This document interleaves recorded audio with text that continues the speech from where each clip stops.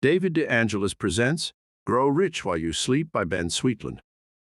Digitally narrated using the voice of Edward Herman. How this book helps you grow rich. Prepare yourself for a wonderful experience. Whatever you want out of life, this book will show you the way to make it come to you. Be it money, influence, love, respect, or admiration, be it any or all of these, it will be yours in abounding measure. This way to get rich is universal. It has brought riches to men who work at all kinds of occupations in many parts of the world. It does not depend on your education, your background, or your luck. It depends on the most essential, deepest thinking part of you. Just look around and you'll see how few men really know what they want or where they're going. Having no goal in mind, they can't even discern the difference between what is good for them and what is bad. If you too are that way, don't worry. This book is going to change you. Start by remembering that you are better than you consciously think you are. In fact, if you already know how you would like to spend a lot of money, you are far ahead of most men. Before you finish this book, you are going to know once and for all how to recognize your real goals in life, no matter what anyone else tries to tell you. How to get acquainted with your real self, your true abilities, your vast fund of hidden talent. How to fill yourself with such genuine, deep-down confidence, zest, and goodwill that other people will be pleased to help you get what you want. How to find and hold the full, glorious picture of your own success and build toward that picture with every word and deed. As your work multiplies in worth, remember this: you possess not only the things money can buy, but also the deep, inward satisfaction that comes with making your life what you want it to be. Growing rich in a way that really expresses you is just about the most constructive, healthful, joyous thing you can do for yourself. The master of your success is your creative mind. This entire book is built around a saying in the Bible: "As a man thinketh in his heart, so is he." Without changing the meaning of this timeless golden truth, I give it to you more along the lines of modern psychology. A man is what his creative mind says he is. You are not a body with a mind attached. You are a mind with a body attached. Remember this, and you take your first step towards self-mastery. Actually, the mind has two levels. The one we know best is the conscious level. It takes in impressions through your senses of sight, hearing, touch, taste, and smell. It is highly effective in making your daily 1001 decisions. When you perform any conscious act, pick up a pencil, speak to a waiter, make a phone call, your conscious mind sends the orders to your body. And when you go to sleep, your conscious mind goes to sleep. The other level never sleeps. This is the creative mind. Your creative mind literally keeps you alive. It is responsible for the involuntary life functions such as your heartbeat and your breathing. It has great control over your glands, the master regulators of your body. Most important for our purpose, your creative mind also governs your personality, your character, your inmost drives, your deepest and most secret desires. W. Clement Stone conceived a powerful picture in his creative mind. He saw himself controlling a large insurance company. Now we all know that to start a business, you need capital. In fact, most business failures are caused by lack of capital to tide over a bad time. Well, my friend Stone had less than $100 in his pocket, but he has made a personal fortune of some $100 million, beginning as the head of an insurance company. How many salesmen will go out today with a good product and a good sales pitch and ring up no sale? It's your conscious mind that knows the facts about a product and how it can benefit the user. But it's your creative mind that determines whether you inspire trust or suspicion, belief or doubt, whether you are the kind of man who is well liked as soon as he says hello, or the kind who shapes up as a negative character whom it's so easy not to do business with. I don't mean that an image of success in your creative mind means that you cannot possibly fail on any occasion. But I will show you men who, having first failed, came back and overcame every obstacle. They simply considered every setback a wonderful opportunity for improvement. It's your creative mind that can and will put you up there among the happy, well-clothed, and well-supplied people, the people who attract love, who find their way out of difficulties, and who seem always to live in the sun. How to grow rich while you sleep. Just as its title promises, this book shows you how to grow rich while you sleep. You do it by communicating with your creative mind while your conscious mind sleeps along with the rest of you. At this time, your creative mind is highly receptive and the conscious mind cannot interfere. Send your creative mind a message while you sleep, and that message sinks in. It even can eradicate undesirable old messages. You can do this at other times too, but the best time is when you are asleep. And by the way, you'll sleep soundly.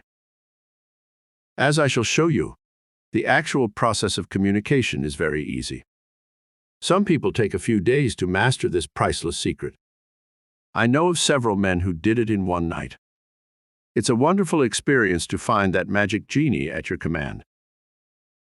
What shall you tell your creative mind while you are sleeping? First, I suggest you practice with the tested messages you'll find in this book. I know by experience how powerful they are. Very soon, however, you'll create your own messages. Mind pictures really of you driving the car you want to drive, living in the house you want, belonging to the clubs or social groups you've yearned to join. And most of all, you supplied with plenty of money and spending it in the way that pleases you most.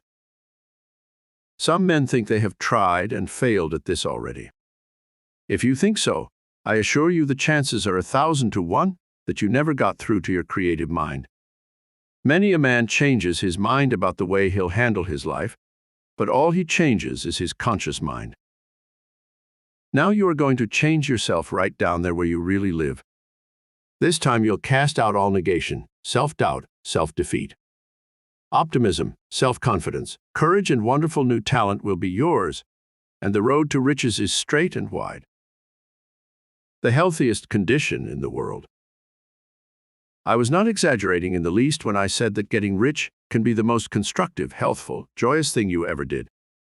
My only warning is that you must get rich in the way that expresses your own best personal achievement. Then you'll earn more than just money. Since some 3/4 of our illness has a mental basis, doesn't it stand to reason that your state of mind has a tremendous effect on you? In fact, the famous researcher Dr. John A. Schindler has shown that one of the most positive aids to health is a cheerful, constructive, forward-looking state of mind. I know that many men get rich at the cost of their health, rich enough to be able to afford the most expensive doctors. This is not going to happen to you. The next few years, while you build your fortune, will be your happiest years. You'll free yourself of much inner conflict and have no psychosomatic reason to become a headache type or a bag of ulcers. What's more, you'll rid yourself of a great deal of fatigue and get more work done with much less effort. For what is more fatiguing except defeat, the dreadful tiredness of continually butting your head against a wall. The best tonic for this tiredness is doing one job after another with sureness and success. At the end of a day, you're raring to go off for a well-earned session with your favorite hobby. Your domestic life and your creative mind. A worried little woman once came to me for counsel.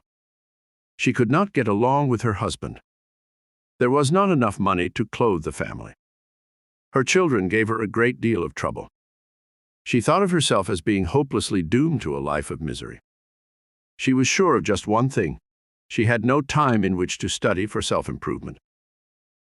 I told her that the answers to her problems were contained in her creative mind. I spent a little over an hour with her, explaining what I explain in this book. 6 months later, she came back to tell me that her married life was now ideal, that she had plenty of fine garments in her wardrobe, and that her children were now a joy instead of a care. All she had done was to build firm mind pictures of the ideal conditions she desired. These pictures literally became part of her creative mind. Yes, it also took a certain amount of doing in order to make her dreams come true. But only when she believed she could handle her situation did she set about getting things done. Because I believe that a happy marriage is wealth beyond measure, I devote many pages to showing you how to find this happiness through the wonderful, natural power of your creative mind. How do you rate your success power? In writing this book, I have drawn upon a vast amount of personal experience and the experience of others. Here is a favorite among all the true experiences that have been told to me. It concerns an experiment conducted with a laborer who could not read or write. This man had worked with his muscles all his life. Now, in his early 60s, he began to age rapidly. But through a tricky calculation, it was proved to him that the records were wrong, and he actually was 10 years younger than he thought. Almost at once, this man looked younger, acted and felt younger. Where before he had complained he couldn't work the way he used to, now he did a full day's hard labor every day without excessive fatigue. There was nothing wrong with him. But he had thought in his creative mind that at 60, he had to complain and slow down, just the way all his friends did. It has been noticed, too, that people who go blind when they are young often will look younger 30 years later than sighted people of the same age. It is said this happens because they remember their own faces as youthful faces. They don't look for wrinkles. They don't expect to see gray hair. In the same way, many a man expects a mediocre performance of himself. He gets it. Here are a few of the commonest ways in which people downgrade themselves. I'm just too shy to get along with others. Often this means that your creative mind keeps on telling you that you don't like yourself. Therefore, you don't like the way you act among other people and would prefer to stay away from them. But your creative mind can be persuaded to change its signals completely. Soon you are going to like yourself, like other people, and enjoy sharing their good times. My memory is so bad, it's always embarrassing me. Strangely enough, your essential memory cannot be bad, because your creative mind retains an impression of everything you have heard, seen, read, felt, or tasted since the day of your birth, and perhaps even an impression of everything you have thought as well. So when you forget, you really mean you cannot bring into your conscious mind something stored away in your creative mind. The mind line is blocked. Hours or days later you may smite your brow and exclaim, "That's it," as the mind line suddenly opens. Millions of people waste the greater part of their minds by blocking off their own memories. I will show you that an open mind line not only improves your memory, but also strengthens and alerts other mental powers. It can be worth a great deal to be able to come up promptly with names, addresses, phone numbers, prices. Just remember, you have a perfectly good memory. We'll get together and wake it up. I can't concentrate. People who are scatterbrained sometimes fear they are mentally defective. Except in rare cases, this is not so. More likely, your creative mind has learned bad habits. You are going to see why thoughts have such power, how every action must begin with a thought. And you will see that you, in your creative mind, decide how much power to give to a particular thought. First, you will instruct your creative mind to concentrate on the concepts you want to be the most powerful. Then your creative mind will instruct your conscious mind to keep those concepts always in view. You'll have no further trouble in concentrating. And it will be effortless concentration that eliminates a lot of worry and keeps your vital energies working together to attain your goals. Wake up in every part of your being. You are going to be a better person in so many ways. You'll feel as though you had been born again. Your creative mind will give you a cheerful, zestful attitude toward anything you do. When you deal forcefully with problems and decisions, you'll grow in poise and self-control. Things that fluster other people won't fluster you. Let me tell you one more story. It's about myself. Years ago, when I first began to realize the limitless power of the creative mind, I happened to need some repair work on my house. But I found reasons for putting it off. Probably I invented reasons. When I finally got that job done, my conscience bothered me.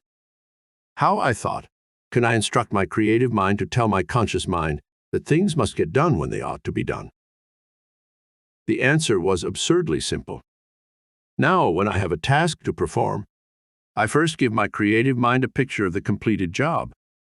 Doing this while I sleep, I can wake up and feel all the pleasure I'm going to feel when I see the job accomplished. Then, when I go about actually doing it, obstacles seem to melt away, or at the most, they become merely details. When the job is done, I feel that good satisfaction all over again. Right there is the key secret of getting rich. Today, now, decide in your conscious mind that you are rich. Your major job is completed. As soon as you read this book, you'll know the sure, easy way to implant that million-dollar thought in your creative mind. And then nothing, absolutely nothing can stand in your way. 1. Riches, an interpretation. How would you define the word riches? The answer you give is exactly what this book will mean to you. When the word riches is used from here on, it will mean riches according to your interpretation. Some of you will visualize riches as an unlimited supply of money, a regal estate, a yacht, an airplane, etc. And if this is your objective, fine.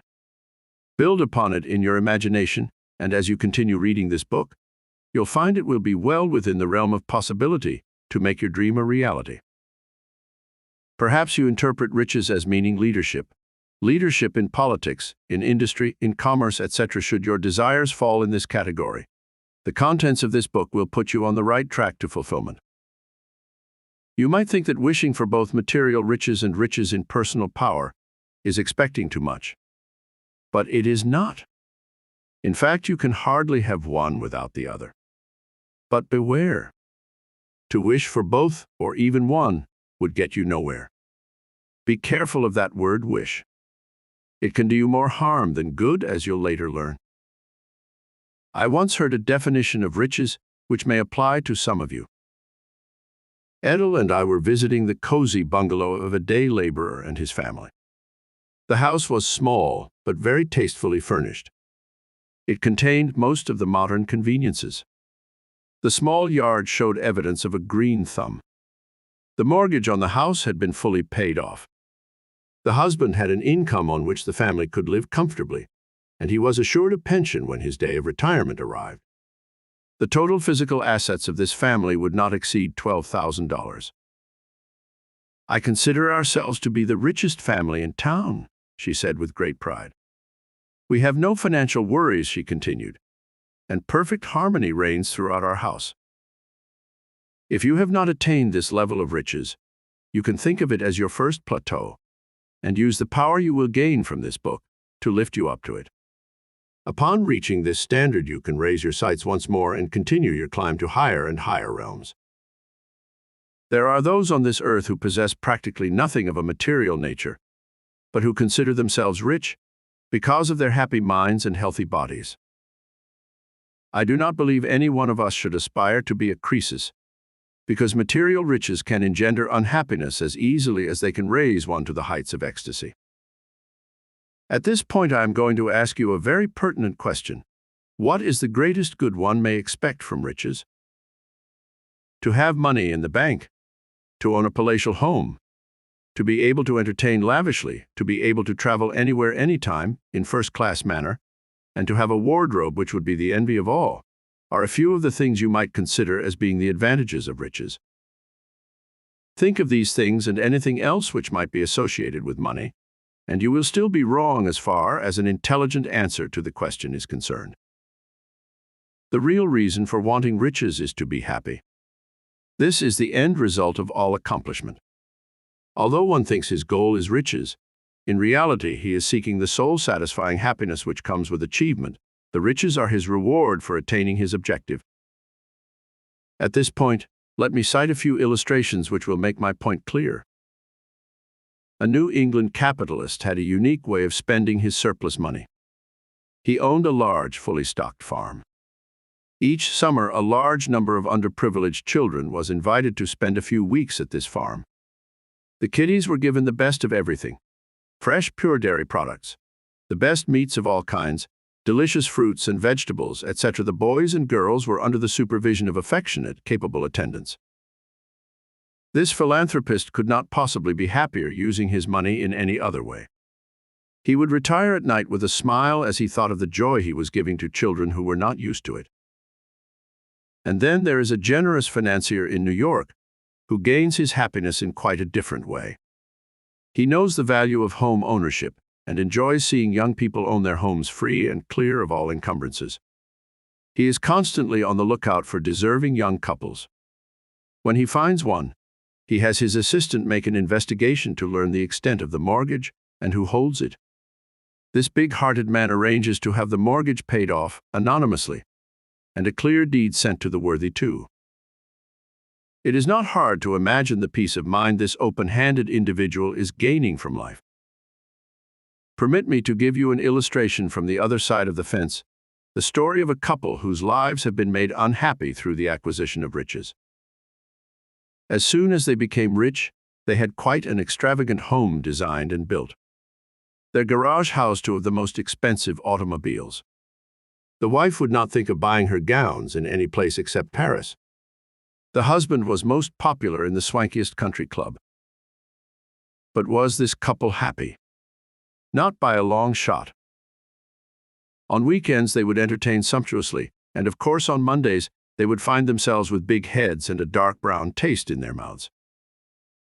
Through overabundant living, their digestion and general health suffered. Through dissipation, their faces accentuated their ages and lacked the magnetism so easily acquired with proper living. Were they happy? Their every expression revealed unbearable boredom. The head of this family worked diligently and undoubtedly intelligently in his pursuit of happiness. He gained his wealth, but because he didn't understand just what true happiness was, he fell dismally short of his goal. There is another definition of riches which should be considered, and which, to my mind, is one of the most important of all. He lives a rich life, is often said about certain lucky people. What is a rich life? It is one well-rounded with many interesting and illuminating experiences. Such a man's day is separated into units of creative work, rest, recreation, and entertainment. No one of these alone is enough to produce happiness. All work and no play makes Jack a dull boy, is a saying I have heard since childhood. And it is true, no matter how many of us fail to heed its advice. But to spend all your time resting would actually become tiresome. The purpose of the rest would be defeated. If rest and relaxation are indulged in between periods of work, they will both be thoroughly enjoyed, and you will also enjoy your work when you return to it. Entertainment is the dessert one enjoys at the close of a satisfying day of work. Just as all work and no play is not to be desired, continuous entertainment would fail to give perfect happiness. During periods of recreation, you should allow time for constructive reading, and you should expand your circle of friends and acquaintances by allowing time to converse with others. You can now see that a rich life is a blending of all the desirable elements of life. What would you do with riches? Before starting this chapter, I asked this same question of many men and women in all walks of life. The variety of answers was as different as the people questioned. A mechanic said, "I would give up my job, sell my house, then do nothing but travel for the next several years." Do you think he would be happy? I doubt it. I knew a man who retired from the presidency of a large corporation. He sold his home and intended to spend much of his life traveling. He became so bored with this existence that he returned to his former city, bought a new home, and established another business. An office manager unhesitatingly answered the question thus: "I would buy this business and become my own boss." One does not have to be a psychoanalyst to learn much about this man from this simple answer alone. It is likely that this man is bossed too much, which makes him want to own the business so that he can do the bossing. No man in business is ever his own boss. He has as many bosses as he has customers. He must give satisfaction, or his customers will begin bossing him. Perhaps this office manager is having financial difficulties and feels it would be great to head a company and have each mail bring him huge checks.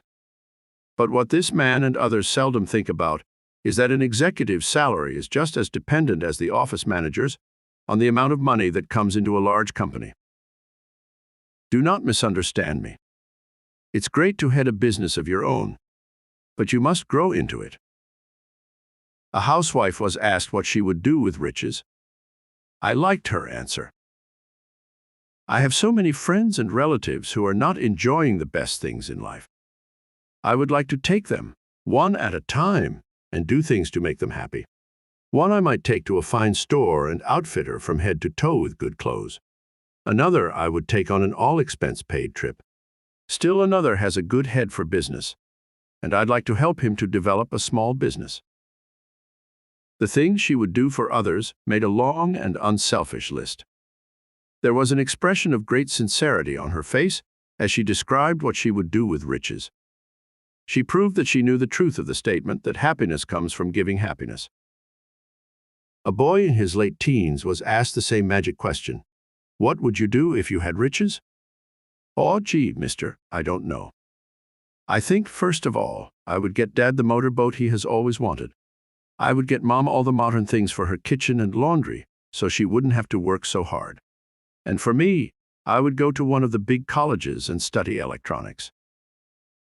Doesn't a statement like that make you wish you could give this lad riches right now, so that he could put them to work in such a wonderful way? An uncultured, uneducated man was asked what he would do with riches. What do I want with riches? He blurted. Shaving and dressing up for meals and mixing with the snobs and high hats is not for me. I'm satisfied just as I am. To men like him, this book offers little help. They would read it, fearing that some of the suggestions might rub off on them and cause them to change from their present relaxed mode of living. Why this discussion of riches? As you will discover before you finish reading this book, you can acquire riches, and in a manner far simpler than you ever dared to imagine. You can become rich in any form you wish, rich in material goods, money, home, etc., rich in mental and spiritual blessings, rich in personal power and leadership, rich in friendships. Wouldn't it be a good idea then to begin deciding now what kind of riches you feel would give you the happiness you strive for? If you have been living as the average citizen lives, earning enough to get by, having the necessities of life, and a few of the luxuries, your interpretation of riches may be rather mild. Your bills all paid and a few $1,000s in the bank could be a situation so far beyond your present status that it would seem foolish to dream further. Do you know that the ability to acquire riches is a state of mind? Napoleon Hill, author of Think and Grow Rich, said, "Anything the mind can conceive and believe, the mind can achieve." To gain the full import of this statement, you must think about it. Your mind might conceive the wish, I'd like to be a power among men. I'd like to have money. Lots of it. But if your mind could conceive the picture of yourself as having power and money, and if you really believed you could have power and money, brother, watch out. You're on your way. W. Clement Stone, when he was a young man, and he is still a young man, conceived the image of himself as the head of a large insurance company, and he deeply believed he could become the head. With a beginning of not more than $100, he went on to carve an insurance empire and multiply his original $100 into a personal fortune of $100 million. In the book he co-authored with Napoleon Hill, Success Through a Positive Mental Attitude, he tells you how he did it. The pattern Mr. Stone followed was a simple one, once more proving the efficacy of Mr. Hill's motto, anything the mind can conceive and believe, the mind can achieve. Grow rich while you sleep. Up to this point, nothing has been said about the provocative title of this book. It does sound fantastic, but as you learn more about the operation of the mind, you will find that our futures, whether successful or otherwise, are shaped in our subconscious minds, and mostly during the period of sleep. Hundreds of self-improvement books have been published, but I doubt if many of them have been able to convey an understandable picture of the vital part our subconscious minds play in our lives. The average concept of mind over matter is that if you think in terms of success, you will manifest success. This is true, but what does it mean? Do you really understand it? A woman came to me, principally to take issue with some of my theories. She did not disagree with my statement that we first think in terms of success before we manifest success. But, she explained, it takes more stamina than I have to follow through with the effort necessary to back up my success thoughts and make them a reality. Her concept of developing mental power and then making use of it is entirely wrong, and I fear it coincides with the thinking of most people who are exposed to theories of mental self-development. I once wrote a booklet called Developing the Urge for Self-Improvement. This treatise pointed out that most people, after leaving school and college, realize that their education, instead of being complete, is just beginning. They realize that they should take steps to add to their storehouse of knowledge, and many of them do. They get books and home study courses and make a brave attempt at adding to their present knowledge. It is questionable how much good they derive from this additional study, because they are doing it feeling they should do it. But if they can create the urge to want to study, they will do so because they get a thrill every time they learn something new. If you are trying to establish a thinking pattern along success lines and have to discipline yourself to act contrary to your natural tendencies, it becomes drudgery and extremely boring. Few will continue with such a regime, coming to the conclusion that this is not intended for me. On the other hand, once you have accepted the idea that you are a success, your subconscious mind will guide you to the type of thought and action which will produce success. There will be no driving yourself to follow certain procedures. You will do all of the things in keeping with the success plan because you want to do them. Isn't all of this exciting? Can you wait until you begin taking the steps which you now instinctively know will liberate you from payday blues? No. I am not digressing from the remarks I made earlier about growing rich while you sleep. I am including the previous points to help make it apparent to you that to grow rich while you sleep is not fantastic, but a natural phenomenon of the subconscious mind. As I have pointed out in many of my previous books, we have two minds, the conscious and the subconscious minds. The conscious mind takes care of all of our thinking, scheming, and planning, while the subconscious mind looks after all of the involuntary operations in the body. Breathing, circulation of blood, restoration of worn tissue, etc. In addition to this, it has reasoning powers independent of the conscious mind. While the conscious mind is working on one thought, the subconscious mind can be devoting itself to something else. Haven't you often said, "I have a feeling I should do this," or "I have a feeling I should not do that"? I know you have. Where did that feeling come from?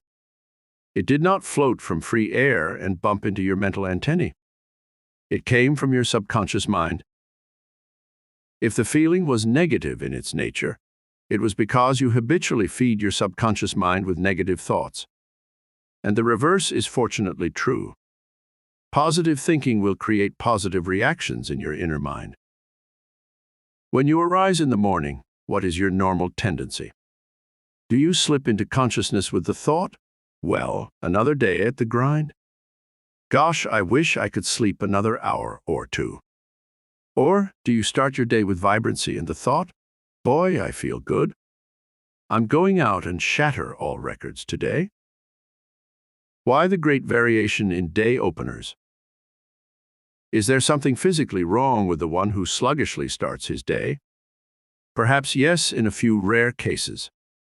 In the great majority of instances, however, the condition at waking is a reflection of the thought pattern established in the subconscious mind the night before.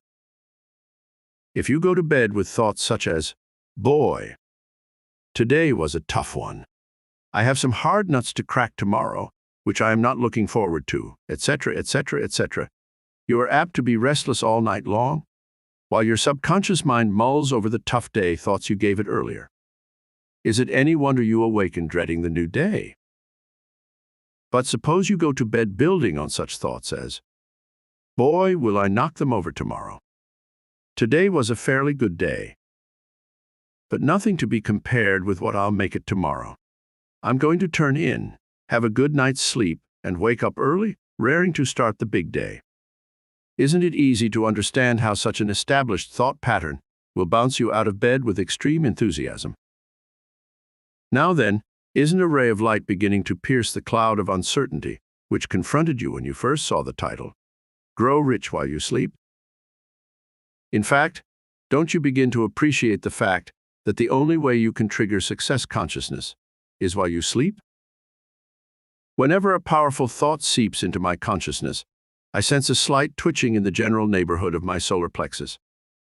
This, I am sure, is the building within of an urge to get up and am. Right now, as I reread this chapter before starting on the next, I notice the same physical reaction, indicating, I am sure, that although the thoughts in this book are my own, and even with as much as I am accomplishing, I have far from reached my capacity of achievement. How do you feel? Has that twitching caught up with you?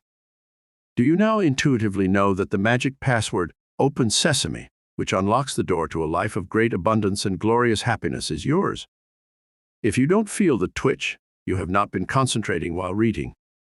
So, for your sake, have a little break of some kind, thoroughly relax, and then reread this chapter before starting the next one. In fact, in any event, it might not be a bad idea to read the chapter again before proceeding. It will be a fine way to get a good start to the new life awaiting you. 2. Sleep. How to enjoy peaceful sleep. Since we are discussing the subject of growing rich while you sleep, it would not be amiss to include in our discussion ways and means of inducing restful, peaceful sleep. A large majority of people complain about their difficulty in sleeping well at night. Some say they drop off to sleep immediately, but awaken later and stay awake for a long period of time before returning to sleep. Others find that it takes an hour or more to drop off into sleep after retiring. Since you are learning that the subconscious mind does its best work while the conscious mind is in abeyance, or while you sleep, it is sensible to form the habit of going to sleep promptly and resting peacefully throughout the night. This chapter will show you how easy it is to form this habit. Sleeplessness usually results from bad bedtime habits. Tossing and turning for long periods of time after retiring is more frequently psychological than physiological. If, however, you have difficulty in sleeping, you should first consult your doctor to learn whether it is your mind or some bodily ailment which is keeping you awake.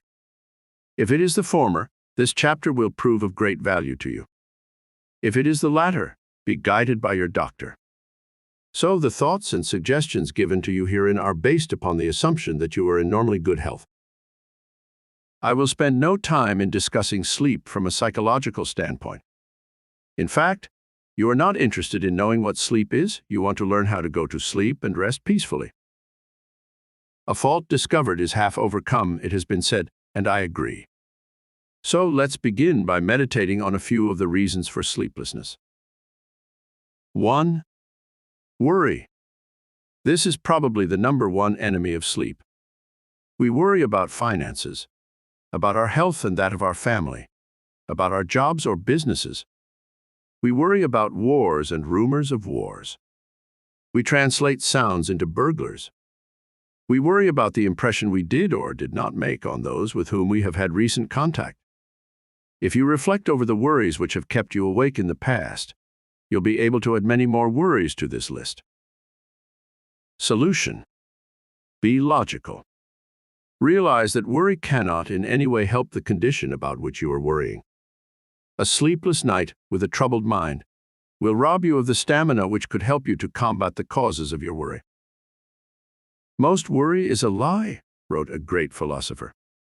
Seldom do the things you worry about materialize, he added. Recall to mind the many things you have worried about in the past, and you will agree with this wise man. You will learn, as you mentally digest the magic formulas given in this book, that the things one worries about are not reasons for worry at all. They are challenges, opportunities for us to grow as we easily find solutions to our problems. Tonight and every night hereafter, instead of worrying, go to sleep with the thought, while asleep, my subconscious mind will find a solution to my problem, and tomorrow it will guide me to do the things which will eliminate the condition which might otherwise cause worry.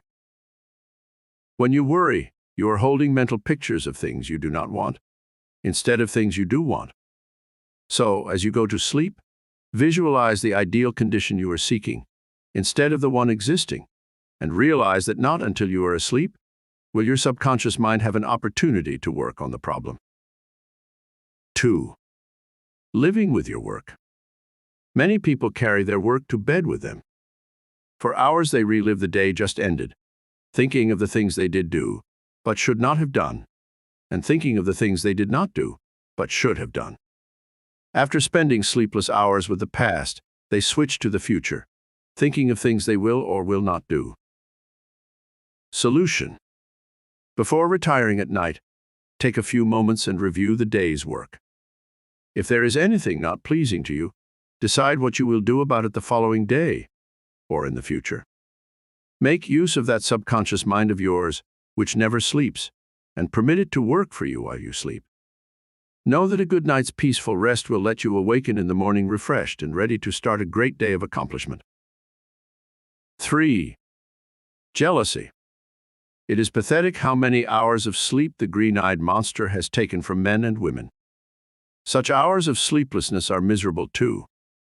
We toss and roll as we imagine our happiness and security being taken by another. Solution. Jealousy usually indicates one of two things: selfishness or inferiority. As you retire at night, realize that refreshing, restful sleep will give you the charm which makes you unafraid of competition. Remember, the more you trust others, the more that trust will be deserved. 4. Envy. Not all of us, but a goodly number of people, upon hearing of the good fortune of a friend or relative, stay awake for long periods of time, wondering why they never get the breaks. They envy others who have better jobs, better homes, better automobiles, etc. Solution. Envy is negative. To envy someone for a possession indicates that you doubt your own ability to obtain that which you are envying. This book is giving you fantastically simple rules which will enable you to get what you want in life. So, instead of envying others for what they have, know that you may acquire the same or even better. 5. Guilty conscience. A guilty conscience does not always indicate that the one so affected has committed a crime or a breach of conduct. One's conscience may bother him if he feels he has been negligent toward those near and dear to him. Or our conscience may disturb us if we feel we have been negligent in improving the body. Solution. A guilty conscience is caused by something which happened in the past. It is beyond the power of anyone to relive a single day of the past. Let bygones be bygones, and determine that you will forgive yourself for your mistakes of the past and profit by them, so that you will not make similar ones in the future. Go to bed with a song in your heart because of your resolve regarding the future. 6. Laziness. The lazy individual loses sleep in two ways. He thinks about the opportunities he has missed and is missing owing to his laziness. He also spends time in thinking of ways and means whereby he can avoid doing things he should be doing. It has often been thought that a lazy person sleeps more than he should because he is lazy. He can ordinarily drop into sleep at times when he should be occupied, but he stays awake when he should be sleeping because he feels guilty about his apathy toward work. Solution. There is no such thing as physical laziness. All laziness is mental. When we dread doing a certain type of work, it is because we are not interested in it. It bores us. Learn to like that which you have to do.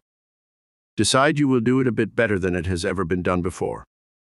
If laziness has been one of your drawbacks, retire with a promise to yourself that in the future you will find something to like about everything you are supposed to do, and that you will take delight in doing it well. 7. Hatred. In conducting studies on sleep and the causes of sleeplessness, it has been noted that one with a heart of hatred never sleeps, as well as the one whose mind is at peace with himself and the world at large. The former has difficulty in going to sleep, and when he does, he is tense and rests but little. Solution. Hatred is a poison which works on both your mind and body. If you could realize the damage which is done by hating, you would know that you cannot afford to hate. Remember, hatred never harms the one hated. The hater is the one who pays the penalty. And does hatred keep one awake? On one occasion, a man did something toward me which literally burned me up. I went to bed, and for 2 or 3 hours kept myself awake just by dwelling on the action which brought about the hatred. After singing on this hymn of hate for a good portion of the night, I understood that I was harming no one but myself. I even asked myself the question, wouldn't that fellow be glad if he knew he was keeping me awake? In other words, I was really allowing him to bestow more injury upon me. Knowing the futility of lying awake, just hating, I actually whispered a prayer asking that he be blessed and guided to do right by his fellow man. This act dissolved my hatred. I dropped off to restful sleep and woke up in the morning actually sympathizing with this man instead of hating him. 8. Planning ahead. So far, this is the only constructive reason for sleeplessness given. Progressive, far-sighted people usually spend many of the hours in which they should be sleeping in making plans for the future. As admirable as this trait appears, a weakened physical condition is developed, which may later hold one back from doing the things he has planned to do. Solution. In planning for the future, why not take full advantage of the great source of intelligence and power contained within your subconscious mind? Retire with a thought such as, while I am asleep, my subconscious mind will draw from my experience of the past, and from it will formulate practical and progressive moves for the future. I am happy in anticipation of my continuous growth and achievement. You can, if you wish, be more specific as to your future. If you have a definite objective, include it in the bedtime instruction to your subconscious mind.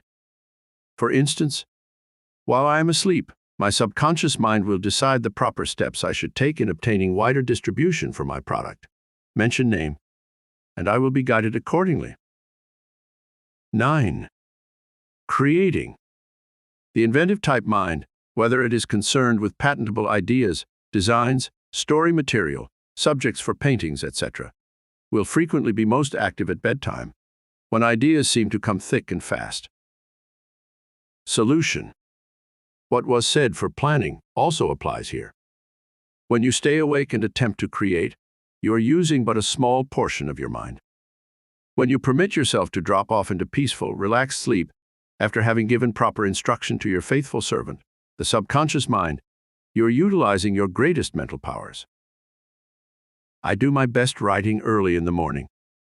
As I retire, I tell my subconscious mind I will sleep peacefully tonight, and as I do so, my subconscious mind will develop a good theme for my newspaper article, and in the morning as I write, thoughts will flow to me enabling me to write a good article in a short period of time.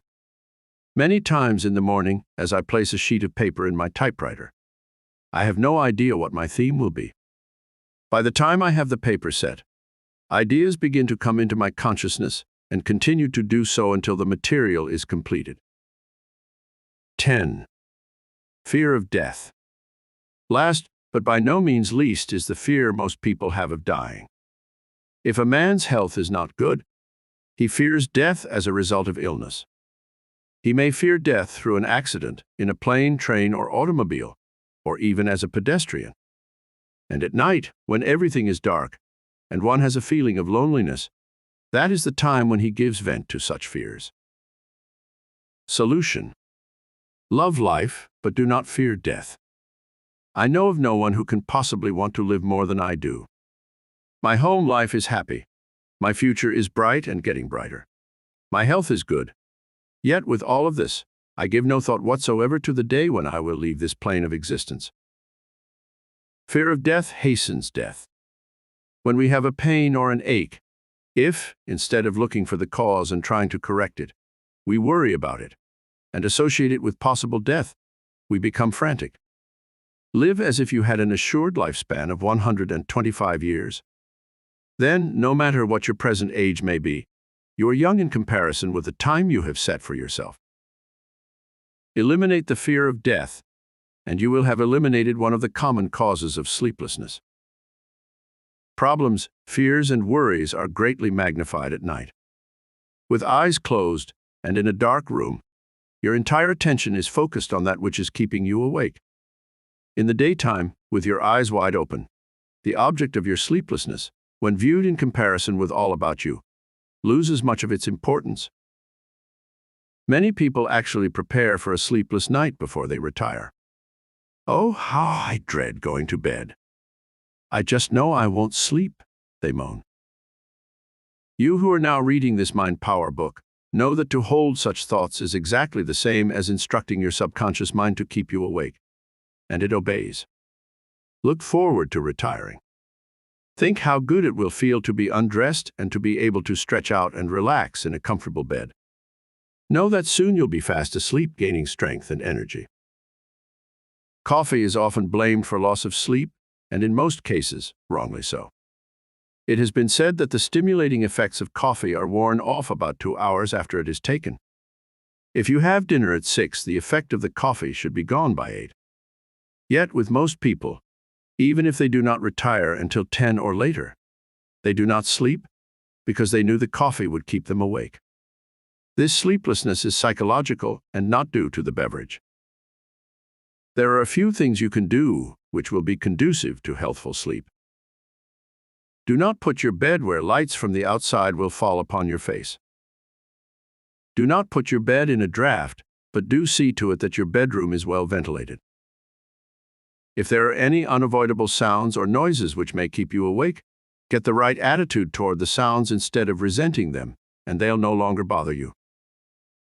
Perhaps you live in a neighborhood where there is considerable street noise. Resenting it will keep you awake. Learn to be indifferent toward the many sounds, and you will soon forget them.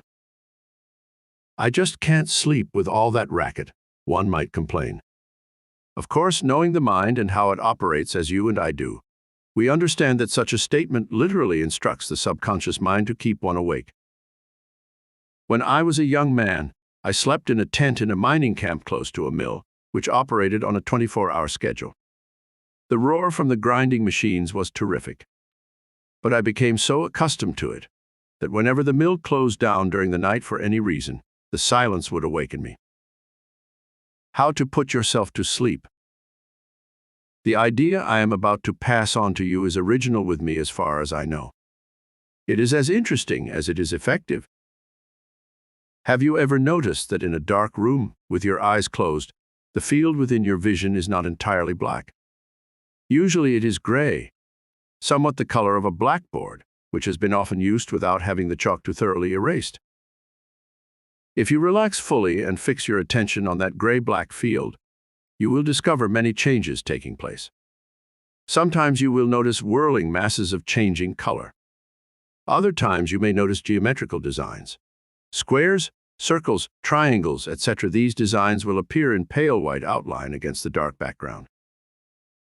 After you have experimented with this mental screen, let's call it, for several nights, you will get so you can see faces and often entire people. Doing this little exercise will help you get your mind off whatever has been responsible for your sleeplessness. But this is not the whole formula for putting yourself to sleep. What I'm about to tell you is jumping the gun and giving you a bit of the material which will begin in the next chapter, but it will help you to understand better my discovery of a most effective way to put yourself to sleep. When you wish to drop off to sleep, whether immediately upon retiring or after awakening during the night, follow these simple steps. 1.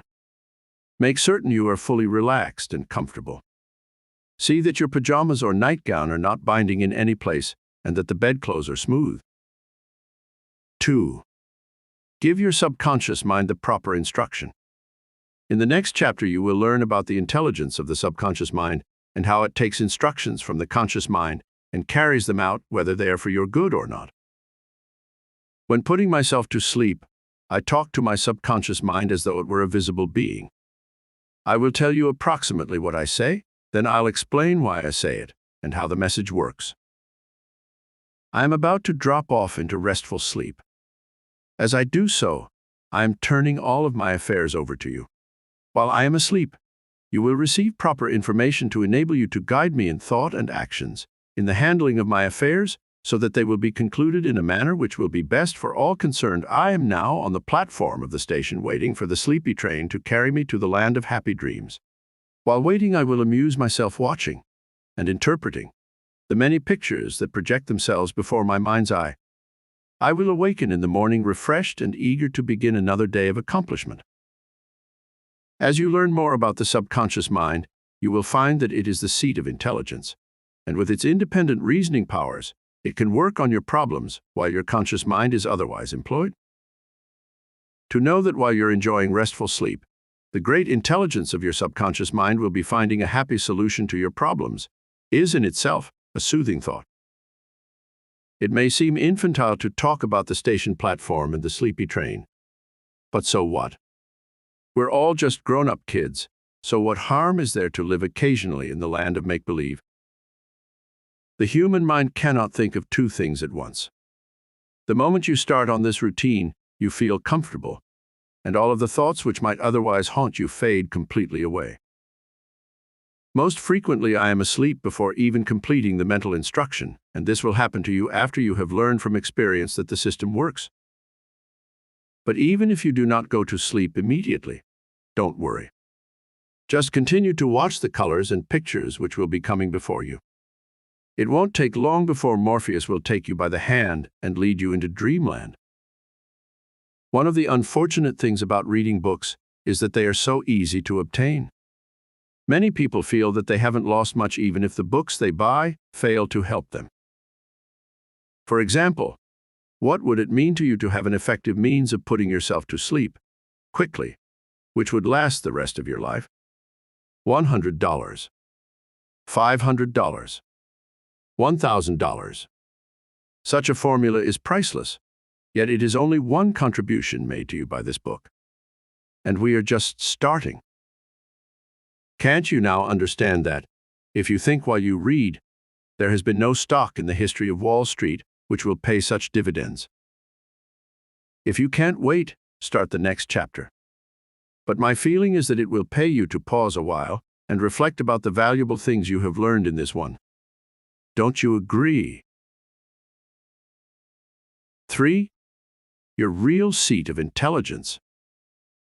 The story of Aladdin and his miraculous lamp and ring was undoubtedly written by one giving vent to his own desires to have wishes come true. Most people indulge in wishful thinking, particularly those who feel that they are not getting out of life all that they should. Many who have numerous troubles to worry about will think how nice it would be if they could go to sleep and awaken to find all of their problems solved. Would it seem ludicrous to say that this is well within the realm of possibility? As a matter of fact, you possess the means of making all reasonable wishes come true. If you are heavily in debt, this power within you can guide you to freedom from financial obligations. If you are not happy in the home you are occupying, this influence can let you out of it and into the home of your dreams. The size of the fortune you build is dependent solely upon the amount of the personal power you exert. It is just like your automobile. The more pressure you apply to the accelerator, the faster you will go. Whether your idea of riches is $50,000, $100,000, or $1 million or more, you have the mental power to bring it about. If you doubt this statement, ask yourself the question, how did the millionaires acquire their money? Did Dame Fortune hand it to them? Was it their destiny to acquire plutocratic magnificence? No, definitely no. These tycoons have been using their inner power, whether they knew it or not. They possess nothing you do not possess except, perhaps, the awareness that they can do things of great magnitude. But they have a better education than I have, you might declare in defense. Tommy Rot. In New York lives a man with practically no education. At one time he was a harness maker at a very small wage. Today he owns 2 skyscrapers, as well as a few fashionable apartment houses. He was just getting by when he awakened to the fact that he had a reservoir of power capable of guiding him to great heights. A motto I wrote many years ago fits this and other similar cases perfectly. Think about it. A man may plod along for years without showing any signs of accomplishment, when sometime unexpectedly, a powerful thought will seep into his consciousness, and a leader is born. Education is desirable, very much so. One should obtain all the knowledge he can get, and should see to it that his children are well educated. But, just because an individual did not have the opportunity of gaining an education, is no reason for him to abandon any hopes of making an outstanding success of his life. In a large sales organization in New York, one of the top-notch salesmen is a man whose education is nil. His conversation includes atrocious words such as "dees," "dos," "dem," "ain't," etc. He does not sell to illiterate people, but calls on the heads of large companies. As I will explain later in this chapter, this uneducated salesman is using the forces contained in his creative mind. A businessman in an eastern metropolis was about to fail. Through a series of adverse conditions, he had reached a point where his liabilities exceeded his assets by nearly $50,000. Creditors were threatening suit. 2 of them had actually started litigation. Things looked so black for this man, it seemed inevitable that his doors would soon be closed. He was so discouraged that he dreaded coming to his office each morning, because he knew he would have to face a renewed barrage of telephone calls from creditors asking him for money and telling him what would happen if they did not get it. One day, while reading his newspaper on the train, he saw the story of a man who had taken over a nearly bankrupt business and had turned it into an outstanding success. A series of provocative thoughts entered the mind of our troubled businessman. If that fellow could turn a near-bankrupt business into a success, why can't I take my own near-bankrupt business and do the same? Our friend asked himself. Without realizing it, he had sparked his creative mind into action. He began thinking in terms of "I can" and "I will." Did he now hesitate to go to his office? No. The next morning he hastened into the city, and the moment he entered his office door, he asked his bookkeeper to give him a full list of all his creditors. One by one he phoned these people. "Give me just a bit more time and you'll be paid in full and with interest," he said with newfound enthusiasm. "Did you land a big contract?" one of the largest creditors asked.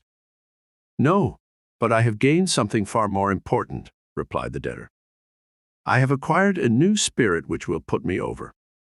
"I believe you have. I can hear it in your voice." "Yes, we will be happy to cooperate with you," said the creditor with a note of real friendliness.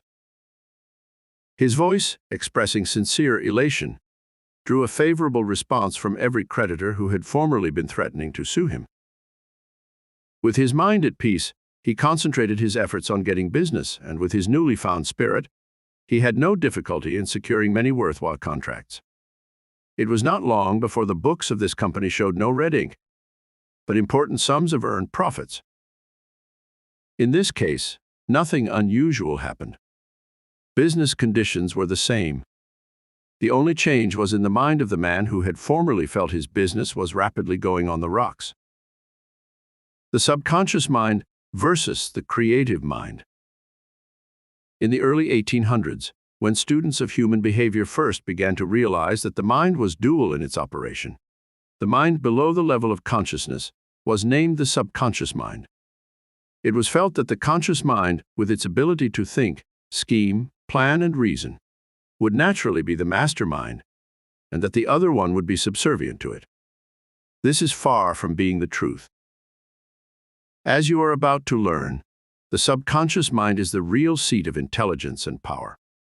No one ever has had or will have as much intelligence, consciously, as all of us have subconsciously. The prefix sub means under, below, beneath, lower. For example, a post office substation is never as important as the main office. Why then, since the subconscious mind is the seat of intelligence and power, call it the subconscious mind? Our thoughts and actions are continually being guided by the subconscious mind, whether or not we are led to success and happiness, or failure and despair.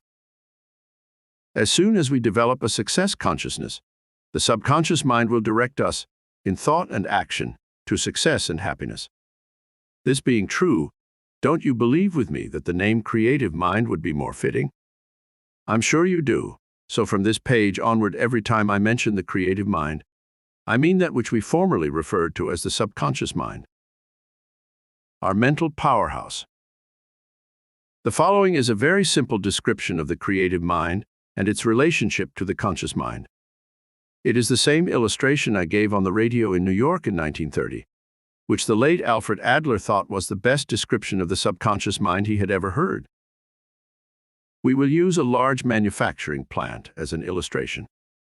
A big corporation, you know, has a president and a general manager. Of course, it has many intermediate officers, vice presidents, secretaries, treasurer, etc. For the sake of simplicity, we will think only of the president and the general manager. Let us assume that the corporation in this illustration is an automobile plant. The president does the planning. The general manager executes the plans.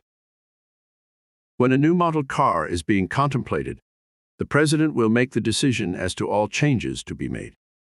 These changes will be given to the general manager. Designers and draftsmen are instructed to put the plans on paper. Models are made.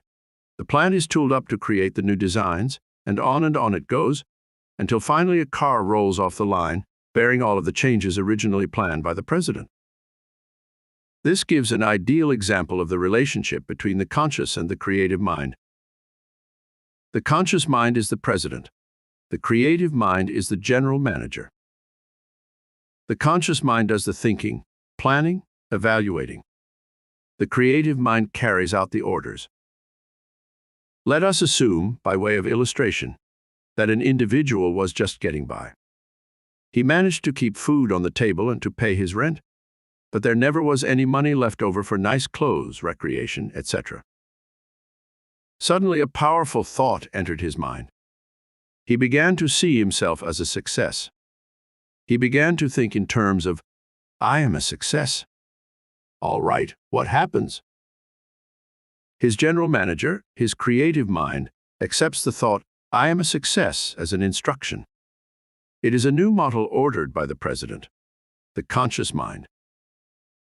Now then, just as the general manager in the factory would give instructions to his many department heads, so too will your general manager, creative mind, begin sending out messages to his assistants throughout your body.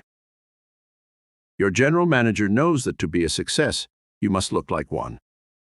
He will make you more alert. He will put a spring in your step. He will put a look of determination in your eye. He will put an expression in your voice which rings of success. But most important of all, your general manager will direct your thinking so that you will be guided to do the things which will make you a success. Several years ago, a man came to me hoping I could help him to find a job. He was in quite a predicament. His rent was overdue. His telephone had been disconnected. His grocer was about to shut off his credit.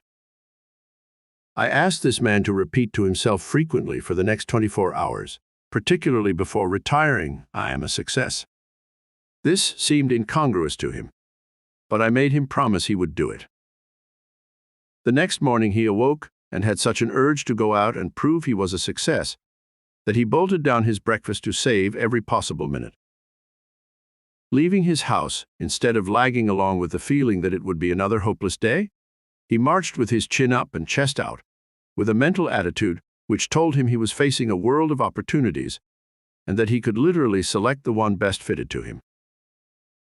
Passing a department store, this revitalized man saw a small card in one of the windows which read, "Salesman wanted, hardware department." He stared at the card a moment, then with determination walked into the store. In the personnel department, he faced the man authorized to hire employees. "I've had no experience selling hardware, sir, but I love tools, and I believe I could fill the job advertised in your window." The courageous and confident manner in which this applicant approached the personnel manager made an immediate good impression. Only a few preliminary questions were asked.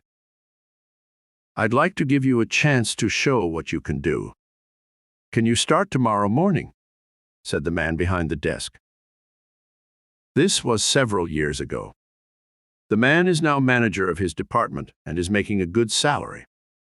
He has purchased a comfortable home, drives a new car, and is a very good provider for his wife and child.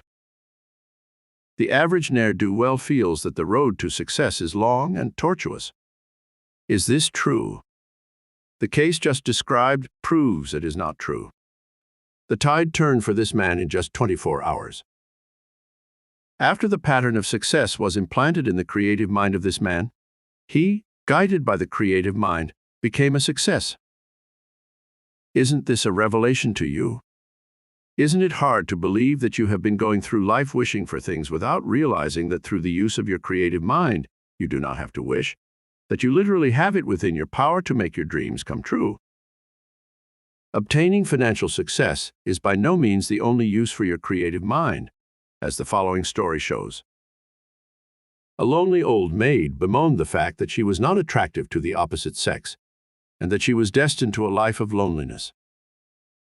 She was told to hold a thought, such as, "I am attractive to men. I will meet the man whom I can make happy, and who, in turn, will make me happy." What do you think happened? Within a few weeks she met a fine man, and just 4 months later they were married. The last I heard, they were divinely happy. Stories of this kind might lead one to believe that I am indulging in some form of legerdemain. But I'm not. It is merely another evidence of what the creative mind can do for you when you will it to do so. This woman had not been friendly enough, and was selfish to the extent of not thinking of anyone but herself. The creative mind, which you know has reasoning faculties independent of the conscious mind, guided this woman to become more friendly and unselfish. It is not hard to sense a friendly attitude, and men like the company of friendly women. So there you have it. She met a man who quickly became attracted to her. As they spent time together, her generosity toward him made him think in terms of a life together. So they were married, and I feel sure will live happily ever after. For about 15 years of my life, I was a radio personality. In San Francisco, I maintained a 30-minute daily broadcast for over 10 years. Ordinarily, an audience would tire of hearing a half-hour talk 7 days a week by the same man. This was not true in my case. "You seem to be getting better and better," letters by the score would declare.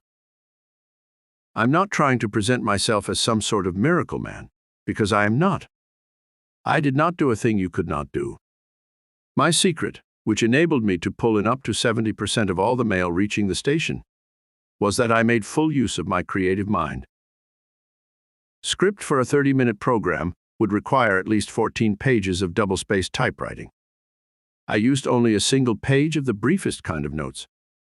In other words, practically, all of the talk was ad-libbed. A steady, uninterrupted flow of words had to be forthcoming. Every day before going on the air, I would repeat to myself, "This broadcast will be the best one I have ever given." And it would work just that way. Immediately after greeting my listeners, the thoughts would begin to flow and would continue until the clock said it was time to say goodbye. My publishers comment on how few corrections have to be made in my manuscripts. Authors often have to rewrite entire portions, and sometimes all, of their books before printing. In my last book, not a single page was rewritten. Am I bragging? No, because I am no better than you are. I am merely making use of a force we all have. I am using the creative mind, which is always standing by ready to guide me. Before sitting down to the typewriter, I talk to my creative mind. I usually say something such as, "I am being guided in the thoughts which will make this book a helpful one to all who read it." And just as though an inner voice were dictating to me, the thoughts flow and flow. Please do not read these lines and say, "That sounds great. I'm going to try it sometime." That word "going" is a bad word. It is indefinite. You can say you are going to do something, and if you do not do it for 10 years, you are still telling the truth. Instead of going to do something, do it.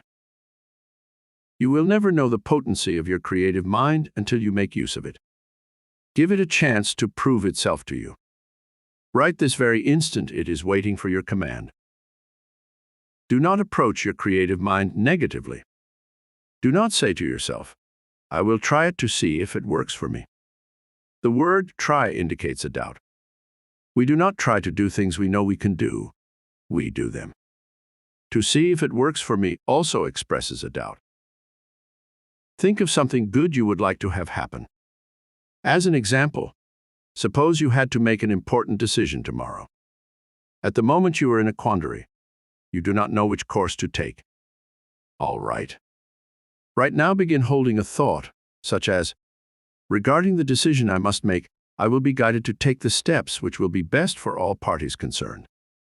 Repeat this several times, and especially before retiring. Know that by the time you must reach your decision, the plan to follow will be clear to you.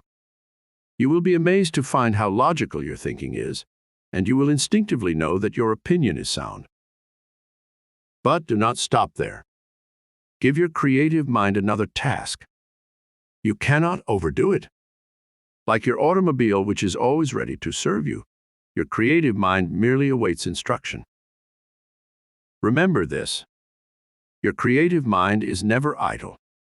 It is always working either for or against you. Therefore, isn't it proper that you should keep it working for you? How about health?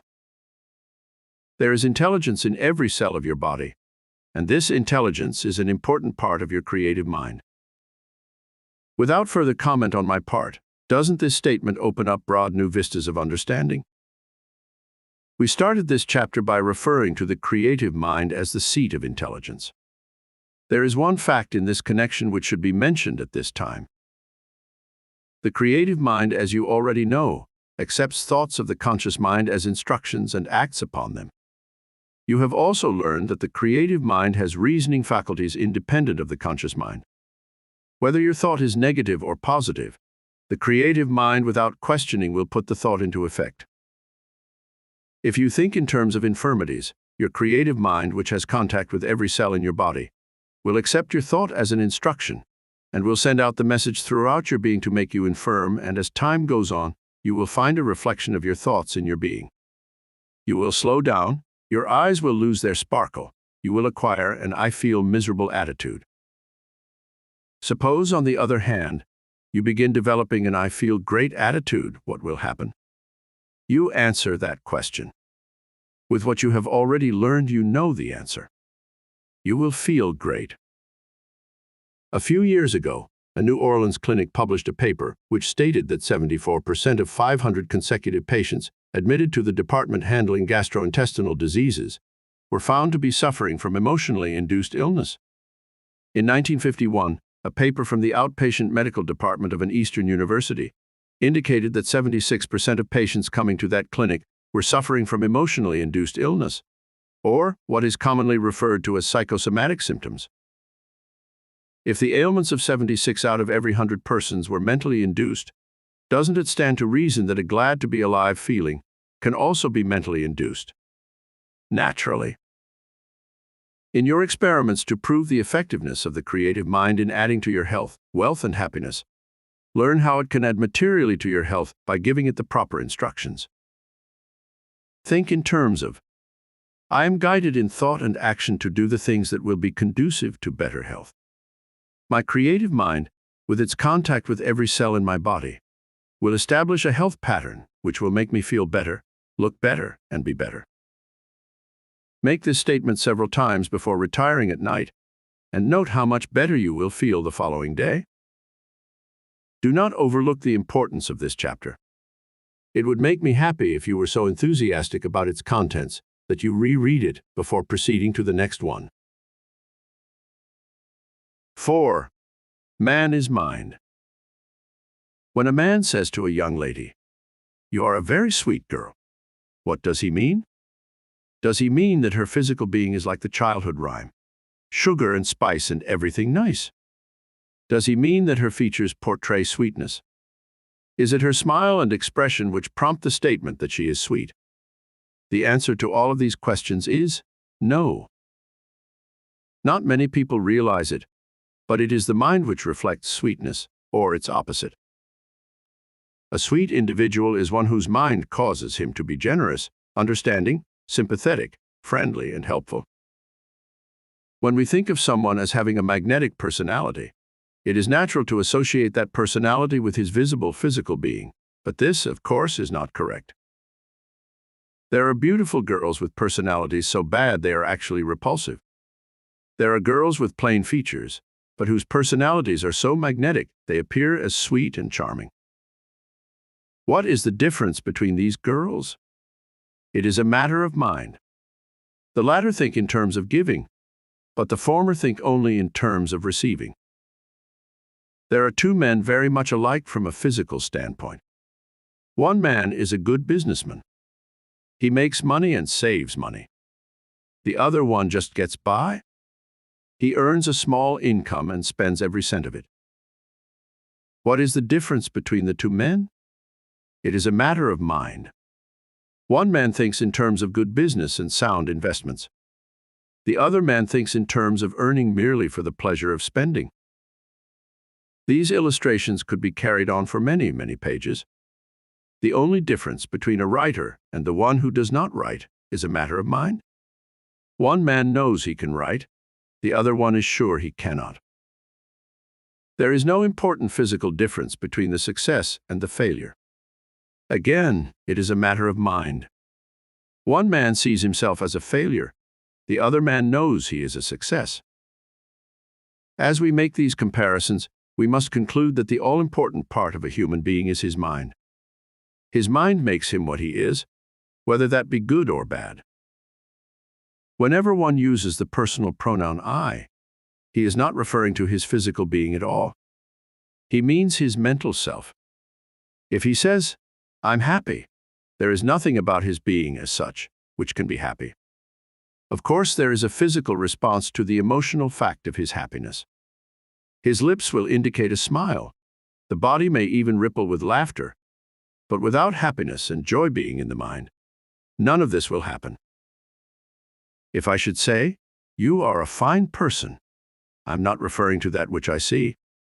There is nothing about your skin, flesh, and bones which can be fine or otherwise. It is your mind I refer to. Doesn't all of this discussion give emphatic evidence to the statement heading this chapter? Man is mind. You are what you think you are is a statement you will find in practically every book I have written, and you'll see it again in books I will write in the future. Do you fully comprehend the significance of this simple expression? It does not mean that you are you because you are tall or short, dark or light, fat or lean. It means that the you which people like or dislike is a reflection of your mind. You don't have to be unhappy. You need not always be ailing and complaining. You can be successful. In other words, within the realm of that great mind of yours is the power and intelligence to guide your life in any direction you may choose. For a moment, think of some of the monumental achievements of man. A streamlined train of many cars will travel at 60 or more miles per hour, yet it is controlled by a single man, the engineer, and we may go on to say that all of this is controlled by the mind of this single man. The largest ships afloat are guided by a single man. Of course, he has his helpers, but there must be a mastermind. The giant airliners, carrying over 100 passengers plus baggage and mail, are flown by a single man. In the beginning, these trains, ships, and planes were first conceived in the mind of man. They had to be created before they could be navigated. Now then, suppose I should tell you that you have, within your mental self, a gigantic reservoir of power, most of which is unused. And suppose I tell you also that just as the pilot drives his plane, the captain steers his ship, the engineer speeds his train, you, your conscious mind, can steer your creative mind so that it will guide you in any direction you select to health, wealth, and happiness. Man is a mind with a body. One of my countless blessings is a curious mind. I must have been born under the sign of a question mark. The adverbs how, why, when, and where are the most overworked words in my vocabulary. When I first learned to drive an automobile, before the days of the automatic gear shift, I was not content to be told how I should move the shift lever to change gears. I insisted upon having the lid of the gearbox removed so that I could see what happened when the lever was moved. I have always been like that. Why does it work? How does it work? These are just a couple of the questions always on the tip of my tongue. Several years ago, while having dinner with a friend of mine, we began discussing a provocative subject, the mysteries of man. We talked about the power of mind and how it directed every cell in the body, that to take away mind would leave a decaying mass of flesh and bones. It was then that a great truth dawned upon me. Up to that time, I had looked at man as a body with a mind. But he isn't. Man is a mind with a body. It is important to understand this truth, and as simple as it sounds, one must think about it quite a while before he does understand it. In reality, that body of yours is merely a utility for your mind, which is you. Your legs provide you with locomotion. Your arms do the many jobs directed by your mind. The food you eat furnishes fuel for your engine. Your mouth performs a dual function. It acts as a hopper for your food intake and as a mouthpiece for your vocal communication system. Your eyes are for guidance, and your ears are receivers for your communication system. Your physical being functions in a dual manner. 1. To keep itself alive and functioning, and 2. To carry out and execute the dictates of the mind. Creatures of habit. This is a guess on my part, but I would say that at least 95% of everything we do is guided by habit rather than intellect. When you awaken in the morning, do you dress consciously or subconsciously? The latter, of course. As you shave your face, you do not think about the manner in which you hold the razor. You do not think about it at all. Your mind may be on your business. As you eat your breakfast, you do not think about the way you use your knife and fork. You eat without thought of the mechanics of eating. If you are a typist, you do not consciously pick out the keys. You keep your mind on the material you are putting on paper. Your creative mind guides your fingers. A good automobile driver does not drive consciously. The use of the steering wheel, brakes, accelerator, and horn is all prompted by the creative mind. When learning something new, we are slow because we must think as we act. When the creative mind takes over, we become faster and far more accurate in that which we are doing. In other words, we become good after the act becomes a habit. Now then, is it too premature to say that if you are not happy with your life as it is, all you have to do is to begin forming habit patterns, which conform to the life to which you aspire? No, it is not, but only if you understand what you have already read. We have been talking about habit. Let's continue on this subject for a while. Then you'll be given a routine to follow in developing habits to promote health, wealth, and happiness. Habits are not formed instantaneously. Do you recall the old adage, habit is a cable? We weave a thread each day, and at last we cannot break it. This is true, only if we permit it to be true. Habits can be broken if we set out, intentionally, to do so. If your body is below par physically, a physical culturist can show you, in a very short time, how you should exercise in order to build it up. But merely showing you how is not enough. You must follow his instructions for a period of time before a noticeable change takes place. If you are not successful, if you are not happy, if you are always ailing and complaining, it is because you are being guided by the type of habit which makes these conditions a reality. You think of yourself as a failure, perhaps one not entitled to success. You believe it is your lot to be unhappy. The natural consequences of a mind of failure and gloom is a body reeking with aches and pains, which gives you more reason for your self-pity. A friend of mine, a very successful man, told me a story which has a direct bearing on what I have been telling you. A casual remark about me, which I should not have heard, changed my entire life, this friend remarked. I had always been a ne'er-do-well, just getting by, he continued, but I always bragged about the big things I was going to do. One day I chanced to overhear a remark made by a man I thought to be a friend. He said to another, "Joe is a nice enough fellow, but he is an idle dreamer, always going to do something, but never doing anything." It was that thought of being an idle dreamer which stiffened my spine. I decided then and there I'd prove I was not an idle dreamer. This man changed his thought pattern. The idle dreamer thought kept egging him on until he created a new picture of himself.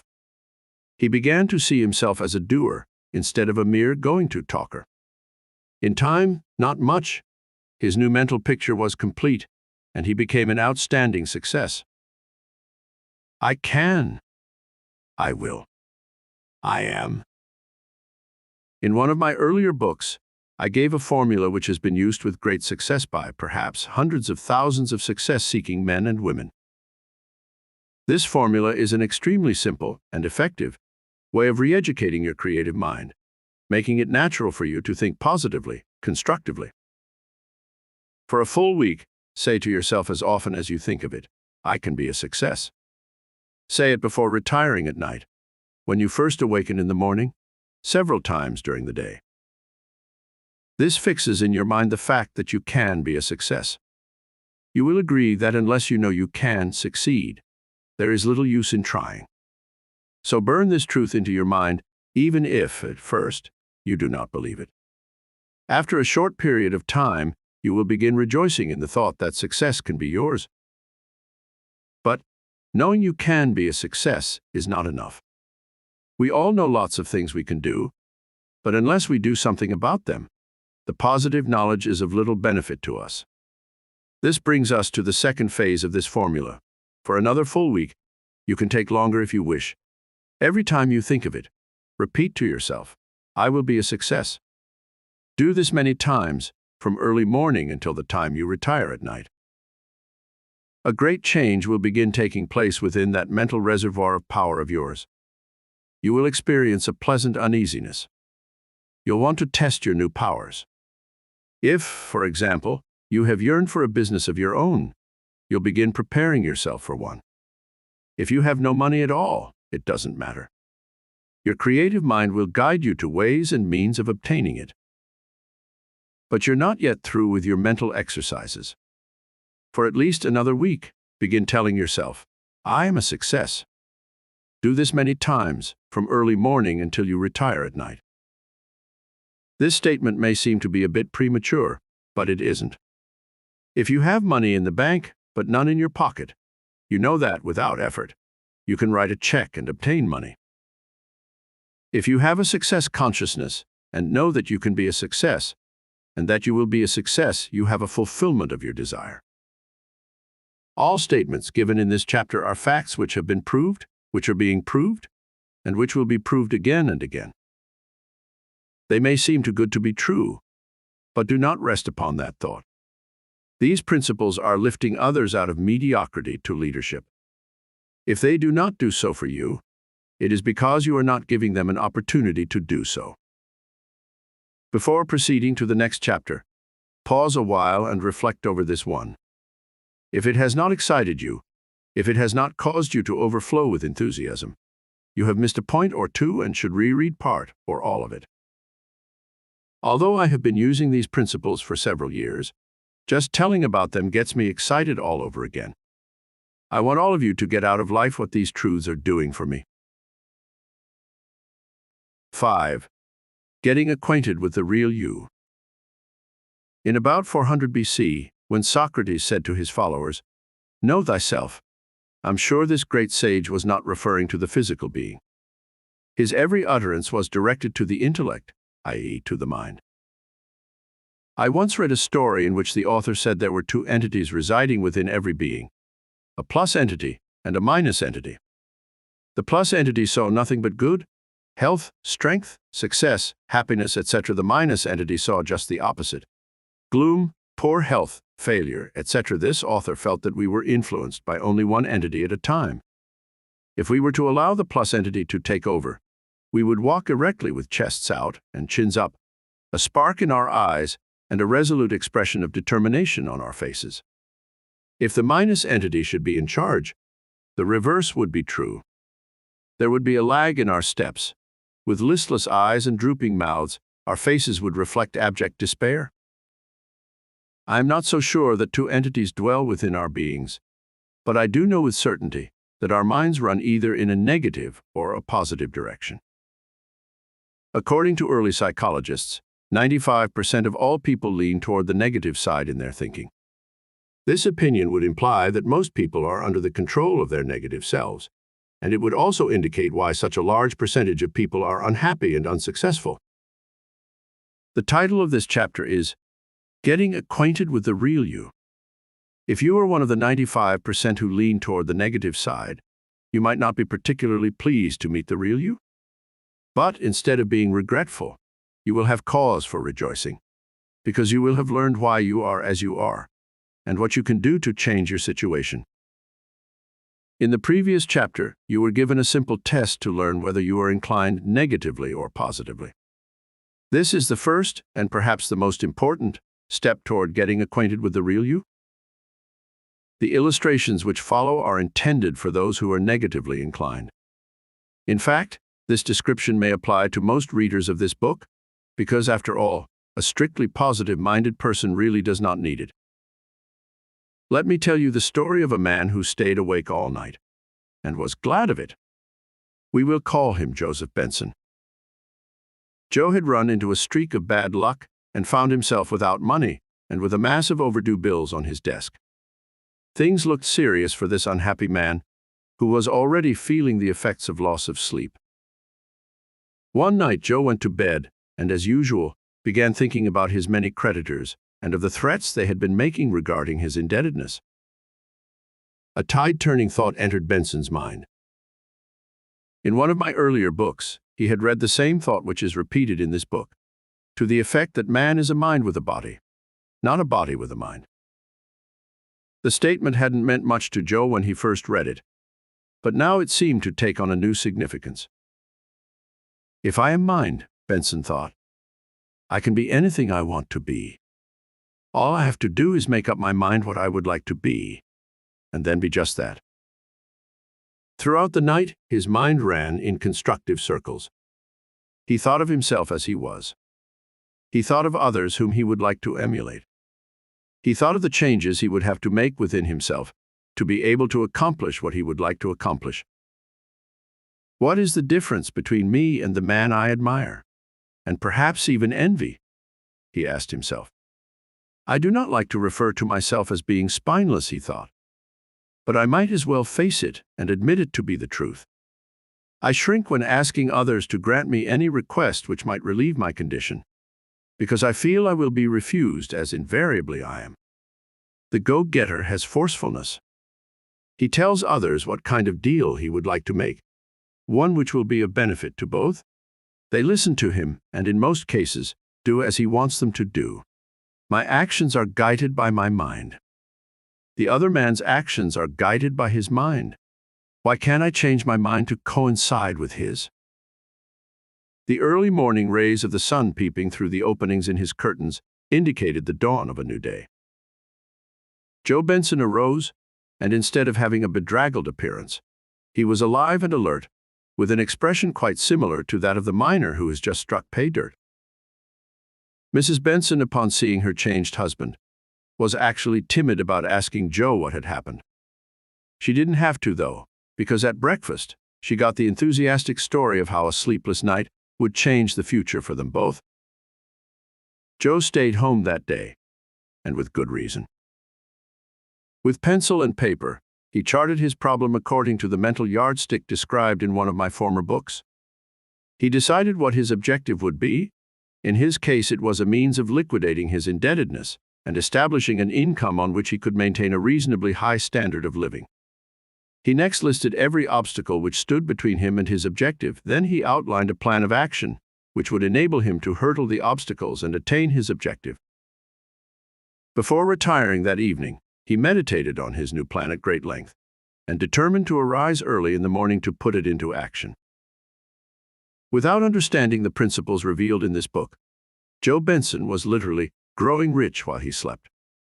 He had retired with his plan well in mind, and while his conscious mind was asleep, his creative mind had worked diligently on Joe's constructive plan of action. It would take many, many pages to tell the complete story of Joe Benson and what happened to him as a result of his sleepless night, but suffice it to say that he and his wife are now living in a large mansion, with an income ample to take care of it. Do you understand why this was possible? The change took place when Benson learned the truth that he was a mind with a body, and that he could, through a mere change of his mind, become whatever he wanted to be. One works harder at being a failure than at being a success. Permit me to ask a question. Did the change of Joe Benson's mental attitude require hard work and drudgery? Just the reverse. He approached his problems with firmness and determination. Those to whom he talked about his predicament were impressed by his spirit and wanted to assist this man because he seemed worthwhile. Before the change, he would feebly approach a man with shaky hand and whining voice. Invariably, he would be turned down because he created the impression that he would be unable to keep any promises he might make. Was it hard work to turn the tide? To the contrary. In former days, Joe would arrive home discouraged because he knew he would have to spend much time in battling with creditors. With his new entity taking over, he would arrive home joyous, viewing life as he had never seen it before. And instead of having mounting debts, he saw his savings and investments growing. Another question comes to mind. Did Joe do anything you can't do? No. Just as he changed his mind and began seeing himself as he wanted to be, so you can do exactly the same, and the change which will take place in your life will be just as spectacular as the change which took place in the life of Joe Benson. I would not be truthful with you if I said that to change your consciousness as Joe Benson did is as easy as to change your mind and go to a movie instead of staying at home. No, a different mental process is required. Perhaps this illustration will help you to understand more clearly. Have you ever seen someone do a trick of magic which seemed so baffling you couldn't possibly imagine how it was done? Then the trick was exposed to you. You were told just exactly how it was performed. At first you thought to yourself, "Oh, I can't do that." But then you studied the explanation given to you, and you exclaimed, "Now I get it." When it dawned upon you just how simple the trick really was, you knew that with a little practice, you could do it too. So many people feel they are destined to go through life doing without and making sacrifices. It seems a miracle to them that their salvation is so near at hand and that it is simple to get what they want in life. When these people read a book like this, they may hope for the better things in life and wish they could have them, but they do not permit the thought to seep into their consciousness that abundance is within easy reach. Here is another illustration which shows how a change in mental attitude took a man out of the doldrums and placed him on the road to health, wealth, and happiness. Fred White was an average fellow. He made enough to get by on, but he was certainly not a man who could be classified as a success. The head of the company for which Fred worked gave a lawn party for all his employees, including Fred. Before the party ended, all the guests were invited on a tour through his impressive home. White didn't even wish for such an estate. It seemed so far beyond his possibilities of attainment. But that night, Fred did a lot of thinking. He recalled how the large living room had been designed so that the picture window looked out upon a huge pool, giving the effect of a lakeside villa. He remembered the priceless paintings adorning the large walls, mostly landscapes and portraits of his employer's ancestors. Fred was quite unhappy as he wondered why some people could have everything, while others go through life with just the barest of necessities. Suddenly, a great truth dawned upon him. "Why am I so unhappy?" he reasoned. "Right now, I can enjoy practically everything my boss has. Within an hour, I can drive to the lake where I can spend minutes, hours, or even a whole day, enjoying a lake view far more picturesque than my boss sees from his living room window. I can drive out in the country or up in the hills and see far more beauty than is found on the canvases in his home. My home may not be so elaborate, but I enjoy tasty, nutritious meals and sleep in a comfortable bed." As Fred White made comparisons between his situation and that of the man he had been envying, he began to understand that he was not too badly off, and found a sense of peace stealing over him. But Fred didn't allow himself to become complacent. He began developing what I refer to in my book, I Will, as happy discontent. He was happy with the blessings he had, but discontent to remain happy with them, since he felt he could and had the right to add to his possessions. Envy is a restraining force. To envy indicates a lack of confidence in one's ability to acquire what he envies. Hence, it prevents the development of initiative to obtain what is envied. Fred White's realization that, even without riches, he could enjoy the same blessings which the wealthy enjoyed, gave him a great sense of peace. He no longer envied his employer, but found that he was growing mentally and could begin thinking in terms of self-improvement. As White took on stature as a man of affairs, his employer paid more attention to him and began lifting him up higher and higher in his company. Need I carry this story further? Only to the extent of telling you that today, Fred White is vice president of the company and is now living in a very fine home himself. The real you. I said earlier that 95% of all people lean toward the negative side, and that this figure probably included you. I believe, however, that even with negative people, there is more inborn positiveness than there is a negativity. The individual allows his positive self to become obscured by negative thoughts. He is like a house of wood which has been painted. In volume, there is thousands of times more wood than there is paint, yet the paint completely covers the wood. If you were to take a white sheet of paper 1 foot square and place on it a small black spot, only 1/16th of an inch square, although the paper is 36,864 times as large as the small black square, your eye would dwell on the spot more than it would on the large area. No matter how negative you might have thought you were, I definitely believe you are far more positive than you are negative. But if you are not enjoying out of life all that you hope for, it is not that fate has anything against you. It is because you are allowing the negative side of you to take over. You are allowing a negative veneer with which you have surrounded yourself throughout the years to influence your thinking, your acting, your achieving. Train yourself to be positive. Every time you find yourself holding a negative thought, chase it out with a positive one. You may not see results immediately, but they will be forthcoming. If you plant a seed in the ground, it will be several days before anything shows above the surface. But if the seed is a fertile one, and you cultivate and water it, you know it will, in time, produce a plant. When you first begin holding positive thoughts, you may not see anything happening at once, but with persistence, you will soon find your positive entity taking over, and life will present an entirely new meaning to you. How can I be positive when everyone around me is negative, you may ask? This raises a question I might ask. If you were at the railroad station and had the choice of 2 tickets, one which would take you to a barren wasteland, and the other to a delightful land of fruits and flowers and enjoyment, which ticket would you select? The answer is obvious. You have the choice of being either negative or positive. The former guides you to gloom, poor health and failure. The latter to health, wealth and happiness. Which one do you choose? With the percentage of negative people far exceeding that of positive people, it is logical to assume that all of us are surrounded with more negative people than we are with positive. If those around you are negative, instead of aping them and making yourself miserable, guard your own happiness by refusing to follow in their footsteps.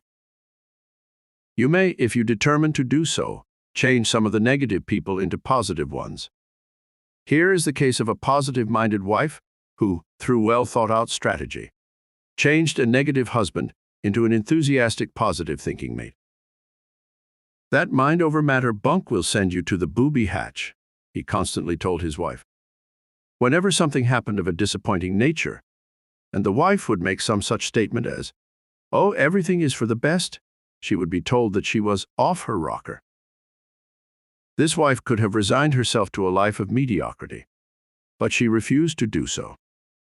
She knew the laws of positive thinking, and she also knew how her husband was holding himself back by his negative thinking.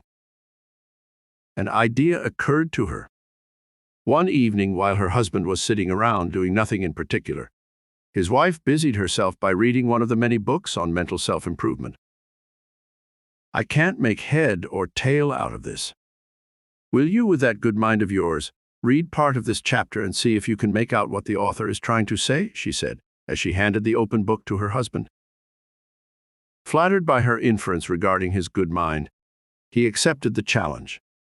He read the chapter, not intending to agree with the author, but to find loopholes whereby he could prove to his wife that all mind-over-matter theories were a lot of nonsense. But as he read on and on, the material he was reading began to make sense to him. It all added up. He slowly accepted the idea that negative thoughts produce negative reactions, and that positive thoughts produce positive reactions. This husband began thinking about his job. He realized that he had never done a lick of work over and above what was expected of him, and that what he did was just good enough to get by. The next morning, this man went to his job with a new attitude. He decided to do his work a bit better than he had ever done it before. Instead of sneaking every minute he could to swap stories with fellow workers, he kept happily on the job in an attempt to attain maximum perfection. In his eagerness to excel, he even made a discovery. He learned a shortcut which would enable him to turn out more and better work. The discovery could even be used by others in the plant, making their efforts more efficient. What happened? Must I really tell you? I'm sure you're ahead of me. You know that the man gained recognition by his company and was properly compensated for what he did. Now if you try to talk against mind over matter to this changed man, he will put up as strong an argument in favor of it as I could put in this book. When one is not up on a thing, he is often down on it, said a great philosopher. And how right he was. The power of positive thinking, borrowing the title of Norman Vincent Peale's great book, has been so well established that it cannot be denied by any thinking individual. It is no longer a theory, but a fact. And best of all, it is a fact very easy to prove. There are still those who will take exception. They will proclaim, "I tried it, and it doesn't work." In questioning these doubtful ones, you will invariably find that they did not try positive thinking at all. They merely wished for success and happiness. And then, because they did not get their wish, they decided that mind has no influence over matter at all. Permit me to bring this chapter to a close by making the surprising statement that every day everyone is making use of the principle of mind over matter, whether they are benefiting from it or not. The one who keeps himself miserable through failure, poor health, and gloom is definitely being influenced by mind over matter. He does not wish for these conditions, but he sees himself as having them. He believes he is doomed to possess them. Now then, if this same person could visualize, just as strongly, health, wealth, and happiness, not wish for them, but see himself possessing them, don't you agree with me that soon he would be blessed with health, wealth, and happiness? Doesn't this chapter inspire you to look at life now with a sort of Alice in Wonderland delight? Isn't your vision beginning to pierce through the fog of uncertainty and doubt? And can't you get a glimpse of the new life that will be yours? 6. You are what you think you are. You are what you think you are. As much as I have used this expression in my lectures and writings, I wonder just how many people really understand what it means. After one of my lectures on this subject, a woman approached me with an accusation. Do you think I am poor because I want to be? Do you think I am unhappy because I want to be? She demanded sternly.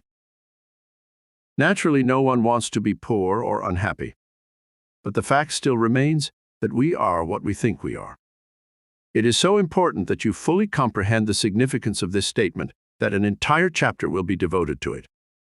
If you think as you read, you'll see a different you when you look into your mirror. I'm not a bit musical. You'll hear from the one who has not taken up music. I'm not at all handy with tools. The man who has done nothing in the field of crafts will say. I'm not artistic. I'm not good at writing. Are statements often heard. Then there are those who will attempt to describe their emotions. I'm very easygoing, one will say, while another will declare. No one can put anything over on me. You are what you think you are. Our bodies do not reflect talent or the lack of it. If a man is not musical, it is not because there is some physical characteristic which makes him musical or otherwise. If one is awkward with tools, the body has nothing to do with it. What we are is a reflection of the mental image we have been holding of ourselves. Before any of you come forward with an exception, let me say that in talking about various talents and traits of character, I am referring to the normal individual. Naturally, a one-legged man could not win a foot race, no matter what kind of mental pictures he might hold. A person with deformed hands could not excel as a pianist. A sightless person could not win fame as an artist. What kind of mental picture does the successful business executive hold of himself?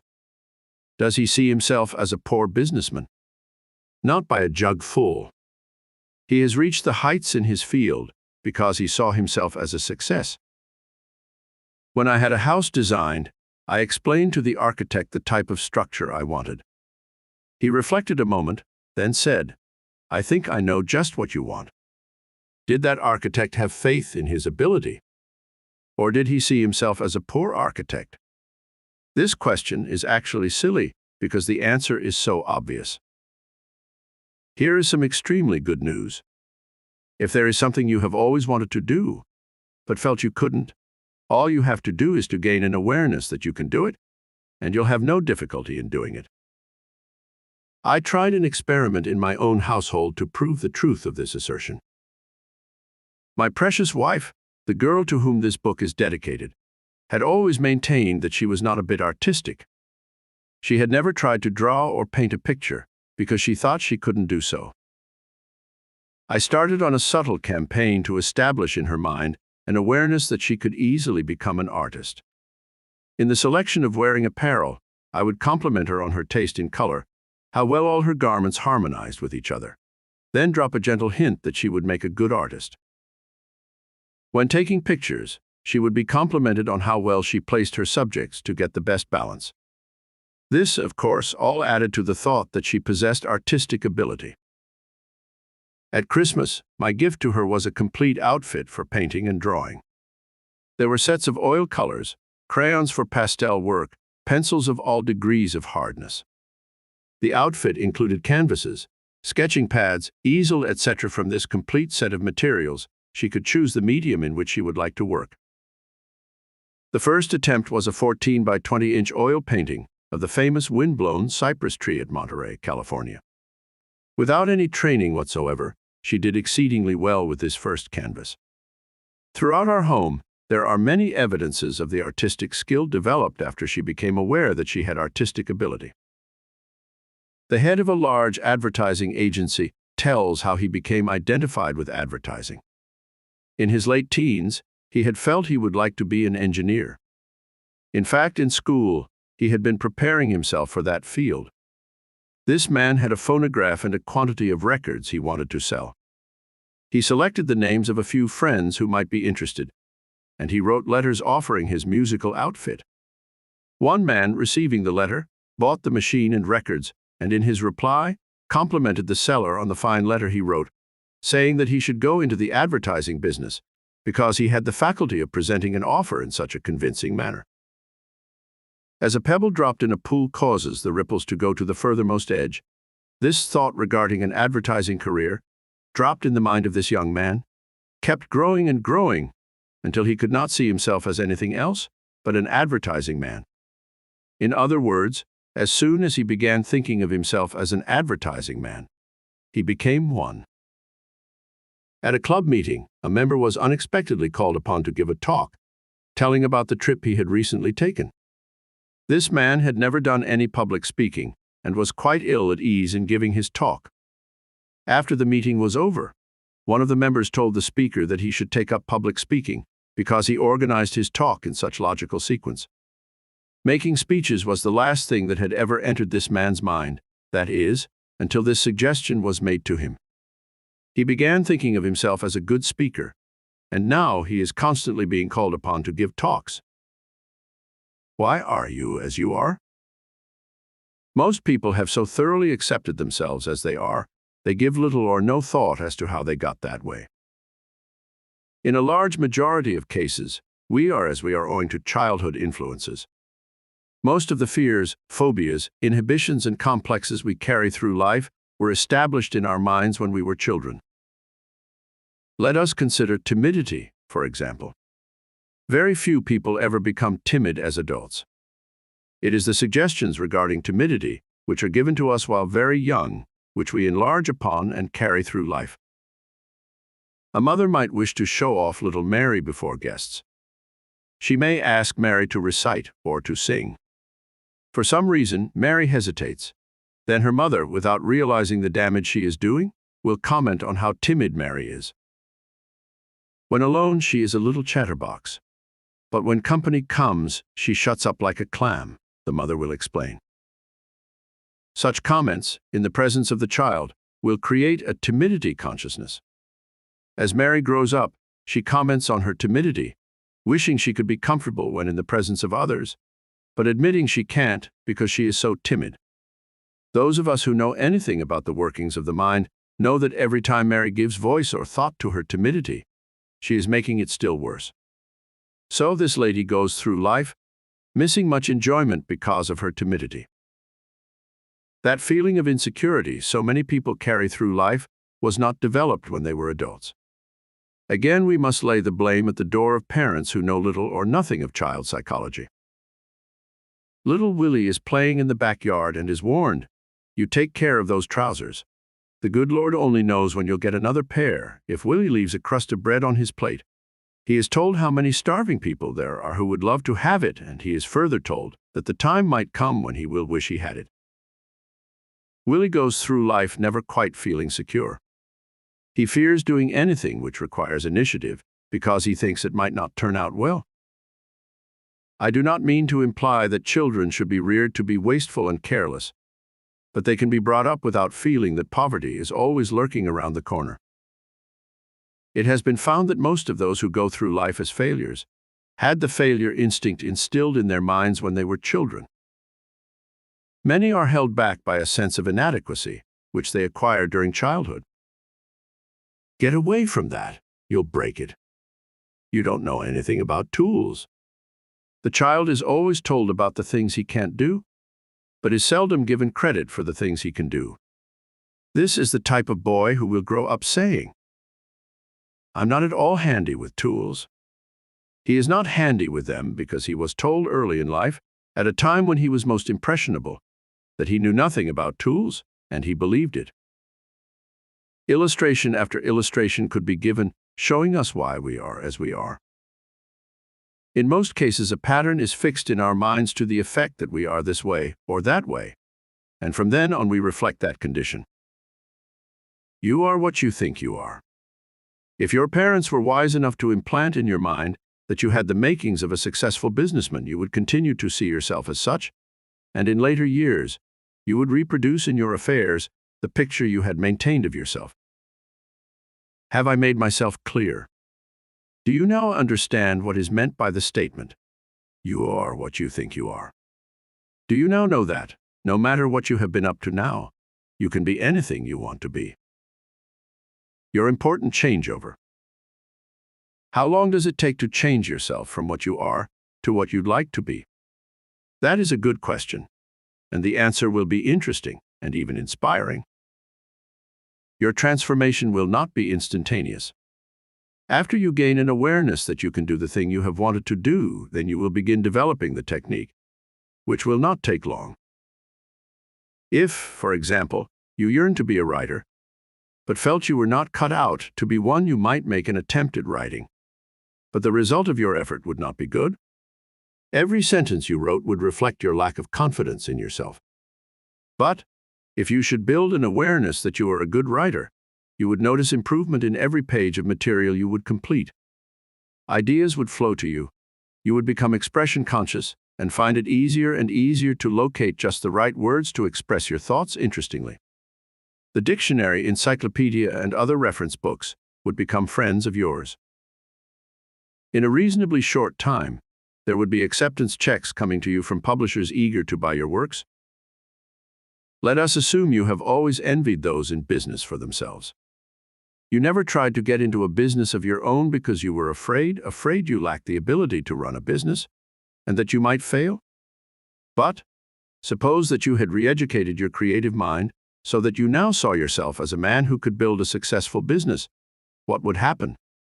After deciding on the type of business you would enjoy, you would take the necessary steps to establish such a business. And the success you would attain depends entirely upon the clarity of the mental pictures you have of yourself as businessman.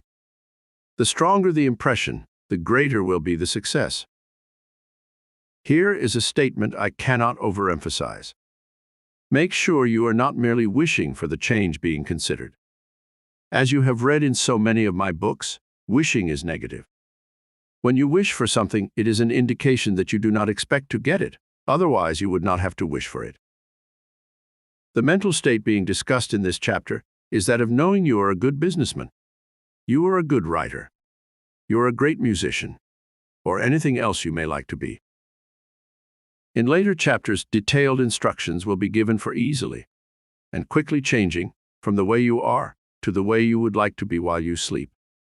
You will learn how to make use of your creative mind and its reasoning faculties in building a new and greater you, while your conscious mind is in abeyance during sleep.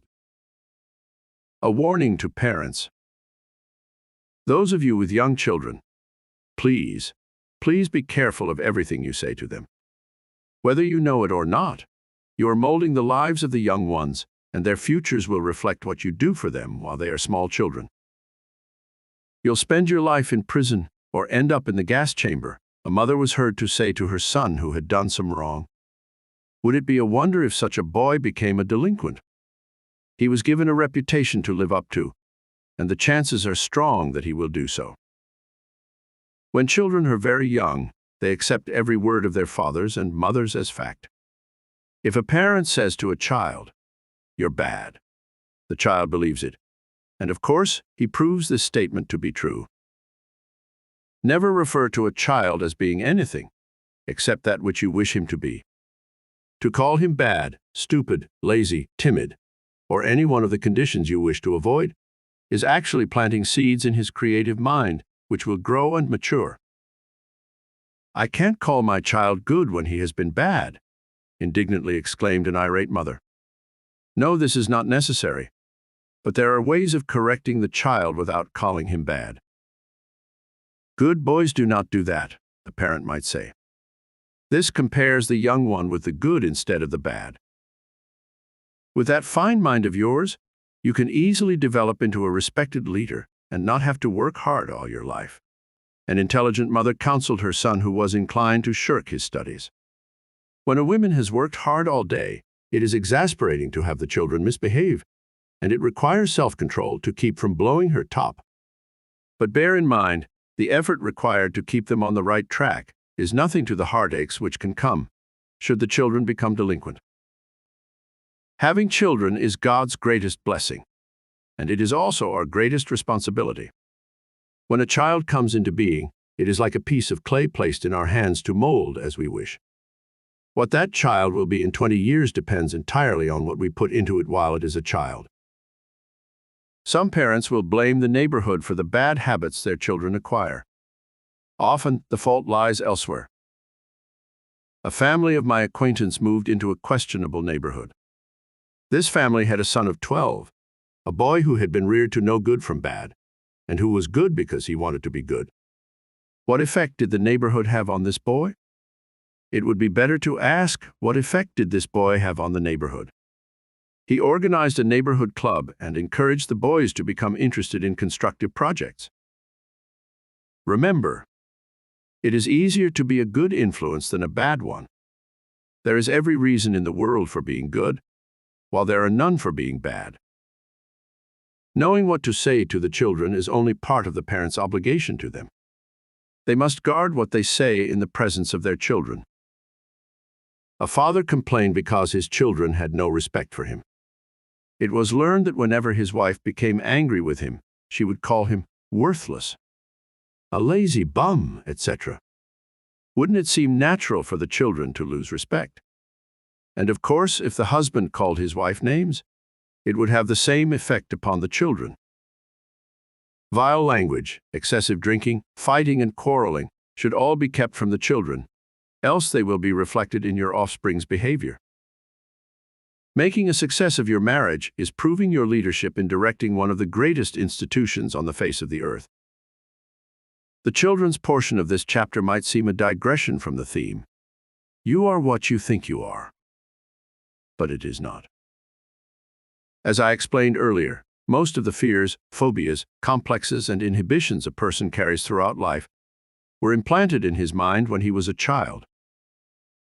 If parents will make a concerted effort to shield their children from negative influences, the adults coming into being will be healthy, wealthy, and wise because they see themselves as such. May I make a suggestion? This chapter is so important to all parents as well as to those expecting to be parents that you would be rendering a genuine service if you would lend this book or another copy to those who could benefit from it. Many more will enjoy happier and more successful lives as a result of your thoughtful generosity. You are what you think you are. Now that you understand the meaning of this statement, what do you think of yourself? Do you see yourself as a great leader, a successful businessman, a capable and efficient employee, a good spouse and parent? Do you see yourself as an author, a painter, a popular lecturer? Remember, no matter what you thought of yourself prior to starting this chapter, you can change the entire outlook on your life by literally changing your mind. Go to bed each night holding thoughts as to what you will be in the future. Do not wish you could change, but see yourself as having changed. How about rereading this chapter before starting the next one? Burn it in your mind that you are what you think you are, and that from this moment onward, you will have a mighty good opinion of yourself. 7. You are twice as good as you think you are. With many people, the title of this chapter is a gross understatement. At a sales meeting, the men were told that they were at least twice as good as they thought they were. One particular salesman took the statement seriously. He decided to prove or disprove the assertion. He studied his work, the average daily number of interviews he was making. He considered the percentage of interviews which resulted in sales. He estimated the average size of the orders he had been booking. His study revealed one worthwhile fact. He was not getting any really large orders because he had been timid in calling upon those who could place large orders. This salesman made a many-sided decision. 1. He would call upon those who could place big orders. 2. He would make more calls per day. 3. He would improve his salesmanship so that he could close a larger percentage of orders. Was this man twice as good as he had thought he was? Believe it or not, at the end of a month he came near closing 10 times as much business as he had formerly been doing. Think what this did to his income. Instead of wishing for a better home, he was able to buy one. Instead of driving an old cheap car, he called upon his prospects in a new and far more expensive one. Both he and his wife now wear better clothes. A man who had gone a bit overboard in the height to which he had raised his standard of living was constantly in a bind in making his income meet his outgo. He was told that he was twice as good as he thought he was. Thinking about this provocative idea, he began to see his situation in a new perspective. Other men can live in even better homes than I do, and they get by. How do they do it? He asked himself. This man's income was sufficient to meet customary expenses, but when illness came into the family, his budget would be shot. A careful study of his circumstances revealed two means of increasing his earnings. First, he could strive to do a better job with his company. Second, he could find a means of adding to his income through part-time work. He decided to explore both avenues. With a new spirit on his job and a desire to do his work better than it had ever been done before, our friend was soon observed by the management and properly rewarded. Taking the agency for a good product, he added about $100 weekly to his income by just working in his spare time. This formerly harassed individual is now not only meeting all his obligations without effort, but is putting away a tidy sum each month for his future security. A small-town merchant was just barely making a living from his grocery store. If he hadn't been able to get his own food at wholesale prices, he couldn't have made ends meet. Day after day, he would sit by the heater in his store, listening to his radio while waiting for the few customers to come in. This merchant was exposed to the thought that he was twice as good as he thought he was. It gave him a lot of ideas. As he looked around his store, he saw many opportunities of proving the correctness of the statement.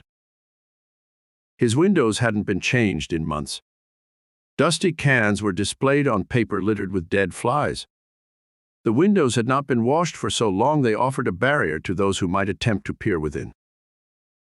The first thing this grocer did was to remove the easy chair, which had been used to many hours during the day.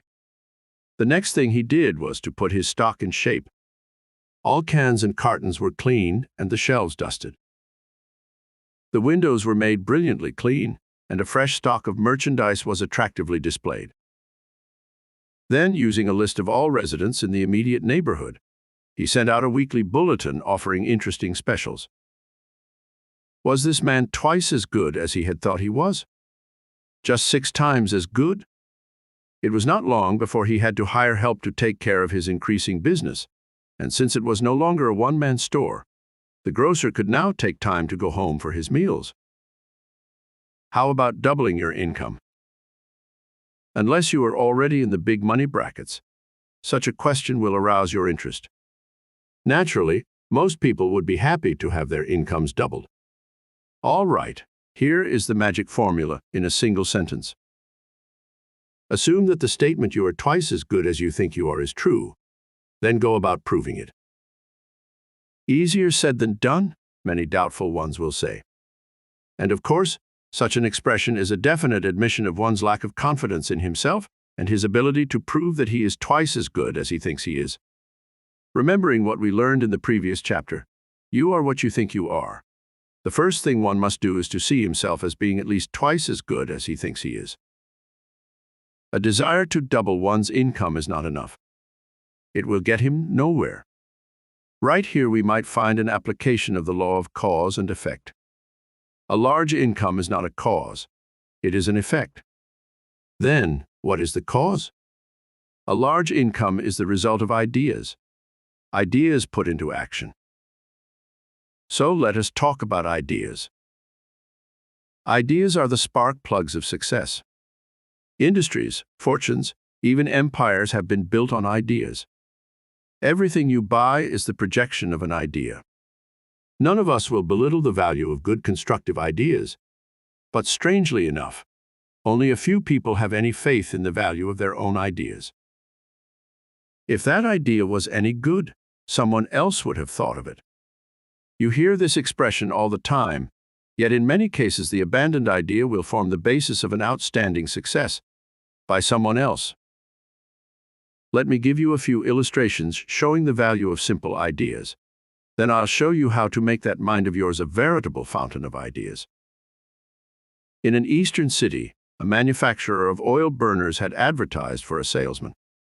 There was one young man who wanted that job, and he decided he would not follow the pattern of the herd by merely writing a letter of application. The job available was a good one, and this chap knew there would be an avalanche of applications for it. Before approaching the company, he did a little investigating, so that he would know something about the field he was attempting to enter. This young man of ideas called upon several people who were using the burner he hoped to sell. He asked them why they liked it. Then he called upon several people who were using a competitive burner and asked them why they liked the one they had. After this brief survey, this fellow put the information he had gathered into the form of a presentation. He next went to the company and sent word to the sales manager, advising him that he believed he could give information which would enable them to increase their sales. Naturally, such a statement is music to the ears of any sales manager, so the visitor was invited in. The sales manager was so delighted with the outline that he sent it to the board of directors with the recommendation that it be given a thorough trial. The aggressiveness of our bright young man secured him even a better position in the company than the one advertised. That man had an idea, and he made use of it. In a Midwestern city, another young man wanted a position with one of the better advertising agencies.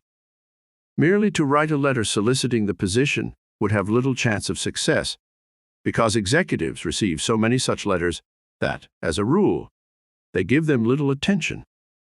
The young man found a way of meeting one of the heads of the company he had selected. He approached this official with this unusual statement: "Mr. Osgood, I believe I can prove of value to your fine agency. Will you be good enough to give me a desk and try me out for 1 week?" At the end of that time, you can decide if you would like to have me continue." He was given the trial. He made good. He kept climbing, and today he is vice president of the company. He had an idea, and he made use of it. A man opened a market in a small farming town.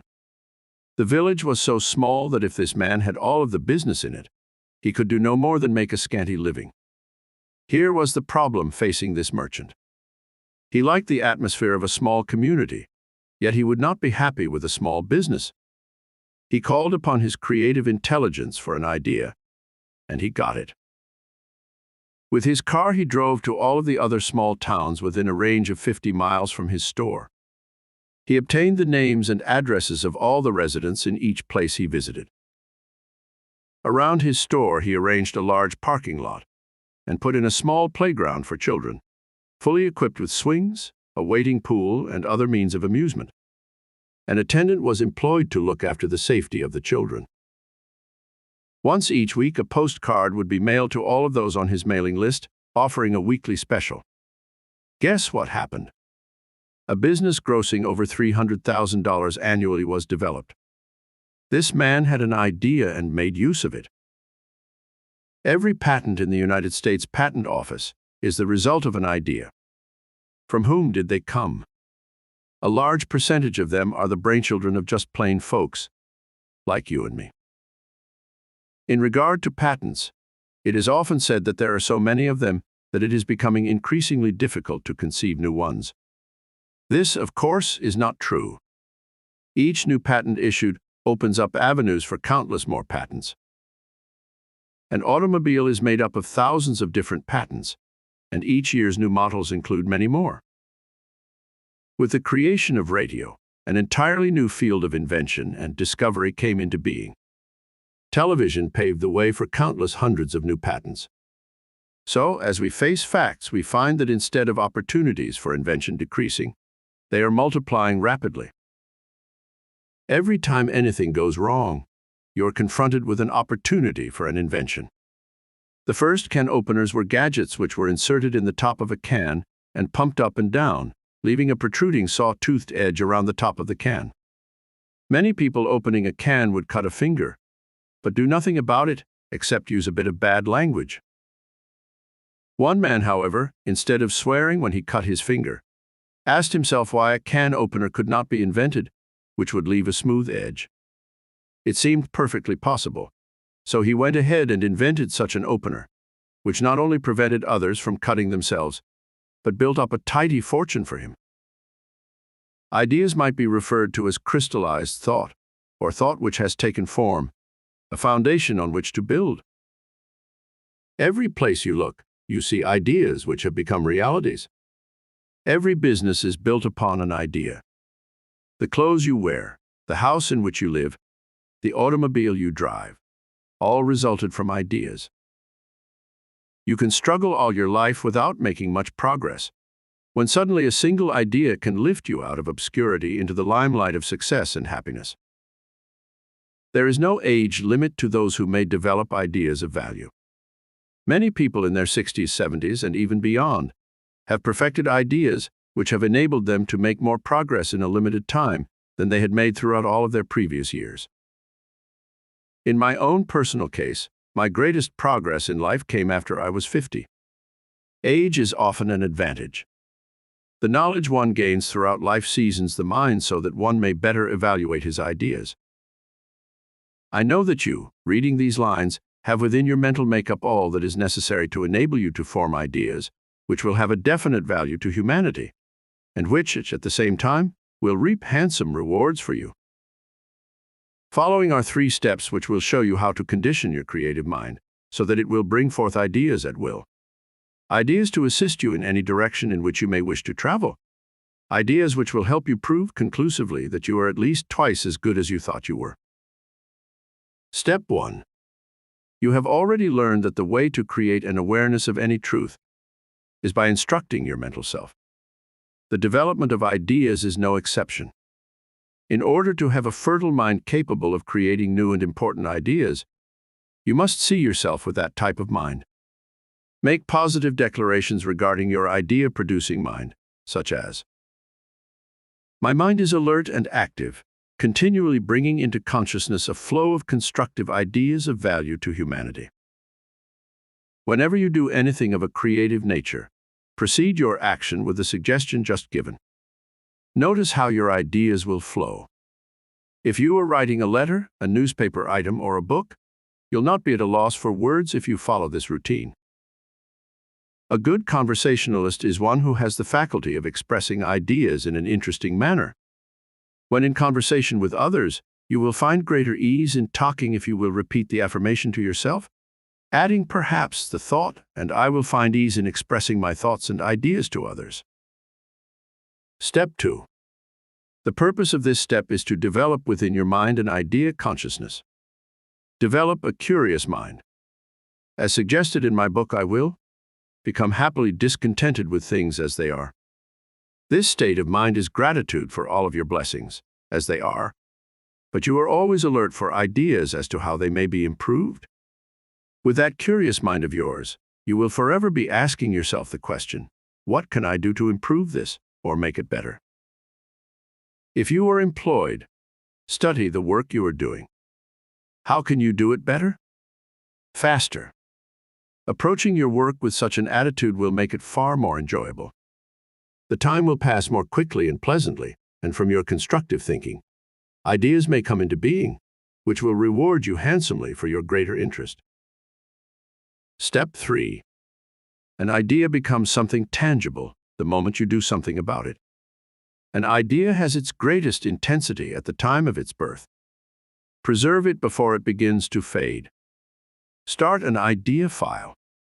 Each time an idea comes into consciousness, write it down, unless you are so situated that you can work on it immediately. Put down everything which comes into mind regarding that idea. The very act of describing the idea in writing prevents it from fading. If the idea can be pictured, and you are adept with a pencil, make a sketch of it. Remember, the more you do in connection with the idea, the bigger it grows. Review your ideas frequently to keep them alive in your mind. Also, should you gain additional ideas which pertain to those already in your file, bring it up to date by adding the new thoughts.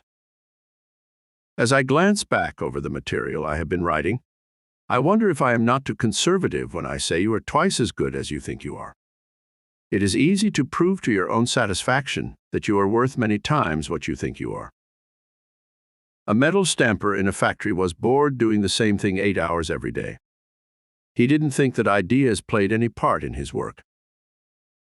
After becoming conscious of the fact that his mind could and would create new ideas, he began with open eyes to study his work. In die-cutting small objects from large sheets of metal, large quantities of scrap pieces resulted. Formerly, this scrap was sold at a small price per ton to steel companies to be melted and made into new sheets. The man who was formerly bored with his work conceived a novel use for the scrap pieces. He passed the idea on to his superior, who made profitable use of it. In a short period of time, the man with the idea was promoted to a foreman's job at more than double what he had been receiving. Be happy. These two words are among the most potent ones in our language. Gloom creates a mental structure which prevents the flow of constructive thoughts. Think of the times when you were gloomy and sad. Were you inspired to do big things? Did you conceive any ideas which could add to your prosperity? Did you feel ambitious to blaze new trails? The answer to all of these questions is, of course, no. Think of the times when you were exuberant, when every fiber of your being was scintillating with joy. Didn't you have the urge to go places and do things? Projects which under normal conditions might appear laborious to perform seemed like nothing at all. Be happy. If you have problems, and who hasn't, be happy that with the knowledge you have gained, you can master them instead of being mastered by them. How can I be happy with all the worries I have? We often hear. Since gloom can do nothing except block your road to freedom, doesn't it behoove one to use his ingenuity in finding ways of becoming happy? Read the newspapers and see how many stories there are about people who would be happy to be in your position. You'll soon be able to understand how well off you are. Then it will not be hard to let the sunshine of happiness show through, so that you can begin thinking in terms of things to do to solve your problems, instead of permitting them to hold you back. In the next chapter, you will learn something new about money. But make certain you have fully grasped all the valuable thoughts contained in this one.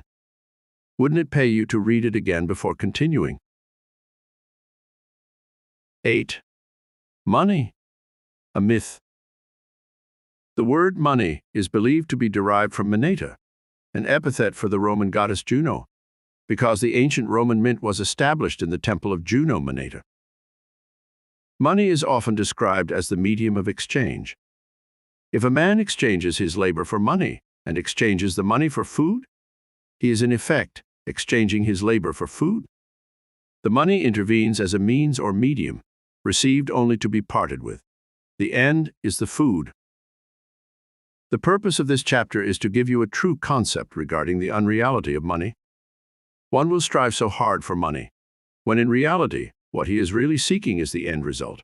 What money obtains: security, food, shelter, clothes, etc. We look at money as something real. We take a dollar bill and hold it in our hands and feel we have something substantial. In reality, as far as its stable value is concerned, a piece of money is as flexible as a rubber band.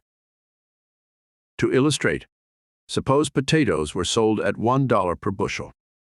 Your dollar would be worth $1 as far as a bushel of potatoes is concerned. All right. Imagine potatoes rising in price to $2 per bushel. Your dollar would be only 50 cents compared to the price of potatoes. This applies to the purchase of everything. The worth of your dollar depends entirely upon the value which is placed on the commodity you buy. As to money being a myth, let us consider this illustration. Suppose there were 10 people in a room, and no one had any money except one person, and he had only $1. We will call him man number 1. All right, man number 2 has a pocket knife he is willing to sell to man number 1 for $1, and this man buys it, giving his dollar to man number 2. Man number 3 has a book which man number 2 wants, and he buys it, giving his dollar to man number 3. This goes on until finally man number 10 has the dollar, and even he does not keep it.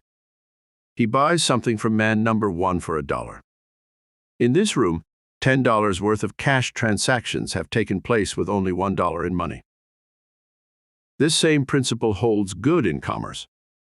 In the United States, many billions of dollars change hands each year, with only a fraction of the amount in real currency. United States money is backed up by gold. For all the money printed or minted, there is an equal value of gold stored in the government vaults. The value placed on gold is man-made. It is not decreed by nature. At the time this is being written, the value of gold, I believe, is $35 per ounce, and $35 worth of currency can be minted for each ounce of gold in storage. Suppose, for example, the lawmakers in Washington wish to declare a value of $40 per ounce on our gold, then $5 more of currency could be coined for each ounce of gold being stored. Imagine that, in some mysterious way, the gold reserves of the United States should disappear, and no one knew about it. We would continue to carry on with our buying, with our money having the same value it has now. But if the theft should become known, then at once our money value would drop to nothing. It is not my intention to enter into a discussion of economics. I merely wish to make a point regarding the unreality of money. If you have followed the reasoning given so far, you will agree with me that money is not a material thing at all, but a means of exchange based on a nationally accepted idea. We buy nothing but labor. The only thing money ever pays for is labor. Right now, many of you are ready to take issue with me. Consider an automobile, for example. You may think of the metal, rubber, cloth, and glass which enters into its manufacture. You reason that all of these cost money. The fact is, however, that all of the raw materials contained in an automobile were given without cost by nature. The metal used to make the body, the motor, and many other parts were first embedded in Mother Earth. Nature did not put a price on the metal-bearing ore. A cost came into the picture to compensate the miners who extracted the ore and to provide a profit for the mining company. This same condition holds true with all of the other elements entering into the manufacture of a car: the glass, upholstery materials, rubber, etc. In thinking of the food we buy, we can agree that what we pay for corn and potatoes, etc., is not paid for the products themselves, but for the labor involved in growing and cultivating the foodstuffs. The price you paid for the house in which you live covered nothing but labor.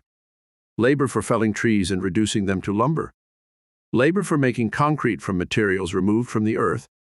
Labor for building the house. We now reach the conclusion that the only thing we can buy with money is labor, and that the value of labor is not stable. When I was a child, a laboring man was paid as little as $1 per day. Now the average rate of pay is $2.80 per hour. 50 years ago, if you had $1,000 saved up, you could make the down payment on a substantial home and have money enough left with which to make an initial payment on the furnishings. Today, it is risky to attempt to buy a home unless you have at least $5,000 on hand, and even with this amount, you would have to be exceedingly careful in the way you handled it. Do not become discouraged with the facts I am now giving you, which appear to be devaluating the dollar. This information is being given for a purpose, as you will understand when you read further. In fact, what you are now learning will help to make it much easier for you to gain what you want in life. In the United States, money consists of silver coins, nickel and copper coins of small denominations, and notes secured under legal provisions. The need of a medium of exchange was felt by the earliest peoples, and money took many and curious forms. In ancient Syracuse and Britain, tin was the first money. Sparta used iron. Rome and Germany made cattle their media in trade. Carthage used leather prepared in a certain way. Russia used platinum. Nails were currency in Scotland. Colonial Virginia used tobacco, and Massachusetts bullets and wampum. Soap passed in ancient Mexico and shells on the coast of Africa. As civilization advanced in all countries, gold and silver coins and paper money based upon them became the media current in domestic and foreign trade transactions. Metallic bases for money have been in some degree abandoned since the world business crisis of 1929 in favor of managed currency.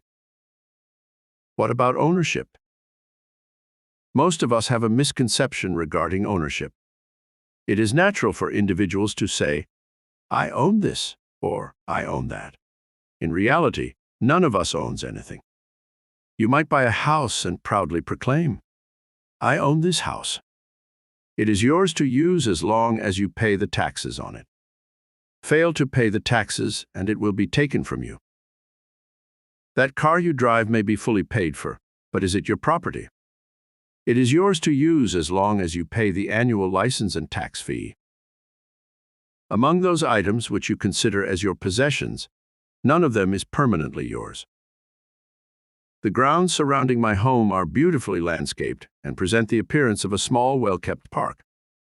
Are they mine? They are, as long as I spend money for a gardener and water, without which they would soon become barren. Your wardrobe may be most complete, yet the garments are continually wearing out and losing their style. The lumber in your house is affected by the weather or destroyed by termites. Without constant repairing and renewing, your house would disintegrate into a valueless mass. In this life we own nothing. We have the use of various items as long as we pay our taxes and care for them. What have we learned so far? And what good will this knowledge do us? Plenty. We have learned that money buys nothing but labor, and the amount of labor our dollars will buy depends upon the value placed upon labor. We have also learned that in this life we own nothing, but merely have the use of material things. In fact, we do not even own our bodies. They are loaned to us, and how long we keep them depends upon the care we give them. A few years ago, I gave a lecture on the subject of this chapter, Money, a Myth. Several months later, I received an inspiring letter from one who was a member of my audience. Here is what it said. Dear Ben Sweetland, The lecture you gave regarding money was the turning point in my life. My business was in a precarious condition, bills far exceeding income. It looked very much as though the sheriff's notice would soon be on the door. Money, money, money was all I thought of. I thought about it so much, as well as my inability to get it. I became almost mentally paralyzed. My mind was blocked from sane thinking. After hearing your sensible talk, my business looked altogether different to me.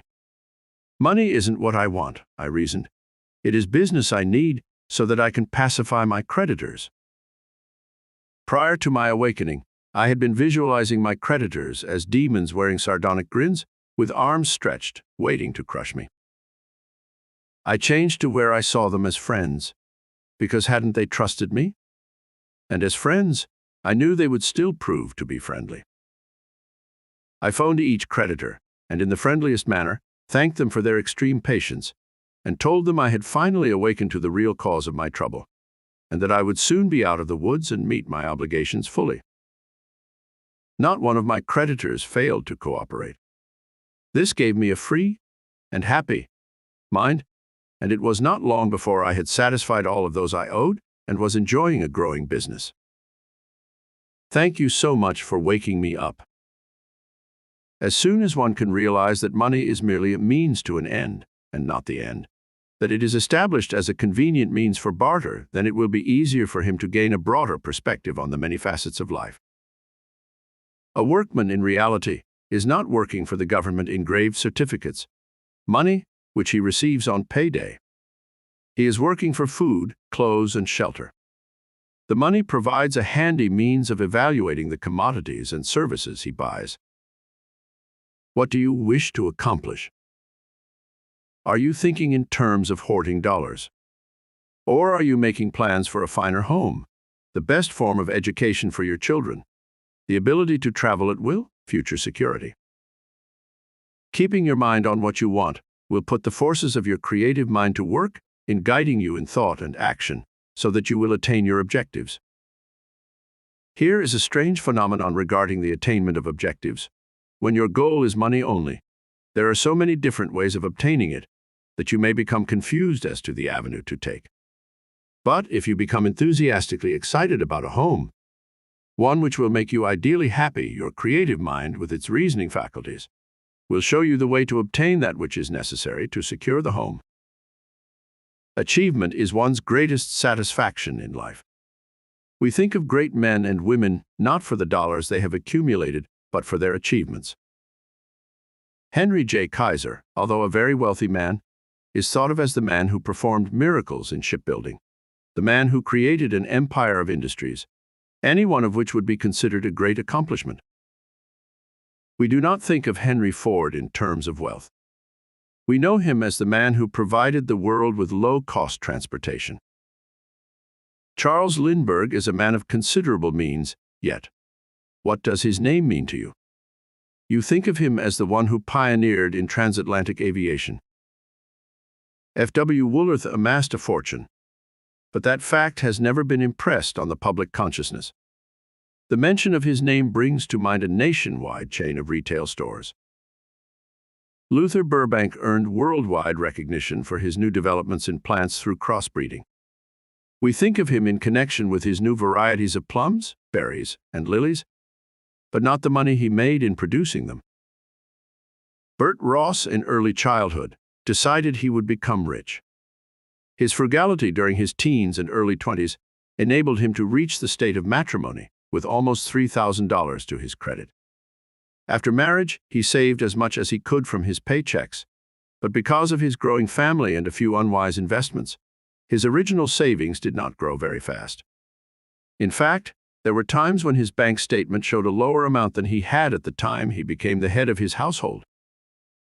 One day Bert was given a lecture on the unreality of money in fact, the same thoughts which are contained in this chapter. The first thing he decided upon was a comfortable home in the suburbs with grounds large enough to enable his children to enjoy themselves instead of being cramped in a city apartment. The Ross family now lives in such a home. From the day he conceived the idea through the day he moved into the new home, He was guided in every step he took. Through this same process of thinking, Bert Ross accumulated everything he needed to go with his fine home, a fine wardrobe of clothing for his family and himself, a new, late-model automobile. One summer he took his family to Hawaii, and he is now making plans to take them on a tour of Europe. Is this case an exception? Can it be called one in a million? No. It would not be possible to put enough pages in this book to relate the success stories of those who think in terms of deeds, not dollars. Another story I should like to tell relates to Will Irwin, who is located in a large Midwestern city. Will went to Chicago to be interviewed by the head of a large company, which was giving out territorial franchises. The franchise was one Irwin wanted very badly. In fact, he became so enthusiastic about it, he could not think of himself doing anything else except promoting the product being franchised. Now, Mr. Irwin, this franchise will require an initial investment of $2,000. Are you in a position to put up this kind of money? Will emptied his pockets and produced less than $2 in small change. This is all that stands between me and the poorhouse, Will exclaimed, without any evidence of self-pity. In fact, he continued, I even borrowed the money for fare to come to Chicago, he added. But save the territory for me, Irwin implored earnestly. I'll raise the money within 2 weeks. Will Irwin kept his word. In a day less than 2 weeks, he had airmailed a cashier's check for $2,000 for his franchise. During those days after his interview with the president of the company, Will's mind was not on the $2,000. It was on the franchise. His mind started to flow with constructive ideas as to how he could possess the franchise. There is another point regarding this story I would like to emphasize. You will recall that I said Irwin had become enthusiastic about the idea regarding the franchise. I like to think of enthusiasm as thought aglow. When enthusiastic, one never has to force himself to do things. He tackles all sorts of projects, big or little, because he wants to. There is an inner urge which gives him a thrill as he sees ideas becoming realities. Do not give up your quest for dollars, but seek them in connection with your objectives. Your progress will be greater, and you'll have far more fun in life as you see your objectives coming into being. 9. Riches, a matter of consciousness. How rich is rich? This is a question you may never have thought of. Most people would like to be rich, but if you were to ask a number of people the question, how rich is rich, you would get a variety of answers. I can remember the time when I would have felt rich if I had had $1,000. One day in New York, I was having lunch with a well-known Wall Street investor. His wealth was consistently fluctuating from $1 million or $2 up to several millions. During our conversation, and with a quite serious expression, he remarked, I'll have to draw in my horns a bit. My accountant informed me that I was down to my last million. You see? Riches are relative. What may be considered riches by one man may seem a mere pittance to another. I doubt if a man who considered $1,000 or even $5,000 riches could imagine himself as a millionaire. Yes, he might envy a millionaire and think how wonderful it would be to have $1 million, but he could never see himself as owning such a sum of money. On the other hand, a man with a millionaire consciousness could not think of $1,000 as anything except pocket change. If riches is a matter of consciousness, how does one go about gaining a rich consciousness? This is the big question, and the answer is not too easy to understand. To those of you with little or no money, permit me to ask this question. Would it be difficult to imagine yourself with $100? No. You could immediately think of many ways whereby you could accumulate such a sum. All right, a question to those accustomed to having on hand $1 million or more. Would it be difficult for you to imagine yourself possessing $1 million more than you now have?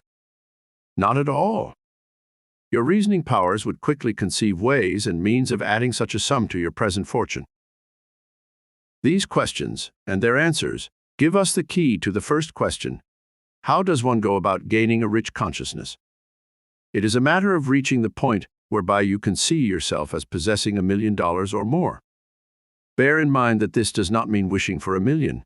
It means actually seeing yourself as a millionaire. If you were thin and sickly, it would be impossible for you to see yourself in successful physical combat with a husky, strong man, wouldn't it? You would have to train and prepare yourself. The same is true regarding a rich consciousness. If you have been seeing yourself as being in strained circumstances, you would actually have to train yourself to reach a point where you know, without doubt, that you can be rich.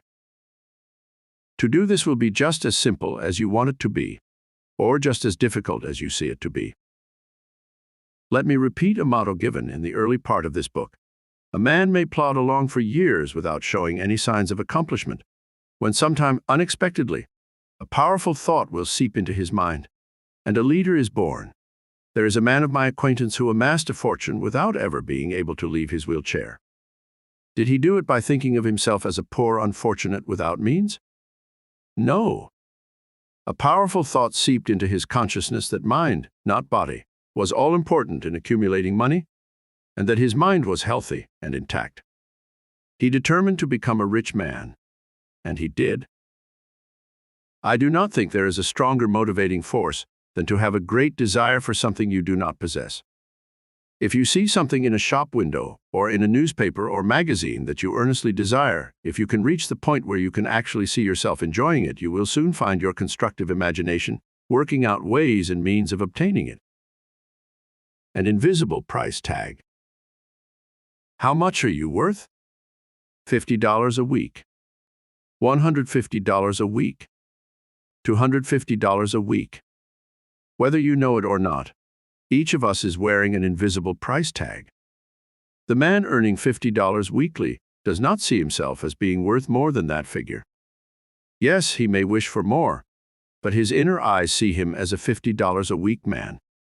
The same is true with the man earning $250 weekly. He sees himself as being worth that amount. Let me relate a story of an interesting experience I had in my early life, and one which proved to be a great lesson to me. I had learned the first principles of advertising from a correspondence school and had obtained a job in that field in New York. It paid a salary of $25 per week. At that time, I had a neighbor who was a department head in a mail-order house, and who earned what seemed to me the fabulous sum of $42 weekly.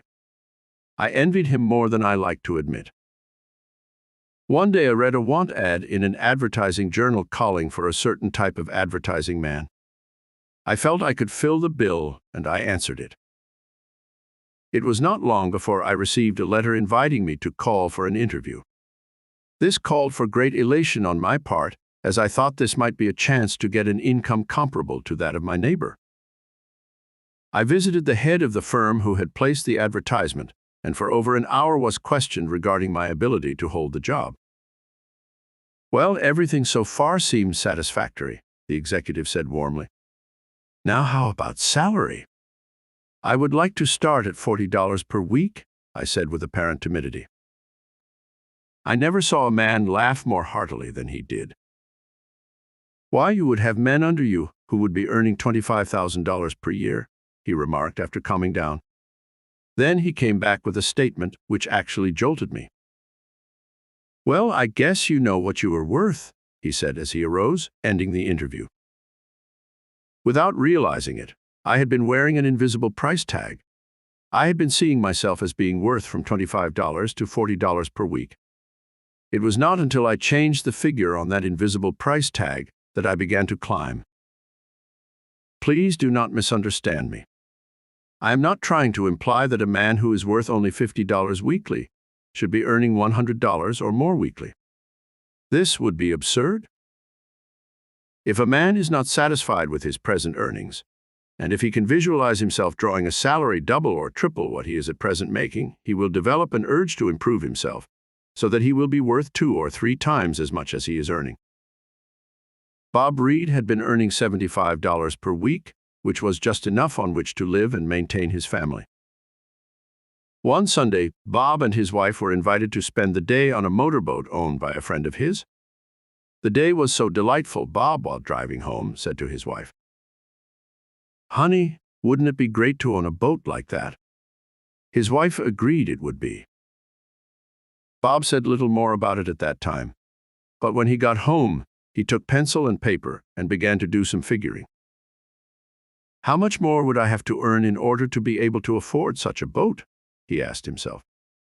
He decided he would need at least an extra $25 weekly. So strong was his urge to obtain this means for happy Sunday outings, that he put his constructive mental forces to work in guiding him to ways and means of increasing his income. Bob did not stop at the $100 weekly income he found would be necessary, but kept going. He kept increasing the figure on his invisible price tag until now he has not only a fine motorboat, but has just moved his family into a home larger and far more imposing than the one he left. It is often my pleasure to address sales groups, leaving thoughts with them intended to motivate the salesman to greater productivity. I devoted one such lecture to a discussion of the invisible price tag we all wear.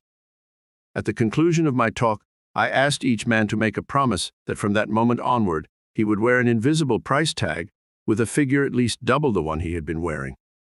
I told them that they should not only hold to the larger figure, but should make plans whereby their standards of living would be raised to meet the figure, whether it meant a boat or a new car or a new home. The sales manager later reported that there had been a measurable increase in business closed by nearly all of his men. One salesman, after my talk, made the remark, "Ah, I don't go in for that self-kidding bunk." He happened to be one of the few who did not increase his sales.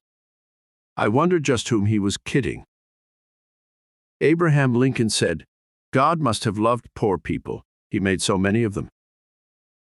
Since we are beginning to learn that riches are a matter of consciousness, we must conclude that a vast majority of all people are poor owing to negative minds, and we will not consider them as coming from God because, at birth, minds are neither negative nor positive. As I pointed out in an earlier chapter, the fears, phobias, complexes, and inhibitions we carry through life were instilled in our minds while we were children. Invariably, the man with a low price tag is one who was always confronted with such remarks as, "Money doesn't grow on trees," "Daddy isn't rich, he had to work hard for every dollar he gets," etc. This fellow grows up with a mental picture of himself as being forced to work hard for his living. He actually expects to just barely get by. Such mental pictures will remain with him throughout his life, unless he takes steps to change them.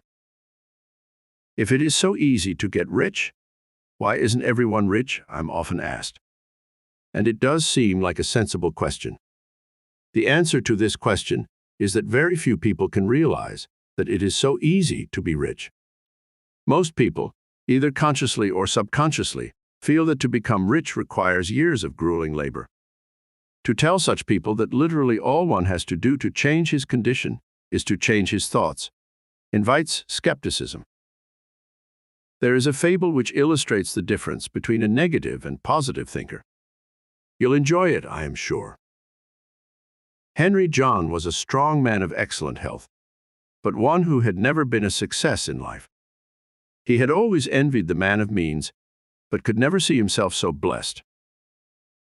John Henry was a wealthy man, but he had never had very good health. He had always been doctored for one ailment or another. He had always been envying robust men of the type of Henry John, and had often said he would gladly give his wealth for the other man's health. A world-famous surgeon came to town, a man who claimed he could take two men and, through surgery, exchange their brains, i.e., take one man's brain and put it in the other man's head, and vice versa. John Henry and Henry John got together and agreed to change brains. This would mean that Henry John would be trading his healthy body for John Henry's wealth and unhealthy body. The operation took place and for a while appeared to be very successful. But here is what later happened. John Henry, now a poor man, had been so accustomed to thinking in terms of wealth that in no time at all he had accumulated another fortune. At the same time, however, as in the past, he began thinking of all the aches and pains he formerly had, and it was not long before he began developing aches and pains in his new body. Henry John, now a rich man, had always thought of himself as being a poor man. Through unwise investments and foolish spending, he soon had dissipated the fortune he had gained through the exchange of brains. But, on the other hand, he had not thought of his body as being sickly, so, because he never brooded about physical ailments, his body soon became as strong and vigorous as the one he had traded to the rich man. In time, both men returned to their original condition. The former rich man again became rich. The former poor man again became poor.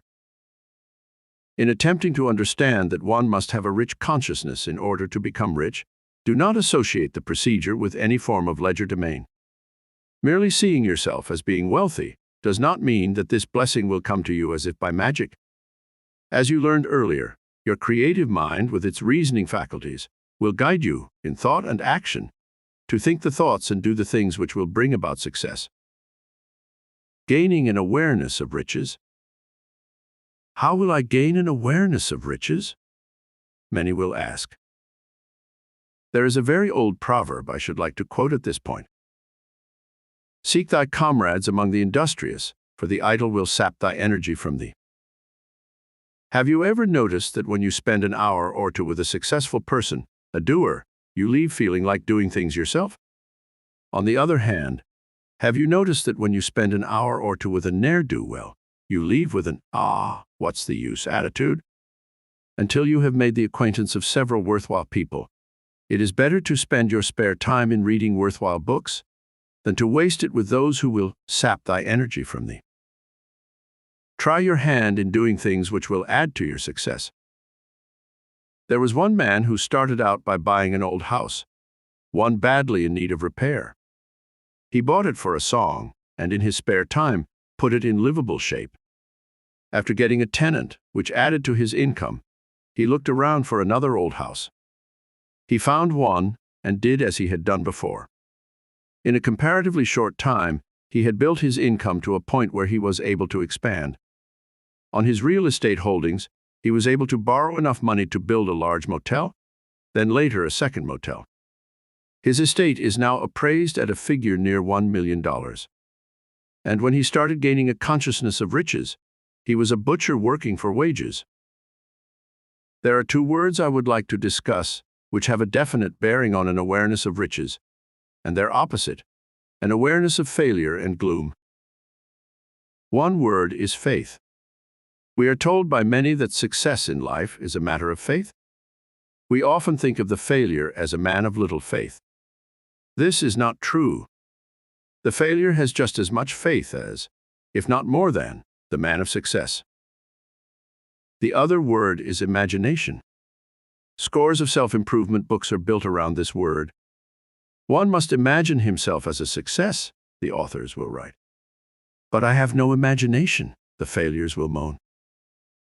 Imagination is that ability to see things as they do not now exist. One possessed with constructive imagination will see things as he wants them to be. One with negative imagination sees things as he fears they will be. Every individual is capable of using imagination, one constructively, another negatively. I think that one of the reasons why so many people have trouble in raising their sights very high above present circumstances is that the contrast between what they have and what they would like to have seems too great. For example, if a man is down to a total of, say, $50, the distance between $50 and $500,000 is beyond his imagination. Let us do a little imagining. Suppose you had, would it be hard to double that and have? Certainly not. And would it be hard to double your and have? It wouldn't be hard to double your sum many times, would it? Undoubtedly, you have heard the story about the boy who was offered a job with an initial salary of only the first month, but with the understanding that this figure would be doubled monthly for a period of 3 years. The boy refused, as most people would do. But he should have thought twice. Start with the number 1 and double it, then keep on doubling the sum for 36 times. For example, 1, 2, 4, 8, 16, 32, etc. Try it, and you will find that had the boy taken the job for 3 years, the last month of that period would have given him $1,372,796,089.60. Did you realize that could grow to such a fabulous figure in such a short time? Perhaps you will notice a similarity between many of the chapters you have read so far. This similarity will continue throughout the book. It would be easy to condense this book to a mere page or two, and in that space give you the basic principles for developing health, wealth, and happiness. But, I fear, only a small percentage of readers would get the good I want you all to gain from reading this work. Throughout the book you are given principles and applications of the principles. A principle explained in one way will ring a bell with some people. Others may pass over it without gaining its full significance. It is my feeling that by approaching the principles from many angles, they will click with a major part of the readers. All, I hope. Are you a contest fan? Do you watch for the contests so alluringly featured in newspapers and magazines? Do you burn the midnight oil trying to solve the puzzles, then find yourself disappointed when the list of winners is announced? Perhaps you have had your eye on the $10,000 in cash first prize, or the all-expense-paid trip to Hawaii. If you will read this book thoughtfully, you will not have to win any contests. You can climb to any heights of which your imagination is capable. You can have your $10,000 with many, many more thousands added. You can take your trip to Hawaii, Europe, or any place your heart desires. These rewards can be definite, not just one chance in a million. So, my good readers, begin right now making realities of your desires of the past. You can see yourself in a bigger and better home, elegantly furnished and with your own private swimming pool. You can drive the finest automobiles. You can send your children to the best schools and colleges. You can really make every day of this life a joyous experience. All right. You are being given the green light. Get set to go. 10. A study in contrasts. Boy, am I glad to see that concrete road coming up, exclaimed a driver as he left a rugged detour. After getting back on the good highway, he was really in a position to appreciate it. If we had nothing except good roads, they would be taken for granted and not enjoyed nearly so much as they are when a bit of really bad road is encountered. This life is made up of contrasts, and they are blessings. As contrasts of various kinds are discussed, you will understand what a drab life we would lead if there were none of them. How about continuous calm, warm weather? You wouldn't enjoy it because there would be no contrast. You would know nothing of any other kind of weather. But after the season of storms and cold winds, don't you feel good all over when the delightful days of spring arrive? Would you cherish light if there never was any darkness? You would know of nothing different. When you see some badly behaved children, don't you think all the more of your well-behaved children? You have another contrast, bad and good. If you have an excruciating pain, don't you feel terrific when it is gone? You appreciate the value of being well in contrast to being in pain. When you are subjected to discordant sounds and loud noises, doesn't the atmosphere seem pleasantly quiet when they cease? There are many, many other contrasts. Hunger versus being well-fed. Pleasant surroundings versus unpleasant surroundings. Happiness versus unhappiness. Rich versus being poor, etc. One day I had lunch with a man who was a member of a very rich family. During our conversation, I told him of some of the hardships I experienced in early life, how I had gone hungry for days at a time for lack of money with which to buy food. I told him of the days I would awaken in the morning without any idea as to where I would sleep that night. "I envy you," this man remarked. "I've never known what it was like to live in a home without a retinue of servants. There have always been from 4 to 6 cars in the family. My wardrobe is large. I have traveled over most of the world. I envy your years of poverty because you can fully appreciate what you have now," he continued. This man was sincere. He meant every word he said. In other words, he does not enjoy what he has because he has never known anything else. As soon as there cease to be contrasts in your life, your existence becomes boring. Avoid losing contrasts. The purpose of this discussion is to enable you to lay out your life pattern so that you will not reach an impasse and lose your earned happiness. For example, let us suppose you had been in very moderate circumstances throughout your life. Suppose, by following the principles outlined in this book, you built a fortune which would enable you to live in luxury the rest of your life. If you did nothing beyond making the fortune, it would soon be meaningless to you. There would be no contrasts.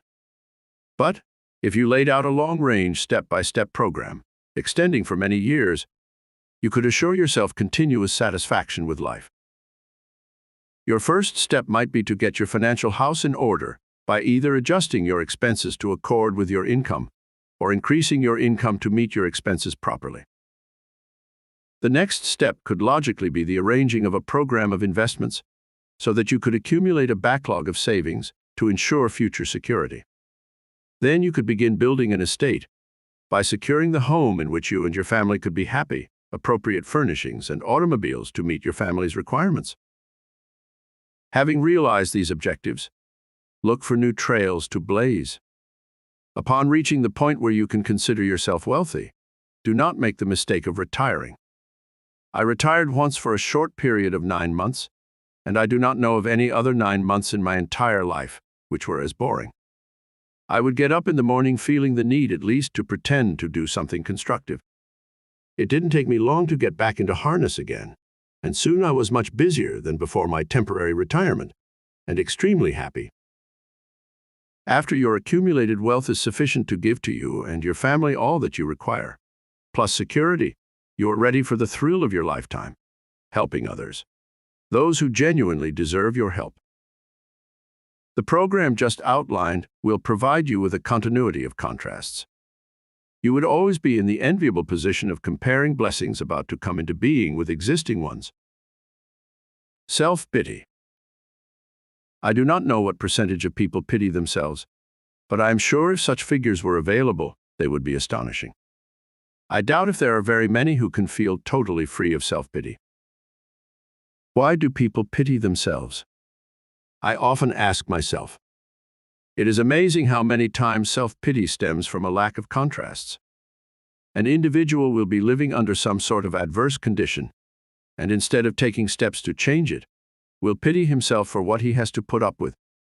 If he could realize that he has within his power the means of changing his circumstances, he would actually welcome his existing state of affairs, because of the contrast between them and what he, through his constructive imagination, will bring into being. Mary Pickett was a typical self-pitier. It is just my luck to have that happen. I might have known I would be disappointed. Why do I deserve all of this bad luck? Are a few of the negatives she frequently used.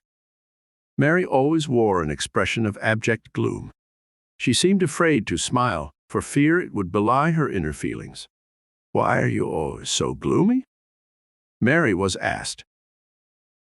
"Who wouldn't be, with all I have to contend with?" she said drearily. "What are a few of the things disturbing you?" "For one thing, I haven't a friend in the world. Another thing, I have a figure like a bale of hay. Who would want such a person as a friend?" As for Mary's lack of friends, questioning her revealed that she had no friends because she had never tried to be a friend. She was given a lecture on how to make friends, and she promised to start on a campaign of making friends by being a friend. So far as her bale of hay figure was concerned, she had pitied herself so much for her lack of friends that she took little interest in herself, physically. Mary Pickett promised to watch her food intake and exercise enough to develop an interesting figure. What happened? Mary is now about the happiest little girl in the country. She has a host of friends. Her figure is not yet what she wants it to be, but it is so much better than it was before. It causes comment by all who see her. Does Mary now pity herself? The contrast between her present self and the way she was formerly is so great, she can hardly believe she is the same person. Her constant expression of gloom has been erased and replaced with a most radiant and contagious smile. Be glad you are as you are. Instead of feeling sorry for yourself, accept your present circumstances as they are as a foundation on which to build. Next, take all of the negative elements which have been disturbing you and one by one change them to positive. Do you see what you will be doing? You will be developing a series of contrasts, which will open up new vistas of happiness for you. During a period of business recession, Bill King, a printing salesman, called upon a prospect attempting to get an order. "How's business?" asked the prospective customer. "Lousy," he whined in a desolate tone. "Listen, my friend. I'm going to bawl you out because I think you are big enough to take it," lectured the executive. "How in hell do you think you can inspire a man to spend some money when you come in with a face like an undertaker and nothing but discouraging remarks on your tongue? I know you're right, but I can't tell a man business is good when we both know it is not," the salesman replied. "You can be working very hard in trying to get business, can't you?" "Well, yes." "Then when prospects ask you how business is, tell them that you are busier than you have ever been, and you'll be telling the truth." Reluctantly, the salesman tried the new approach and was astounded at what happened. He called upon a prospect just before lunch. When asked about business, he told the prospect he had never been busier in his life. "Come out to lunch with me," was the unexpected reply. "It's good to spend an hour with a doer instead of listening to one hard luck tale after another." The two had a pleasant lunch together, and when they returned to the office, the salesman was given a very substantial order. You see? The reason why the executive placed an order was the contrast between this salesman's approach and those who carry a crying towel with them. The friendly, optimistic attitude of the salesman put the prospect in a buying mood instead of making him feel he had better conserve every cent. "There are two sides to every story," is a statement often heard, and generally speaking, it is true. So, too, is there an opposite to nearly every condition. If something does not suit you as it is, instead of trying to grin and bear it, look for a contrast. Look for the condition which would be ideal to you then, applying the principles you have been learning, obtain the improvement you desire. Much food for thought is contained in this chapter. See to it that you think about every word of it, especially when something arises which does not exactly suit you. 11. Grow rich in all things while you sleep. Although every chapter in this book is important, this one will prove to be the keystone supporting all the others. May I suggest that you do not read this chapter hurriedly. Unless you are in a position to relax thoroughly and read slowly and thoughtfully, it is better that you lay the book aside until you can read and absorb what you read. I also suggest that before reading further, you reread the first few pages of Chapter 1, which gives an interpretation of riches. Then you will fully understand what I mean when I say, grow rich in all things while you sleep. Unless you do grow rich in all things, you will not be enjoying a well-balanced life. In Chapter 3, a simple and easy-to-understand description of the creative mind was given.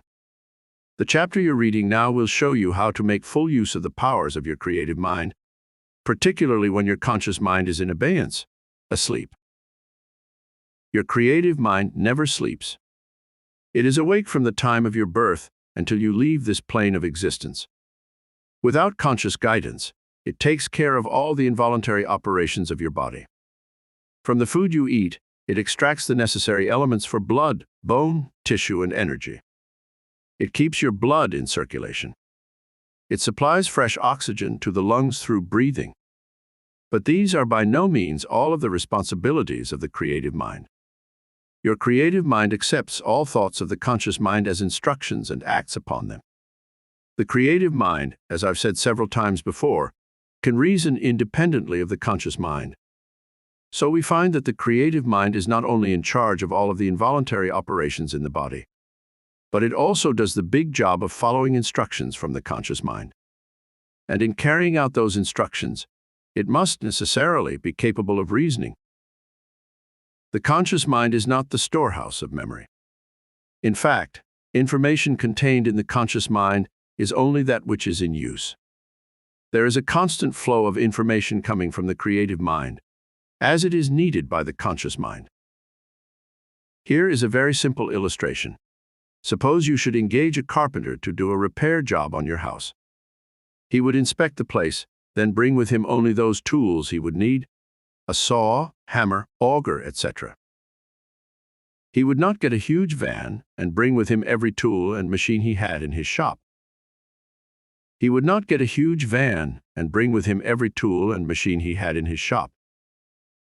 It is the same with your two minds. The conscious mind will bring in only the information you need to enable you to carry on the work you are doing at the time.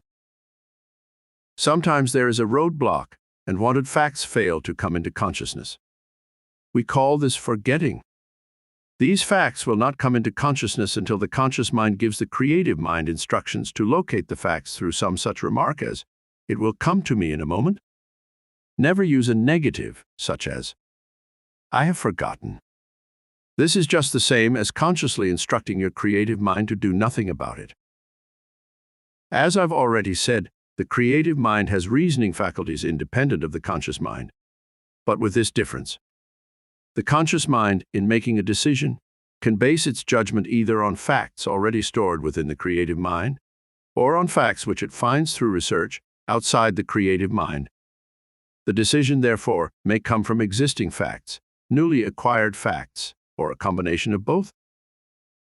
The reasoning of the creative mind is confined to the facts and information already contained within it. This is important to know and to remember. Decisions reached through the reasoning of the creative mind will be good or faulty, depending upon the type of information it contains. If your mind leans heavily toward the negative side, your decisions will be negative in their nature. If your mind leans toward the positive side, your decisions will be positive in their nature. By way of illustration, suppose you had the opportunity to acquire a business of your own. You might decide to call upon your creative mind for a decision as to whether or not to accept the offer.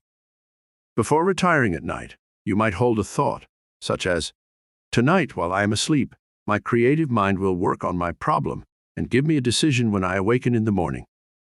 If you have a creative mind which leans toward the negative side, you will be apt to get a decision something like this: "No, I don't think I had better tackle this business. I have not had very good luck in the past with my ventures. This one would probably cause me to lose money on it. No, I'd better stick to my present job, as poor as it is." On the other hand, if your creative mind is definitely on the positive, constructive side, most likely your decision will run something like this: "Boy, this is just the break I have been waiting for. With much study and not being afraid to work, I know I can put it over in a big way. My decision is yes." With this illustration, you can easily understand why it was suggested in an earlier chapter that you hold to the thought, "I can be a success," until it establishes an impenetrable layer of positiveness in your creative mind. How to make your creative mind work for you. If you wanted an errand boy to do something for you, what would you do? You would merely give him the proper instruction. If you wished him to go to the post office and mail a letter, you tell him to do so, and with perfect certainty that he would do just that. You dismiss it from your mind and think no more about it. You wouldn't doubt his ability to do so, nor would you doubt his willingness to do so.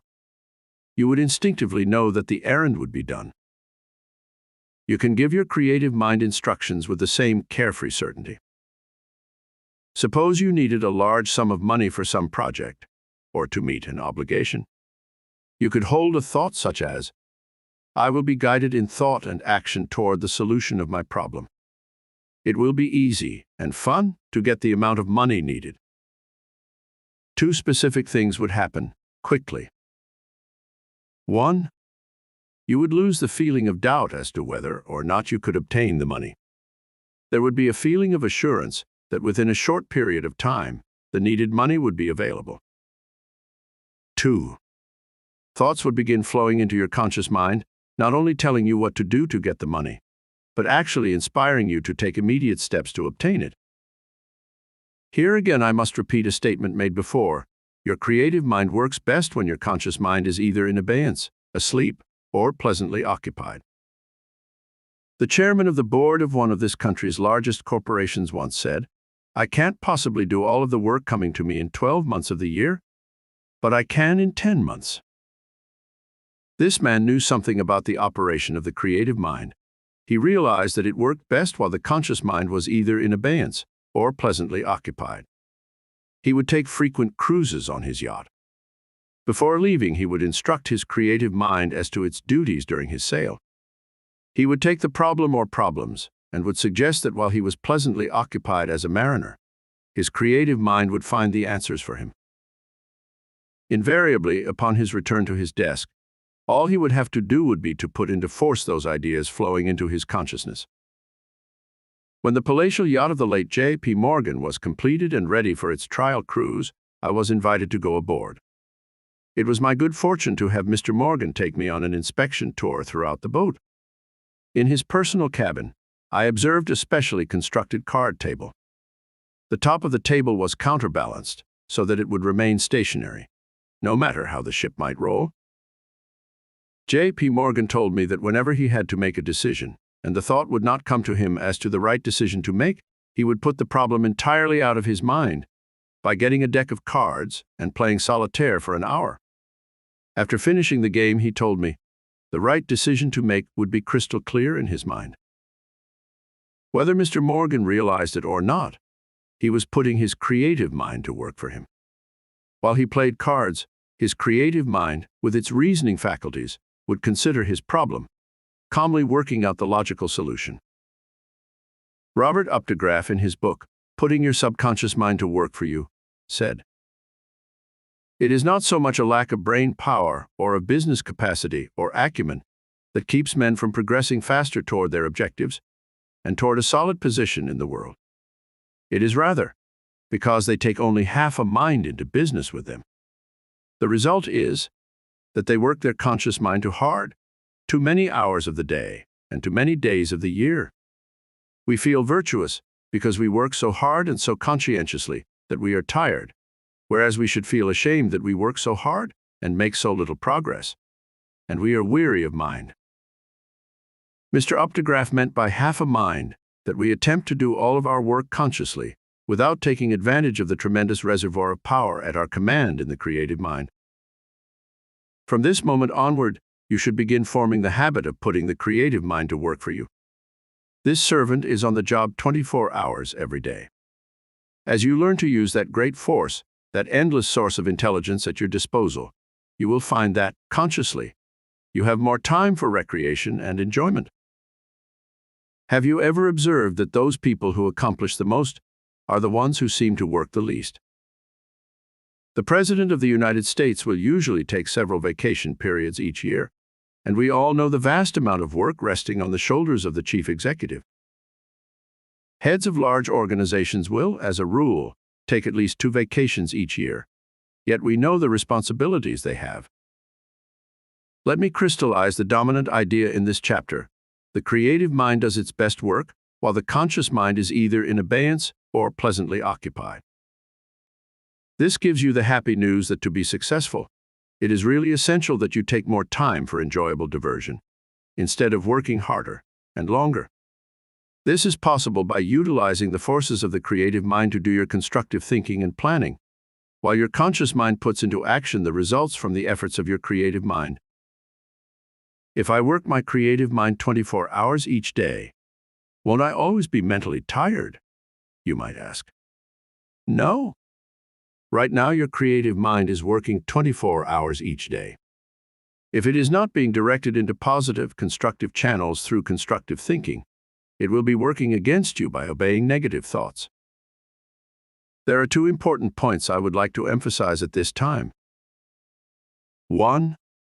Your creative mind, if permitted to, will direct you in your work, making it better, easier to perform, and far more pleasant. 2. You can, at will, direct your creative mind to assist you in the solving of problems, to help you make the right decisions, to create ways and means of great achievement. At this point, I suggest that before proceeding, you lay the book aside for a few moments and think about the things you have already learned. If, by chance, you have found yourself growing tense through the emotional excitement these thoughts might have stirred within you, relax. In the pages to follow, you will be given a routine, enabling you to begin to live according to these principles, and it is important that you approach them under ideal conditions. In a previous chapter, you were told that you do not become proficient in any work until after your creative mind takes over. Now you will learn how you can help your creative mind to help you. 1. Know that your creative mind is occupied every hour of the day, and that it is working for or against you. 2. Know that your creative mind is working for you because you hold nothing but positive, constructive thoughts. 3. Be specific in the instructions you give to your creative mind. If it is better health you want, know that your creative mind is directing the glands and organs of your body to bring you better health, and that thoughts will come into your consciousness, directing you to do the things necessary to promote better health. If you desire further advancement in your work, know that your creative mind will direct you to take the steps necessary to assure advancement. If problems stand between you and your happiness, know that your creative mind, with its reasoning faculties, will provide a practical solution for you. Know that your creative mind stands ready, able and willing to assist you in any way you may desire. 4. Free your mind from worry. As you now know, your creative mind is the seat of intelligence. If you have been thoughtful as you read these pages, you will know that the maximum amount of intelligence which one may have, consciously, is nothing at all compared to the amount we all have in our creative minds. Worry prevents you from doing the things which would provide the means to prevent the worry. This is literally true. To worry is to doubt the intelligence and power of your creative mind. How can I keep from worrying when I have so many troubles? You may ask. The answer to this question is simple indeed. Worrying will not help the problem in the least. It will make it worse. Instead of worrying, take the time which you might use for worry and devote it constructively to working out ways and means of overcoming the problem. 5. Have faith. Make certain you are not merely wishing for better conditions through your creative mind. Sense the feeling of self-mastery which comes when you fully understand the truth of the statement made earlier, to the effect that the conscious mind is the master, the creative mind the servant. A worried little woman once came to me for counsel regarding her problems. She could not get along with her husband. She received practically no money for clothing and had no chance to earn money because of the time required to care for her children. She definitely felt that my teachings were for the other fellow, not for her. She considered her case hopeless. She was emphatic in saying that she could find no time to study for self-improvement. I told her that the answers to her problems were contained in her creative mind, and that if she would have faith in it, she would find happiness. My talk of an hour or more seemed to make no impression on her, so set was she in her own opinions. But 6 months later, she came back to me, and she had changed so amazingly that I did not recognize her. She had difficulty in making me remember the sorrowful creature she had been on her first visit to me. This woman did accept the thought that her creative mind held the answers to her problems, so she proved it by giving her creative mind an opportunity to solve them. She started by knowing that her creative mind would guide her to do the necessary things to enable her to find harmony with her husband. She began to visualize a fine wardrobe and knew she would obtain it. She knew that the problem of rearing her children would cease to be a problem. This woman related, with marked enthusiasm, that her married life was now ideal. She had plenty of fine garments in her wardrobe, and her children were now a joy instead of a care. And that was not all. With her blessings and freedom from worry, she began to feel and look far younger than she had before. If I had cited this case earlier in this book, it could have appeared too good to be true, but with what you have learned so far, the results obtained by this woman are only normal and to be expected by those who make use of the creative mind. Your magic formula. We can now focus the knowledge gained so far in this chapter on its title, Grow Rich in All Things While You Sleep. 5 rules are given here for you to follow in gaining full and satisfying cooperation from your creative mind. 1. Before retiring, relax thoroughly, both mentally and physically. 2. Think of your problem. Think it through, but do not fear it. If you were to give a job to another person, you would have to explain what you wanted done. This is true with your creative mind. You are about to give it a special assignment, so it is necessary that you have clearly in mind just what it is you desire from your creative mind. Do not fear it, because you will be turning it over to an intelligence far greater than the intelligence of your conscious mind. 3. Gain a success attitude. If you have developed faith in your creative mind, it will be easy to have a success attitude. You will know that it is able, ready, and willing to serve you. 4. After you have gone this far, remove all thoughts of the problem from your conscious mind, knowing that the solution will be forthcoming at the right time.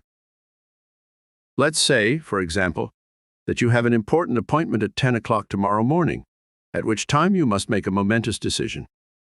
You are calling upon your creative mind this evening to help you to make the right decision. After you have progressed through the routine given above, merely turn the whole thing over to your creative mind, knowing that before 10 o'clock tomorrow, you will have the answer. You'll be amazed to find what will happen. Tomorrow morning you will awaken and find thoughts coming into your consciousness as to what you should do, and with this knowledge will be the reasons why you should take such a step, or why you should avoid it. The succession of ideas will be so logical, you will not be able to doubt it. What you have read in this chapter is priceless. Make it a part of your consciousness by rereading it before taking up the next chapter. Will you? Please. 12. Accepting the supremacy of mind over matter. That mind over matter stuff is all bunk, a man declared after he had listened to a talk on the efficacy of mind power. Anyone believing in it is not too bright, he added. His is not an isolated case, although it is rare these days. But around the turn of the century, the subject could not be mentioned without many people taking issue with it. The fact is that nothing man-made has ever been created without having been started with a thought. Therefore, statements to the contrary are just plain wrong. It may be, perhaps, that the opponents to the principles of mind over matter are not, in reality, antagonistic to them as such, but that they have difficulty in believing that the way they think, negatively or positively, can have any bearing on what happens to them. To get the amount of good from this book that you should and can get, it is absolutely necessary that you accept the supremacy of mind over matter. And this will not be difficult since, as I said above, every accomplishment starts with a thought.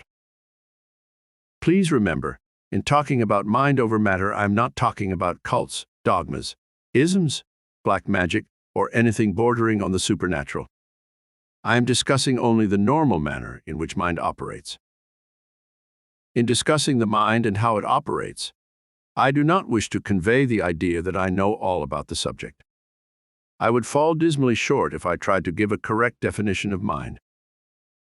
Dr. J.B. Rhine of Duke University, a man who probably knows more about the human mind than any other man of our time, opens his book, The Reach of the Mind, by saying, "Science cannot explain what the human mind really is and how it works with the brain. No one even pretends to know how consciousness is produced. What kind of a natural phenomenon is thought? There isn't even a theory." Electrical engineers are adept in the use of electricity, but if you asked any one of them to explain what electricity really is, he could do no more than guess. In my many years devoted to the study of the mind, I have learned much regarding its use. But as to what the mind really is, I am in complete accord with Dr. Rhine. Many times, the expression mind over matter is used with reference to the influence of mind over the motion of objects, referred to as psychokinesis. Experiments at Duke University and elsewhere seem to indicate that the power of mind can be actually directed to influence the motion of objects. In this book, we will consider only the influence of mind over matter in the sense that a human being controls matter through mental direction. You get an idea for something you wish to make. You assemble the materials you need and proceed to produce the thing which is pictured in your mind. In time, you have a replica of the object pictured, and your achievement is a manifestation of mind over matter. Remember, the magnitude of your project is in direct proportion to the extent of the mental image you can conceive. As an illustration, you may picture in your mind a letter you wish to write. There is absolutely no doubt as to your ability to carry through on this project. You assemble your paper, envelope, pen, and stamp, and you reproduce in material form the image first held in mind. Going to the other extreme, suppose you had a desire to build a building such as the Empire State Building in New York City. How far would you get? The undertaking is such a gigantic one that you would have difficulty in controlling your mind to the point where you could see yourself completing, or even attempting, the huge job. This illustration might prompt one to say, but to build an enormous building would require a large sum of money. Only the rich could entertain such an idea. This is not always true. Permit me to tell you of a case with which I am personally familiar. A man without means became obsessed by the idea that he would like to own and operate a large apartment house. Instead of bemoaning the fact that he had no money, he began thinking of ways and means of starting such a project without money. In Westchester County, a suburb of New York City, he found an ideal piece of property for his apartment building. Being a choice location, the price of the lot ran into large figures.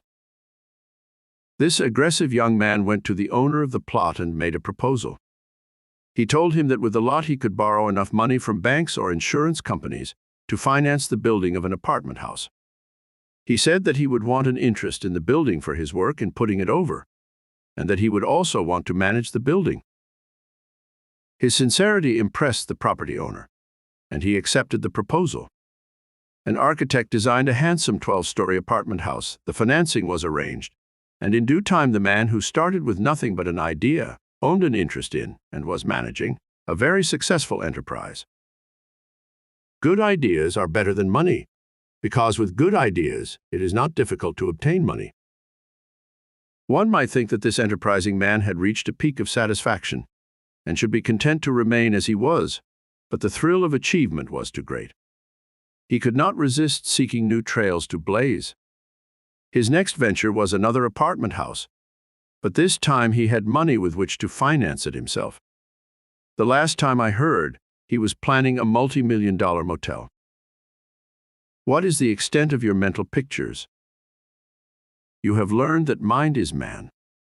In other words, the you which others like or dislike is not what they see, but what you project from your mind.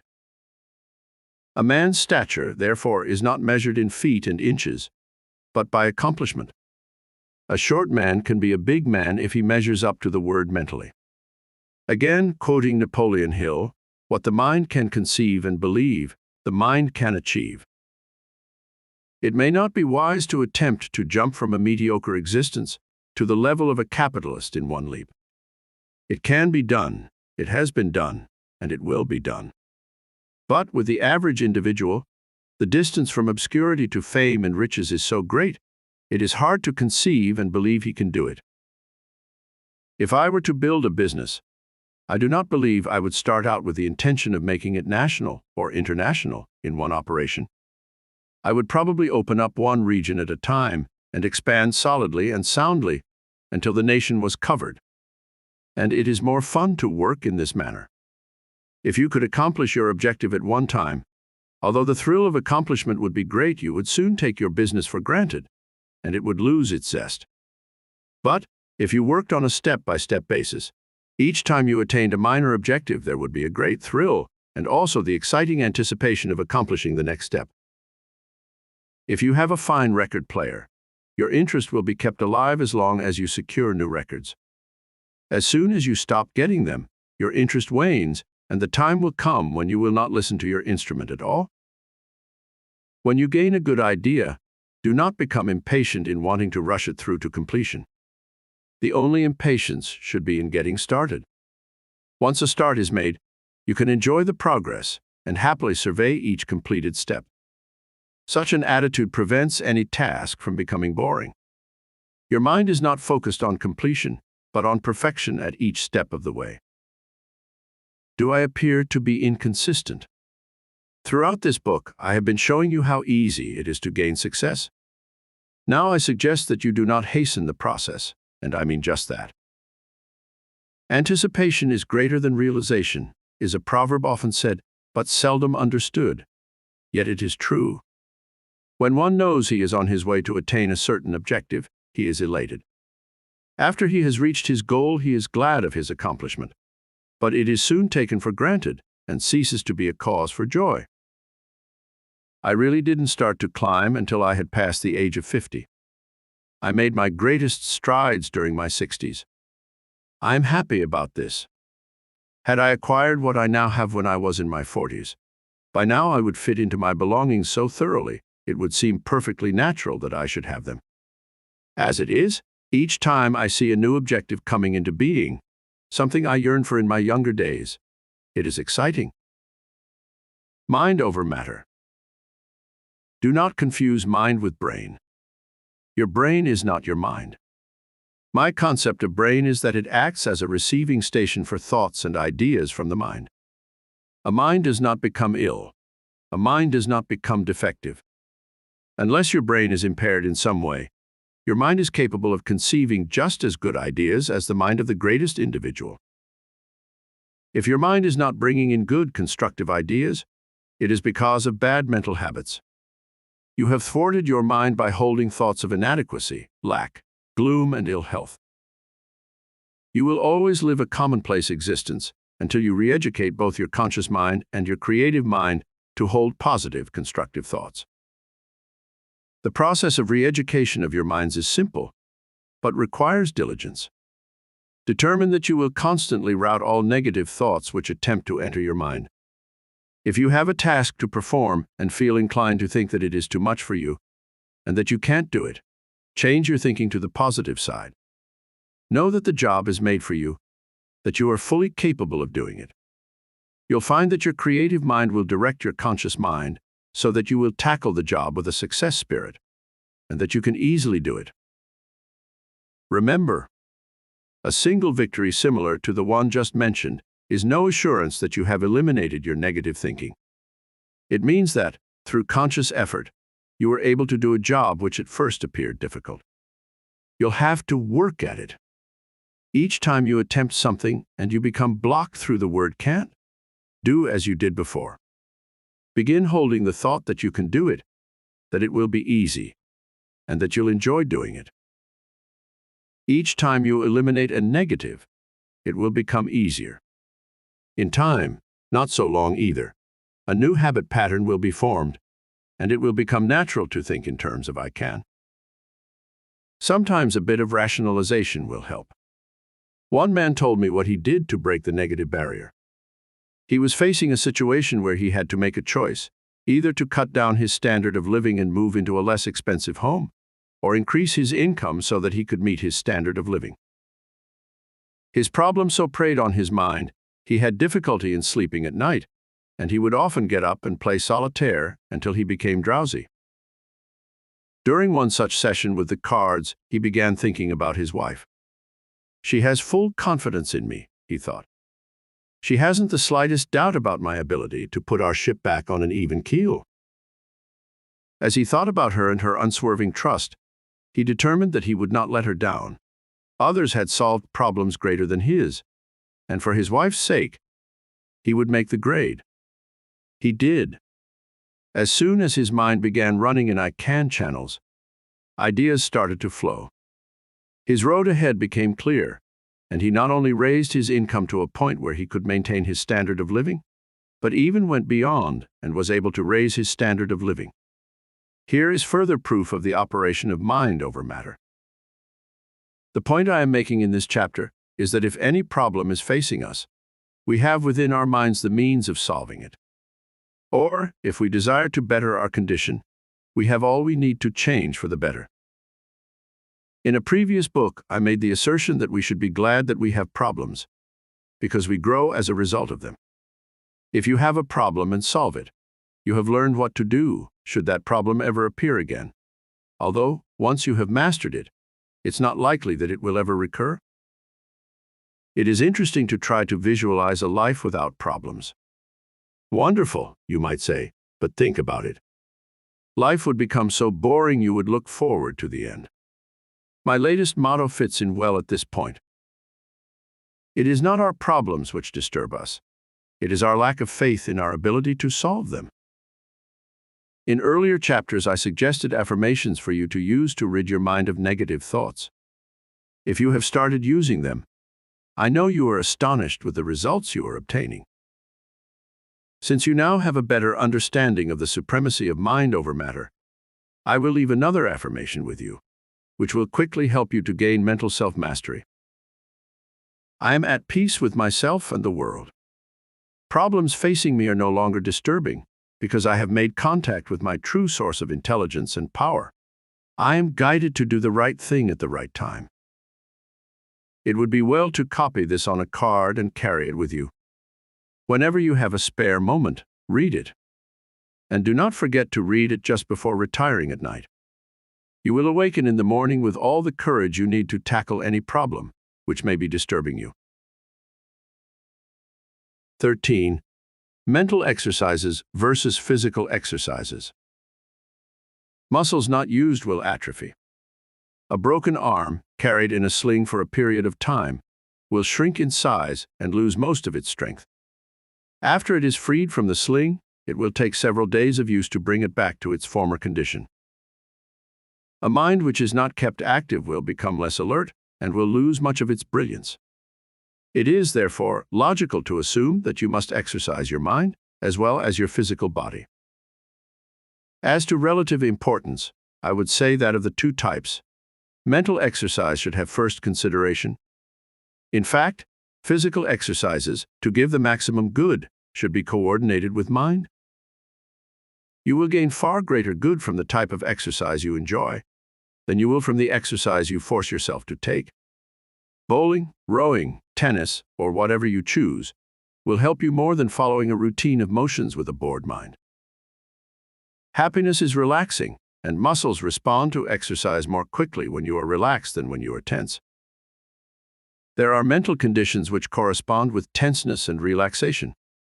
If your mind is tense because of a number of disturbing thoughts attempting to enter, constructive thinking is retarded.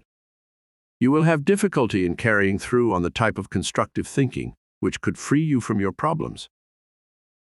This chapter will help you to stimulate and develop your mental faculties through disciplined concentration. The rewards will be great.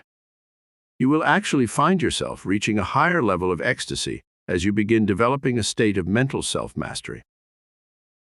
Frustration is not an incurable mental disorder. It is the product of an uncontrolled mind. If a man allows disturbing thoughts to take over and block all rational thinking, he becomes almost panicky as he sees himself thwarted by so many problems. Such a man came to me for counsel, and according to his description of his predicament, he had the weight of the universe on his shoulders. "I have so many problems," he said. "I cannot see any way out." I picked up a sheet of paper and asked him to name his problems so that I could list them. Then we would see what could be done. He had no trouble at all in naming problem number 1. He then stared out the window a second and came up with problem number 2.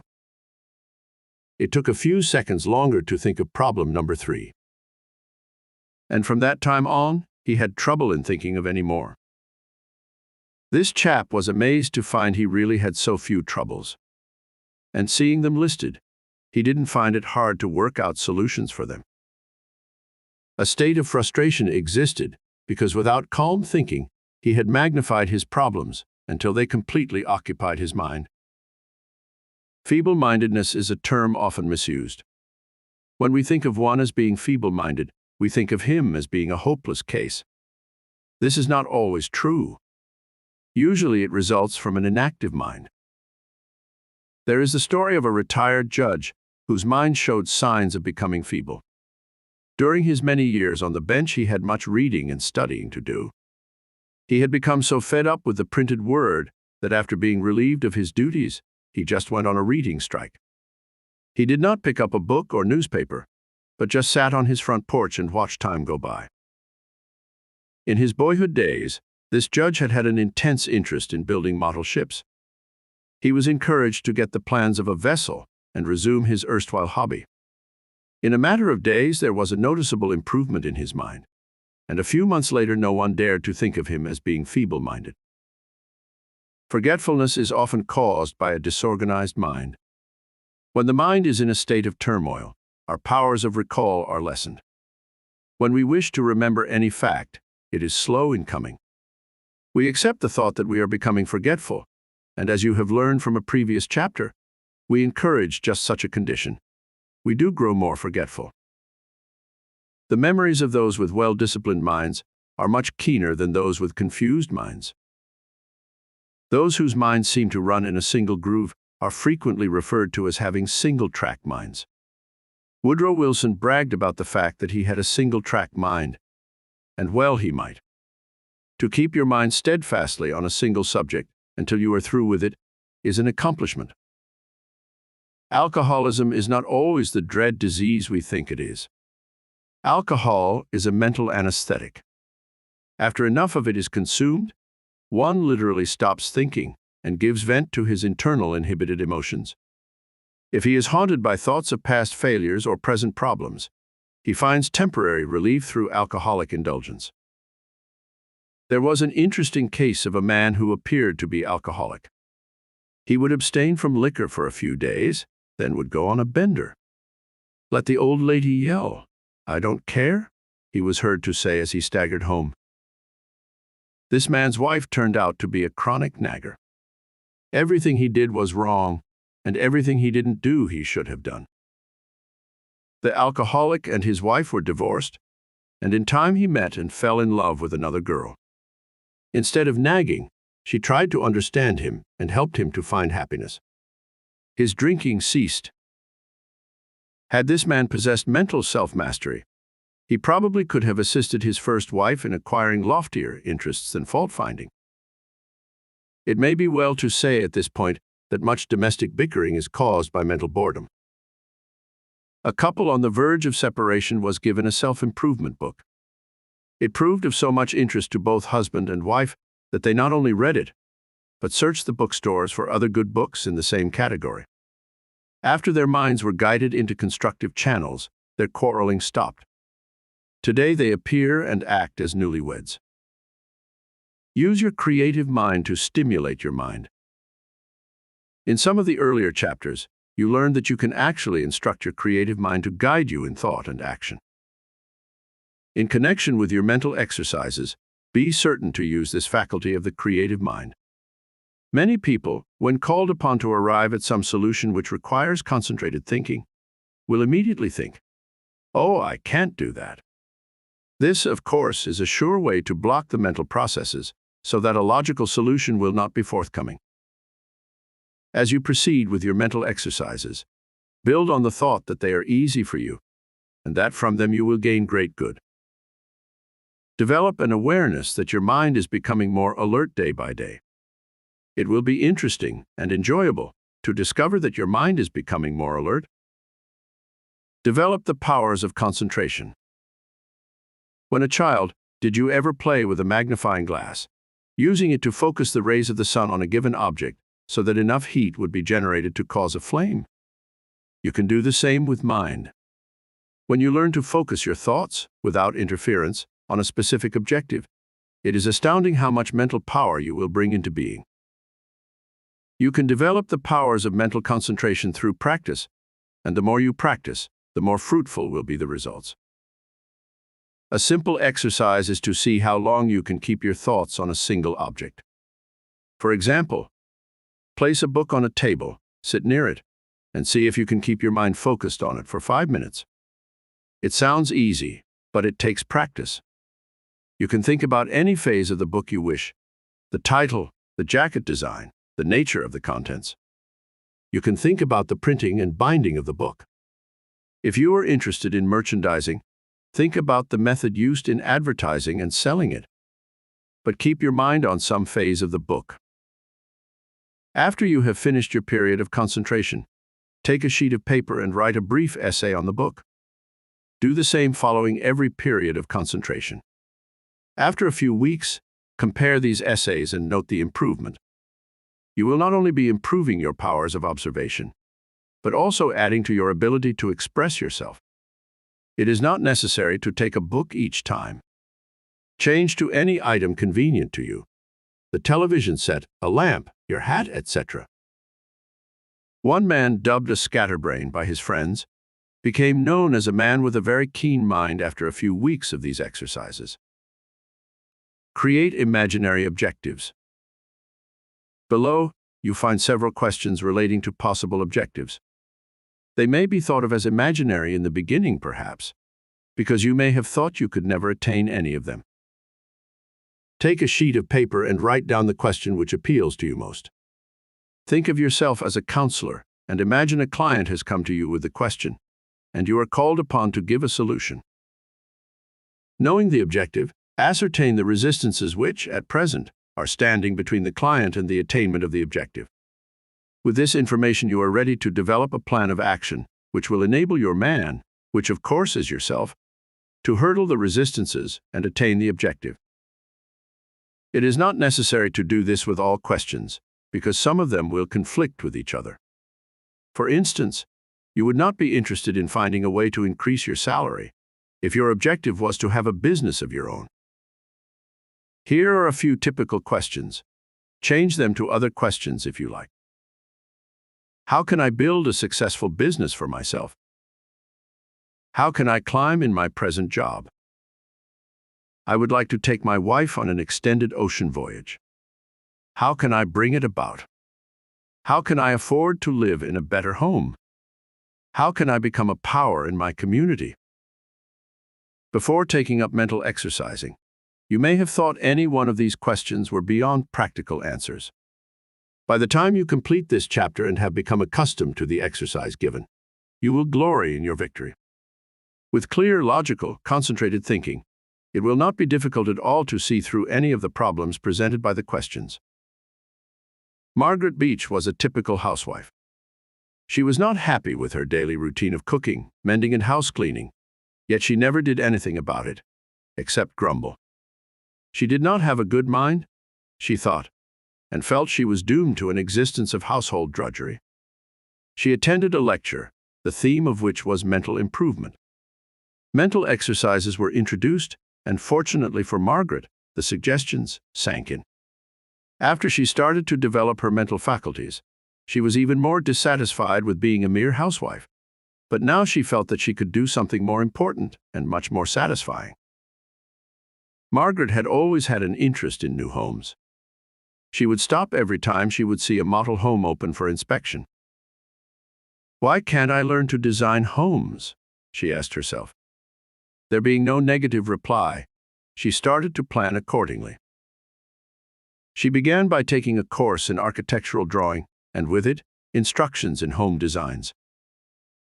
After she had acquired enough knowledge to begin, she arranged with a builder to make drawings for home additions he might be authorized to build. So successful was Margaret with these assignments, she started creating designs for new homes which were grabbed up by her local builders. Now Margaret Beach is happily making an income on which to employ a housekeeper, relieving her of the work she had so disliked. And one of the ultramodern homes she has designed will be built for her own use. Minds can make men giants so far as personal power and accomplishment are concerned. This is just as true with your mind as it is with the minds of others. Put these exercises to use, and soon you'll find a new you emerging from that which exists today. Objectives will not be something to wish for, but things to do.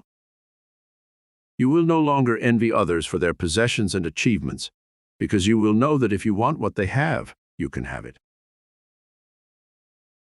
14. Thoughts are pictures. Pictures are patterns. If you should hear the word house, what do you see in your mind's eye? Do you see the letters H-O-U-S-E? No, you see a picture of a house. It may be your own house, a house you admire, or the dream house you expect to own someday. The mind does not think in words, but in pictures. When you are reading, you are continually translating the words your eyes see into pictures. In other words, you see what you read. Not all words can be changed into pictures. The word love, for instance. But when we think of a word which does not lend itself to pictures, we do the next best thing. We associate it with a picture word. When you hear the word love, you are likely to see in your mind's eye the picture of one you do love, your wife or husband or sweetheart. When one has difficulty in remembering what he has read, it is usually because of a bad reading habit. His eyes have been following the words, but he has not been changing the words into pictures. In my books, I often urge the reader to think while he reads. In reality, this means see while you read. You can go to a movie and watch a play which may run for 2 hours or more. Later, you can describe the whole film in most exact detail. This is because you have been watching the story in pictures. Such magazines as Life and Look have thousands of pictures submitted to them which they never use. The picture editor on such magazines studies these pictures from the standpoint of reader interest. If he does not think that a picture will appeal to a large segment of the readers, it will not be used. The picture editor, therefore, is one of the most valuable employees on the staff. The growth of the magazine's circulation depends upon him. Since thoughts are pictures, mental pictures will be either negative or positive, depending upon the trend of thought. Establish this thought in your mind right now. Negative thoughts cause negative reactions. Positive thoughts cause positive reactions. Now then, since thoughts are pictures, does it not behoove you to appoint yourself as a picture editor to evaluate the mental pictures entering your mind? You agree, I am certain. Pictures are patterns. In earlier chapters, you learned that the creative mind accepts thoughts of the conscious mind as instructions and reproduces in our beings or affairs whatever you hold in thought. We can now enlarge upon the original statement by saying that the pictures held in the conscious mind will be accepted as patterns by the creative mind. Have you ever played one of those old-time player pianos? A wide roll of paper filled with small holes and slots would pass over a tracker board, having a series of openings, each opening representing a key on the piano. No matter how many times you played a certain music roll, you always got the same tune. It would be foolish to think that one time the roll would produce Annie Laurie, and the next time you would get Yankee Doodle. Mental pictures are just as infallible. You cannot hold a picture of failure and expect it to guide you to success. As an illustration, suppose you are over your head in bills and have a negative type of mind. What are the mental pictures you see? You see your creditors getting judgments against you. You visualize your salary being attached, and as a result of it, losing your job. Such pictures become realities because of a mental block. You see no way of getting the money to pay the bills, with the result that creditors will take action. Your problems cause you to become inefficient at your job, which you eventually lose. All right. What kind of pictures would a positive mind hold under the same circumstances? Your pictures would probably see you going to your creditors, asking them to be a bit lenient so that you could gather your forces and work out ways and means of getting the extra money needed. You would work harder at your job so that your services would be recognized and a larger income given to you. You would solve your problem in keeping with the positive mental pictures. You will now see the wisdom of becoming your own mental picture editor. If a negative picture attempts to enter your mind, rouse, damn it. Replace it with a positive one. Mental television. A phenomenon is a fact. Our description of it is a theory. This truism may well apply to what I am about to say. If I hit my fist against the top of my desk, a sound will register in your ear. That is a phenomenon. Should I attempt to explain what happened from the moment my fist made contact with the desk until the sound reached your ear, that would be theory, which might or might not be correct. In talking about mental television, I will explain certain established phenomena, but my explanation will be theory. How can one bring about success through positive mental pictures when others are involved? I am often asked, and it is a good question. It is true that one's success is always dependent upon others. If he could fully control his success, failure would be out of the question, because one would do only those things which would prompt success. An individual's success, if he is an employee, will depend upon his employer. If he is a businessman, it will depend upon his prospective customers. So you will see that a person's mental pictures, to be effective, must influence others in addition to himself. If there is any foundation to Dr. J.B. Rhine's theories regarding extrasensory perception, ESP, and I definitely believe there is, then, since thoughts are pictures, there must be a transmittal of mental pictures from one mind to another, or, as one may say, mental television. In a television studio, the cameras in front of the subject would be of no value unless there was a power to project the image on the various screens throughout the country. In order to project a mental picture, power must also be applied, and that power is enthusiasm. When you have a success picture, and that picture is backed up by enthusiasm, it will most likely be received and acted upon by the one involved in your success. Let me tell you a true story of a man who had been held back by wrong mental pictures, and then zoomed to success through right ones. This man, Joe Thomas I'll call him, operated a small machine shop. His equipment consisted of a lathe, drill press, and some hand tools. He did the work and his wife answered the telephone and kept books. Joe's income was just about sufficient for their necessities. One day Joe happened to listen to a broadcast I was giving, in which I talked about the mental pictures we hold. This provocative subject caused Joe to do a bit of thinking, and looking within, he thought of the mental pictures he had been holding of himself and his business. He later admitted with some embarrassment that he had never been able to see himself as anything but a small operator. He had considered that if he kept busy, that was about all he could expect.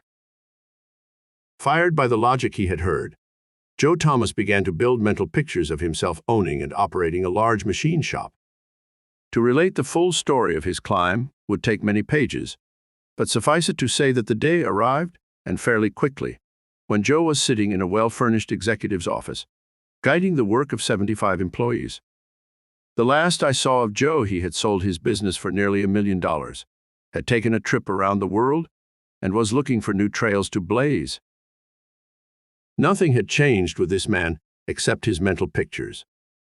Business conditions were no better than when he operated his one-man shop. But the moment Joe started to see himself as a big operator, his creative mind began guiding him in thought and action so that he became a big operator. What things soever ye desire. There is a passage in the good book which fits in very well with the subject matter of this chapter. It will be found in Mark 11:24. Therefore I say unto you, what things soever ye desire when ye pray, believe that ye receive them, and ye shall have them. This statement, to many, is hard to believe. How can I believe I have something which I know I do not possess? They will often ask. What this statement really means is that you should hold mental pictures of yourself enjoying the use of that which you may desire.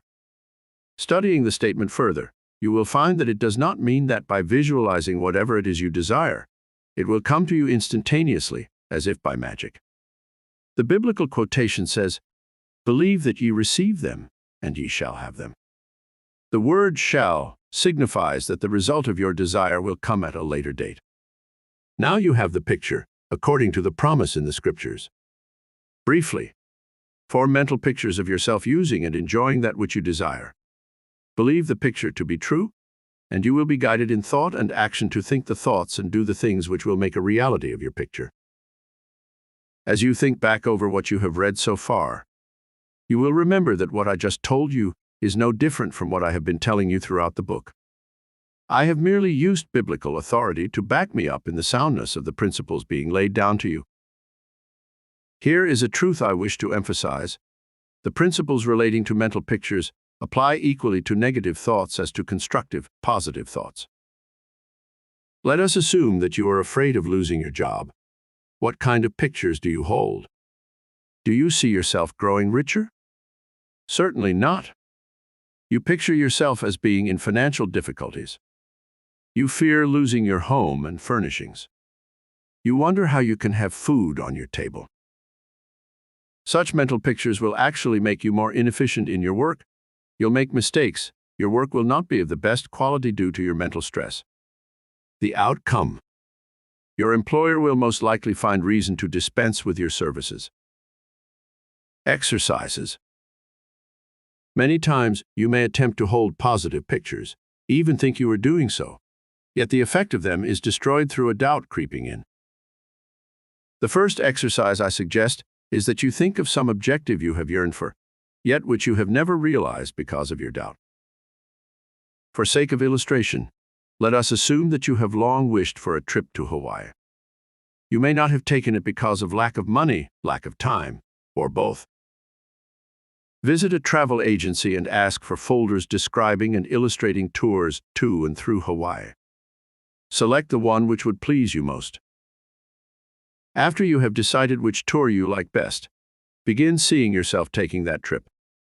Do not wish for it, but see it as a reality. As you look at pictures of the ship, visualize yourself enjoying the deck sports or merely relaxing in one of the comfortable deck chairs. See yourself in Hawaii relishing the freshly picked tropical fruit or lolling on the beach soaking up the warm rays of the sun. Do not overlook the Hawaiian luau, a famous Hawaiian feast.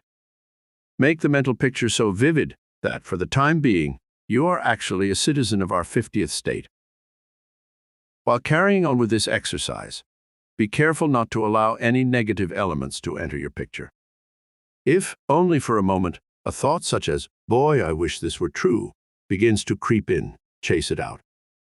It will offset the good already built up through your exercise. Because of your exercising, the Hawaiian tour is about to become a reality, no doubt about it. You are visualizing the experiences you are soon to enjoy. What will happen?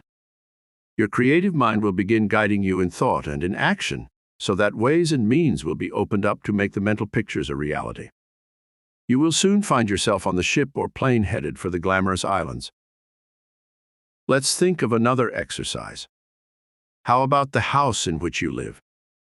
Would you like to have a larger and better one? All right, this will make a splendid exercise. Visualize the type of home you would like and the number of rooms. See yourself actually living in such a home. Remember the biblical passage quoted earlier, "What things soever ye desire when ye pray, believe that ye receive them, and ye shall have them." While picturing your new home, see it as a reality. See it complete in all details. If you have wanted a den, add one to your mental house. Perhaps you are a hobbyist and would like to have a shop all your own. You can have it, so add it. A swimming pool. Yes, if that's your desire. Since it is true that your creative mind works best while your conscious mind is either pleasantly occupied or in abeyance, the best time to exercise is when you are partaking of refreshing recreation, or, better still, while asleep. Make it a point to practice your exercises every evening just before going to sleep. After making yourself comfortable in bed, relax, then turn on your mental pictures. Again, let me warn you, do not see the pictures as wishes, see them as realities. If some problem has come up during the day, instead of keeping yourself awake by worrying about it, hold mental pictures of the solution to the problem. This will eliminate your wakefulness and help you to drop off quickly to peaceful sleep. And while your conscious mind is thus in abeyance, your creative mind will work on your problem, ready to bring a solution into consciousness when you awaken in the morning. I will give you one final exercise before concluding this chapter. This exercise will pertain to health and physical well-being. My earnest advice to you is to start out by having your doctor give you a thorough checkup. If he finds anything basically wrong with you, have it attended to. Many people have an illness consciousness. They continually fear that some new ailment is developing. Knowing as we do that there is intelligence in every cell of the body, mental pictures of ailments of various sorts will actually transmit the message to your cells, with the result that you will always be feeling on the aches and pains side. And holding mental pictures of illness will, during the process of cell renewal, bring weaker cells into being. Develop mental pictures of radiant health. See yourself continually getting better and better in every respect. Instead of looking for ailments, notice how much better you are getting. Awaken in the morning with a glad-to-be-alive feeling. Think how good it will be to arise and start another challenging day of exciting activity. Encourage your creative mind to guide you in thought and action so that good health will be a reality as well as your rightful heritage. Along with your evening exercises concerning your objective, hold pictures of your physical being as glowing with radiant health. Know that your creative mind will guide you in thought and action so that you will do the things necessary for good health, both as to diet and physical exercise, that you will have the buoyancy and vitality to carry through on the objectives you are visualizing. If you have passed what has formerly been accepted as middle age, forget it. Most people, as they approach the 80 years and 10, develop an age consciousness. They feel they are too old to start this or that. I definitely believe that when we learn how to live and to think, the normal lifespan of man will not be 70, 80 years and 10, but will exceed 100 years. I am holding my own lifespan as being 125 years, and I am living accordingly. Now that I am in my 70s, I feel better, physically and mentally, than I have at any time in my life. Perhaps I will not live to be 125, but I will not shorten my life through fear of death. I intend to keep busy and happy until the grim reaper comes along with his scythe, beckoning me onward. What you have learned in this chapter is not for temporary use. You have learned a new principle of life. You have gained some new tools which will make achievement assured and easy of accomplishment. As I often say, knowledge is of no value unless you make use of it. Make use of this new knowledge now. Start developing the ability to create mental pictures of what you want without fear that you'll fail to achieve them. Mastering this will be like falling heir to a tremendous storehouse of everything you've ever desired, with the knowledge that all of it is yours, merely for the taking. 15. Your mental eraser. Many effective means of memory training have been offered to the public, but to my knowledge, there is no course teaching one how to forget. A philosopher once said, "It is the memories of the past and the fear of the future which make our present so difficult." One of the reasons why it is so hard to maintain positive thoughts is our memories of past hardships and failures. If your road has been a tortuous one, you are likely to have a conflict of mental pictures if you now try to visualize success with smooth sailing. Your recalling unpleasant situations of the past may tend to neutralize the success pictures for your future. You will now understand why it is so important to develop your faculties of forgetting, just as it is important to develop the ability to remember. Let us return to a statement made earlier in this book. You are what you think you are. The impression you have of yourself represents an accumulation of mental pictures acquired throughout a lifetime. Since 95% of all people incline toward the negative side, it is most likely that you have a negative impression of yourself, unless you are one of the fortunate 5%. In other words, you think of yourself as being destined by fate to live a hard life. And as a rule, you do. If you had a mental eraser and could wipe away all of the unpleasant negative pictures, replacing them with positive ones, your future years would be successful and ideally happy. Perhaps I should say, your future years will be successful and happy, because I know you will lose no time in using your mental eraser once you've got it. In suggesting that you erase all negative mental pictures, there is one point I wish to make clear. The pictures of your past unpleasant experiences should be erased so far as they affect your present activities, but they should not be removed from your memories. During my long life, I have had some bitter experiences and have learned many things the hard way. But I wouldn't part with those memories for anything. Now that I have learned how to master conditions and have gained a reasonable amount of success in life, I can more fully appreciate what I have by comparing my present with my past. Do you remember the rich man I told you about who wished he could once have been poor? We therefore face this provocative dilemma. We should retain mental pictures of past experiences as a means of comparison, yet we should erase negative mental pictures so that positive ones may take over. Perhaps the best way of solving this problem is to take all pictures of former events, unpleasant ones particularly, and place them in our memory files for reference purposes only.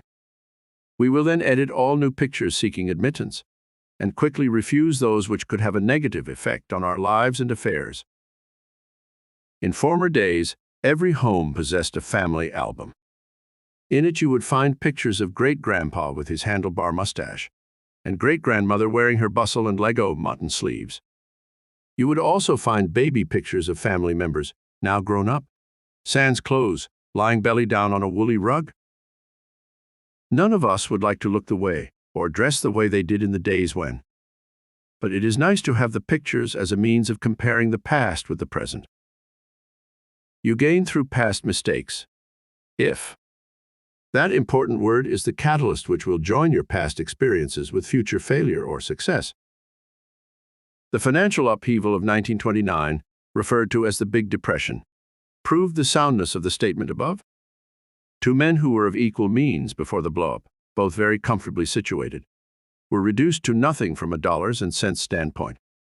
One man took his plight so seriously and with so much self-pity that he went down for the count.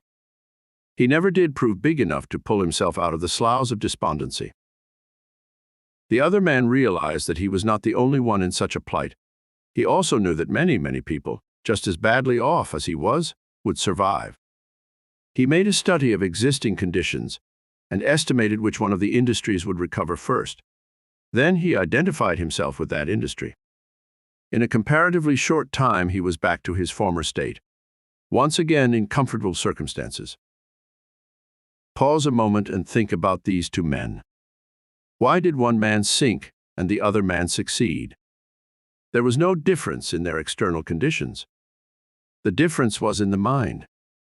One man accepted the mental pictures of disaster, and as you learned in the previous chapter, thoughts are pictures and pictures are patterns. There was nothing this man could do but fail, since he saw himself as a failure. The other man used his mental eraser, erased the disaster pictures, except to put a copy in his mental album for future reminiscence, and replace them with success action pictures. Exercises.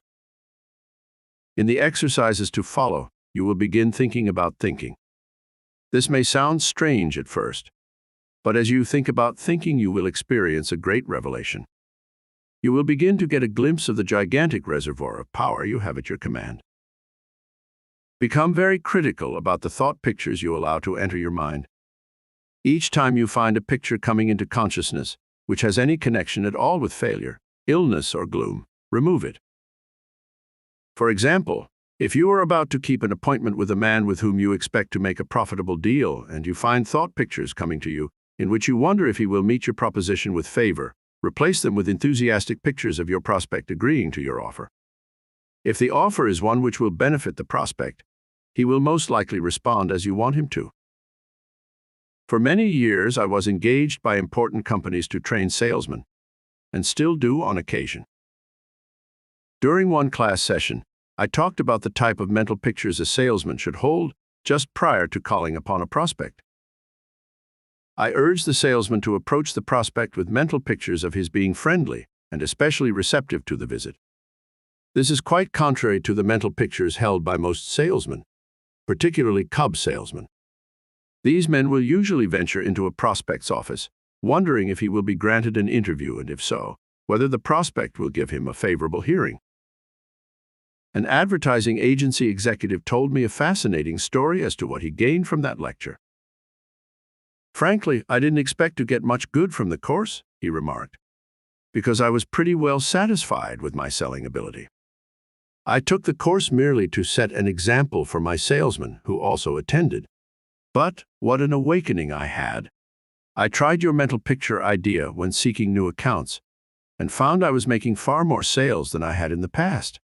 My business increased by leaps and bounds." As another exercise, think of this book as something far greater than a mere book. Think of it as the password which, to you, is the open sesame to a more abundant life.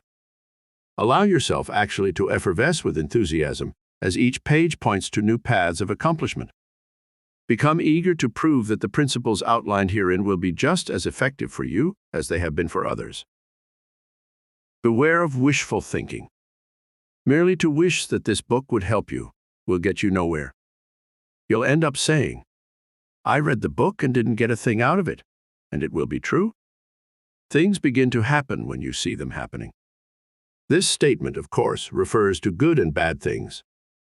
If you see dire things happening, you are directing your powerful creative mind to make the pictures realities. Be thankful, however, that the reverse is true. When you see good things happening, you are directing your forces to make those pictures realities. Think about thinking. Do this and you'll soon understand why people are as they are. When you are with a ne'er-do-well, study his type of thinking. You will invariably find that his circumstances reflect his thinking. He thinks in terms of "I can't." He has all sorts of alibis about why he is not doing any better than he is, and unfortunately, in most cases, he really believes his alibis are reasons instead of excuses. Spend a bit of time with a go-getter. Study his type of thinking. Instead of giving alibis, he shows results. If a problem presents itself to this man, instead of feeling he is licked, he will ask himself, "Let's see. How can I master this situation?" And he does. He holds mental pictures of successful action. His creative mind guides him in thought and action so that he does solve the problem. Imagine his satisfaction. Such a man finds the game of life far more thrilling than any other game he might play. Grow rich while you sleep. Please excuse all the repetitions, but I do want to make you so aware of certain principles that they will become a part of you. Bedtime is an excellent time to fill your mind with constructive pictures. Erase all pictures which might have come into your mind because of the day's experiences. Go to bed with mental pictures of the big things that will happen the following day. Know that while you sleep, your creative mind will be given the necessary information to guide you in thought and action, so that on awakening, you will revel in the certainty that you are facing an important and successful day. Avoid reverse positives. Sometimes a positive affirmation can be negative in results. As an illustration, assume that you are working out a routine to overcome timidity. The self-instruction, "I will overcome my timidity," is a positive statement, but it creates a negative condition.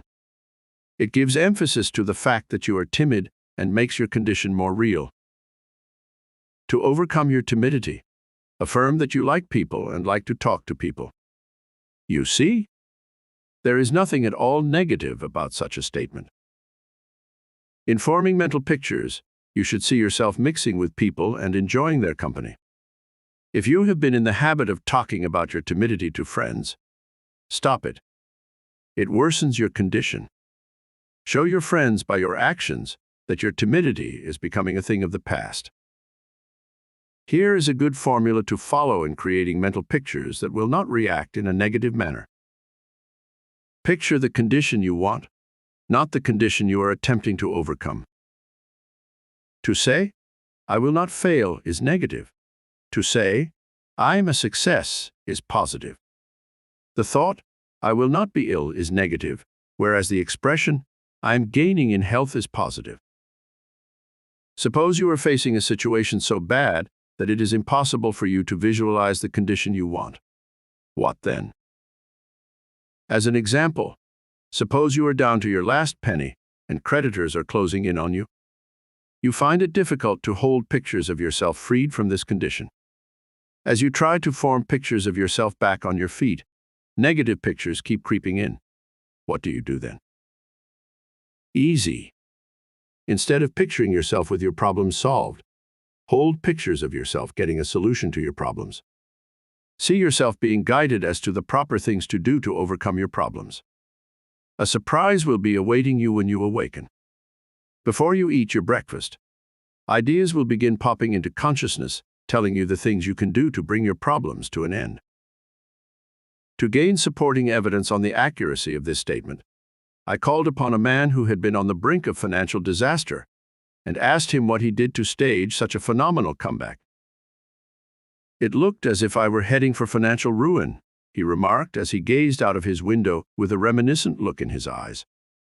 "I just couldn't hold mental pictures of my problem as being solved," he said. Then I recalled having read the statement, "There is a solution to every problem. Otherwise, it would not be a problem." And it seemed to add up. That night, as I retired, instead of calling upon my creative mind for a solution, I asked for guidance in working out a solution.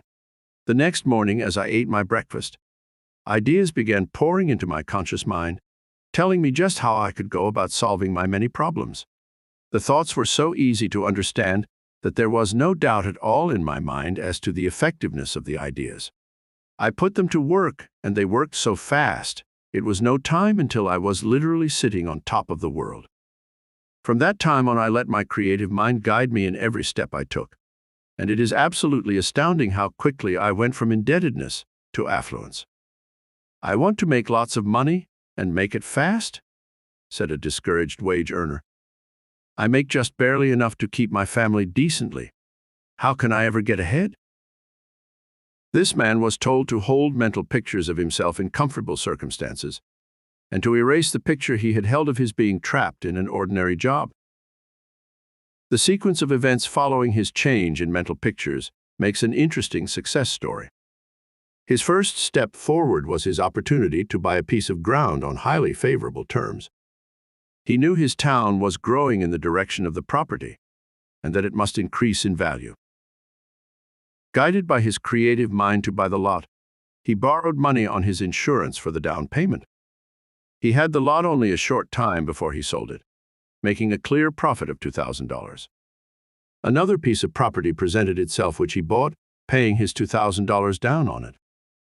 This piece of real estate was large enough to subdivide into residential lots. He did just that, and realized a total profit of $21,000. It would be a waste of space to carry on with this success story, since you already know the outcome. This man did make lots of money, and he made it fast. The extent of your success depends entirely upon the clarity of your mental pictures. If you can take your mental eraser and obliterate all pictures of doubt and inadequacy, replacing them with pictures showing the condition you would like to have, and if you have sufficient faith to know that you can attain it, watch out. Things will begin to happen. Do not leave this chapter too hastily. Practice the exercises given with the assurance that the results will lift you to whatever height you choose. 16. Building a consciousness of success. We first think in terms of success before we manifest success, is the first motto I wrote after learning the influence of mind over matter. Practically every chapter in this book is written to impress upon you the fact that all achievement begins with thought. But knowing this is not enough. We should learn how to build a success consciousness. As a very simple illustration, let us think of a delicious cake. The layers, the frosting on top, the filling all taste so delicious that much culinary skill must be required to produce it. But if you study the recipe and see that you take so many cupfuls of this, a tablespoon of that, etc., you find that, by carefully following instructions, there is no mystery about it at all. A genuine success consciousness does not mean that you might succeed. It is a definite promise of success. A success consciousness is that state of mind in which you cannot see yourself as anything but a success. Remember this. Know it to be true, because it is true, as the following story will show. A friend of mine frequently spent time with me in my hobby shop. He constantly reminded me that he was not a bit handy with tools, and that he would find it impossible to build the things he had seen me build. One day I took the time to prove to him how wrong he was. I took the plans of a cabinet and literally dissected them. This plan calls for 6 pieces of lumber 30 inches long, 12 inches wide, and 1 inch thick. Could you take a board and cut it according to those dimensions? I asked. Without hesitancy, he admitted that he could. Then I mentioned the size of other members of the cabinet and asked him if he could cut those according to size. He said he could. On and on I went through each step, and he agreed that each would not be difficult. The outcome of this experiment was that he went home and built a really good cabinet. Now his hobby shop is replete with power tools, and his home shows evidence of his handiwork in every room. As soon as he gained a success consciousness regarding woodworking, he became proficient. A success consciousness will lead you to success in any direction.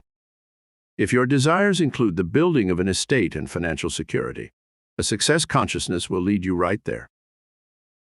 A formula for building a success consciousness. Were you to pause right now and reread this book before continuing further, you would be able to write the formula for building a success consciousness. But for your convenience, I will give it to you here, step by step. 1. Know that anything accomplished by another can be accomplished by you. Read the story of the world's greatest industrialist, Henry J. Kaiser, and you'll find that he started life under very humble circumstances. He inherited nothing, but built his fortunes himself. Did Henry Kaiser ever say, "I wonder if I can do this," or "I wish I could do that"? No.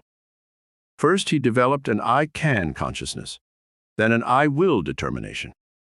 The result, as you know, was an empire admired throughout the civilized world. Kaiser's greatest accomplishments came in his later years in life. Today, as this is being written, he is in his late 70s and is still continuing with his constructive work. He proves that age is no barrier to the man with the I will spirit. So, in creating an I can awareness, burn those 4 letters, ICAN, into your mind. Avoid the use of the words hope, wish, and try and emphasize the word can. Every time you view the achievement of another, instead of quickly thinking, "I can't," know that, if you wish, you can achieve the same thing. Even though, at the time, this may not seem exactly true to you, make the statement just the same. Soon you will find that your mind, instead of closing with a negative feeling that the task is beyond you, will begin to understand how simple it will be for you to accomplish the deed. 2. Create an "I will" attitude. As soon as you get an objective which you know will help you to reach a higher objective, get started on it at once instead of putting it off till the tomorrow that never comes.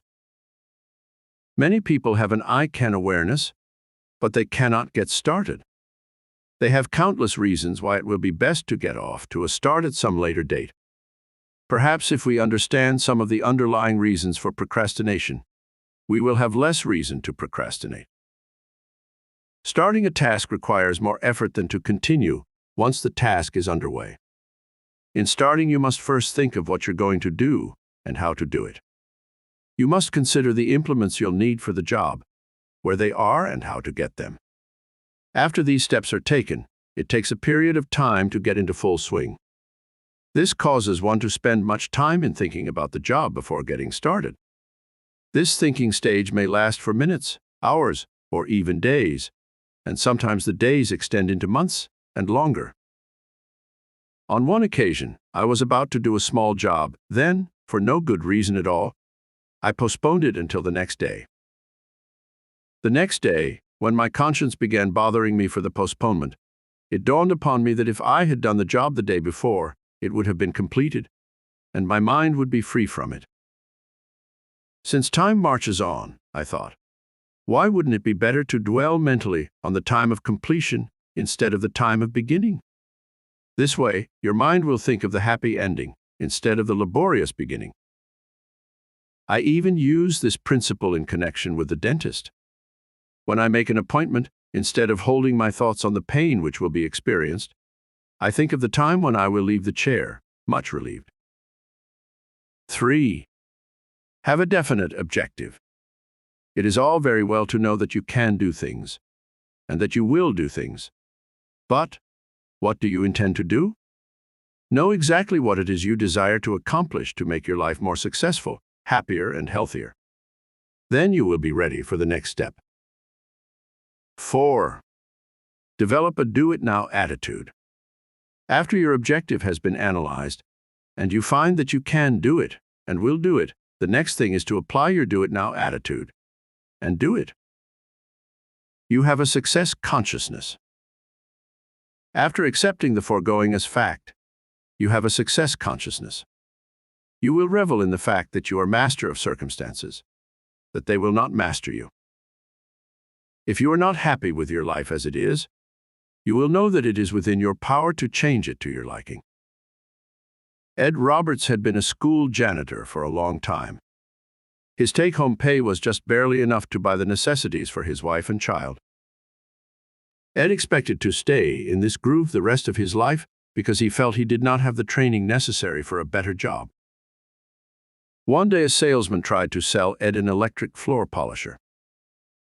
"Oh, I could never afford that on my salary," he faltered dismally. "Why don't you earn more money?" queried the salesman deliberately. 1,000 thoughts raced through Ed's mind concurrently. "Yes, why don't I earn more money?" he asked himself. He thought of many Toms, Dicks, and Harrys who had no better background than he had, but who were doing far better than he was. A light began to shine brightly in Ed's mind as he thought of many things he could be doing, which were not only more remunerative than what he was doing, but far more elevating. For several days the remark made by the salesman, "Why don't you earn more money?" haunted him.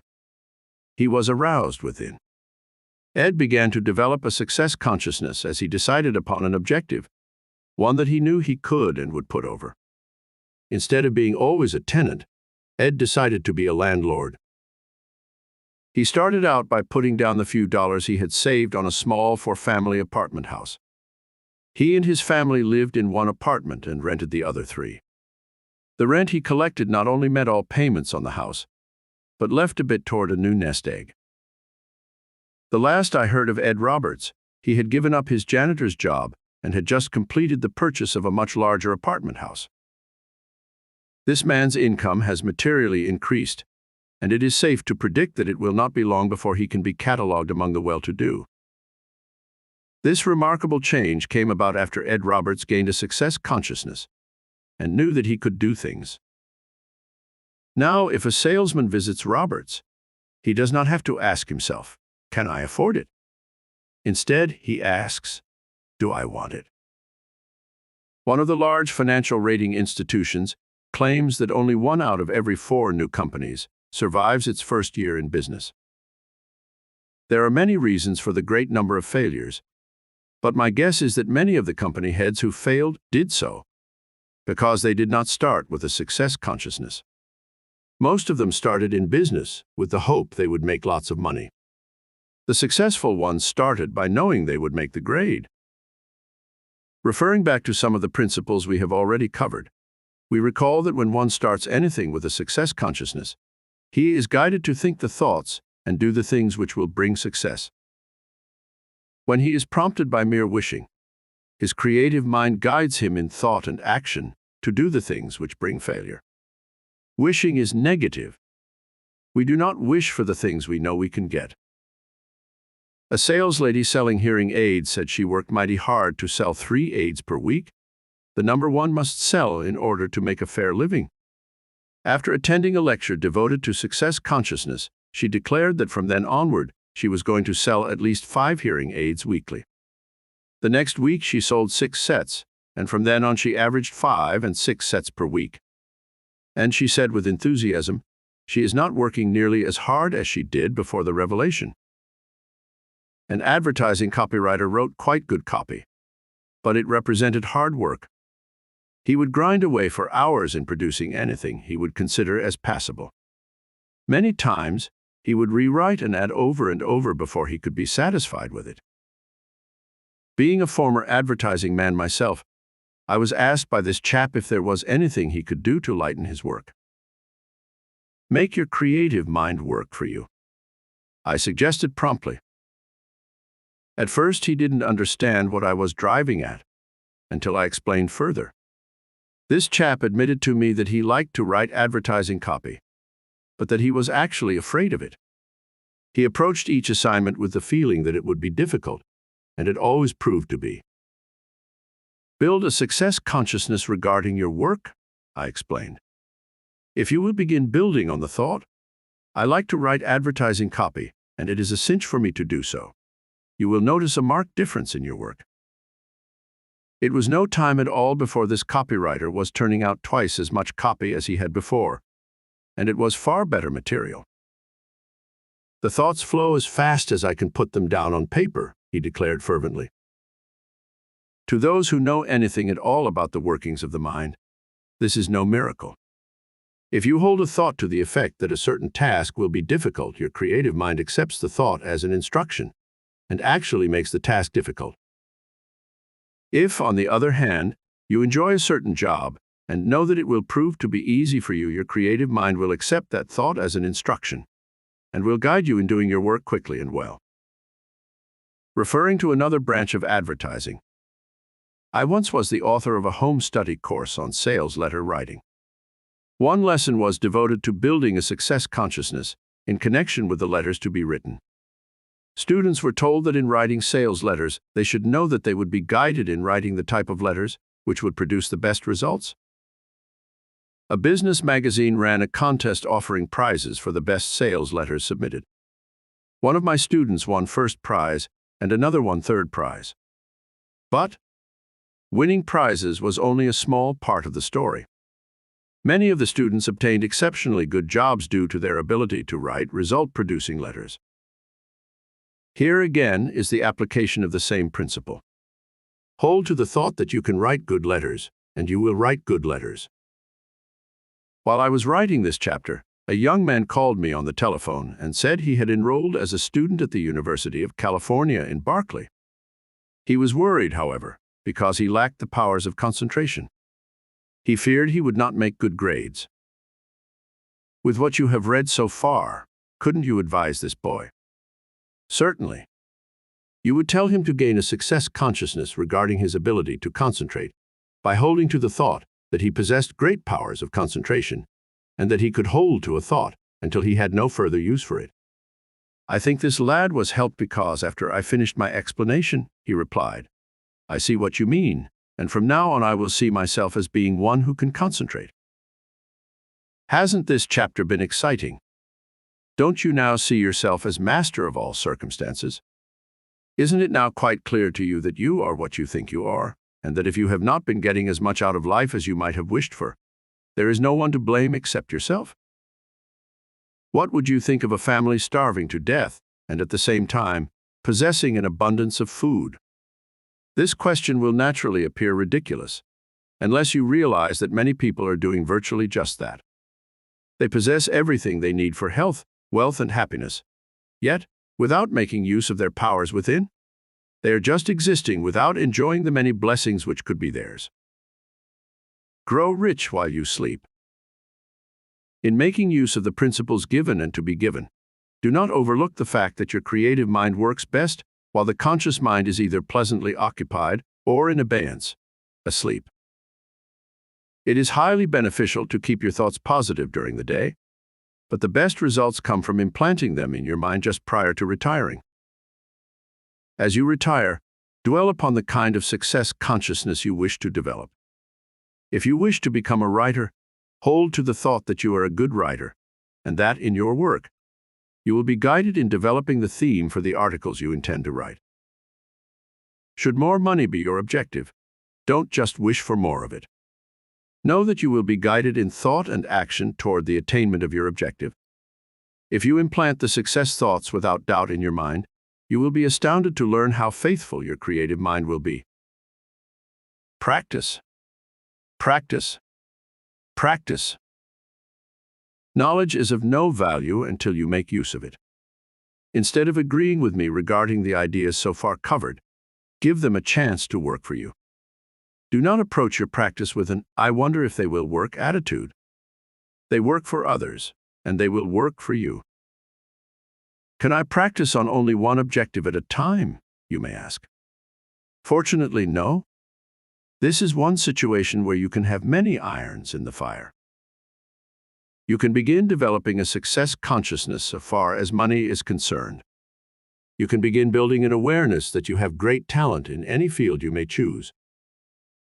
If your personality is not what you might like, begin developing a success consciousness, which will guide you to think the things and do the things which will make your personality most magnetic. Before beginning the next chapter, pause a moment for contemplation.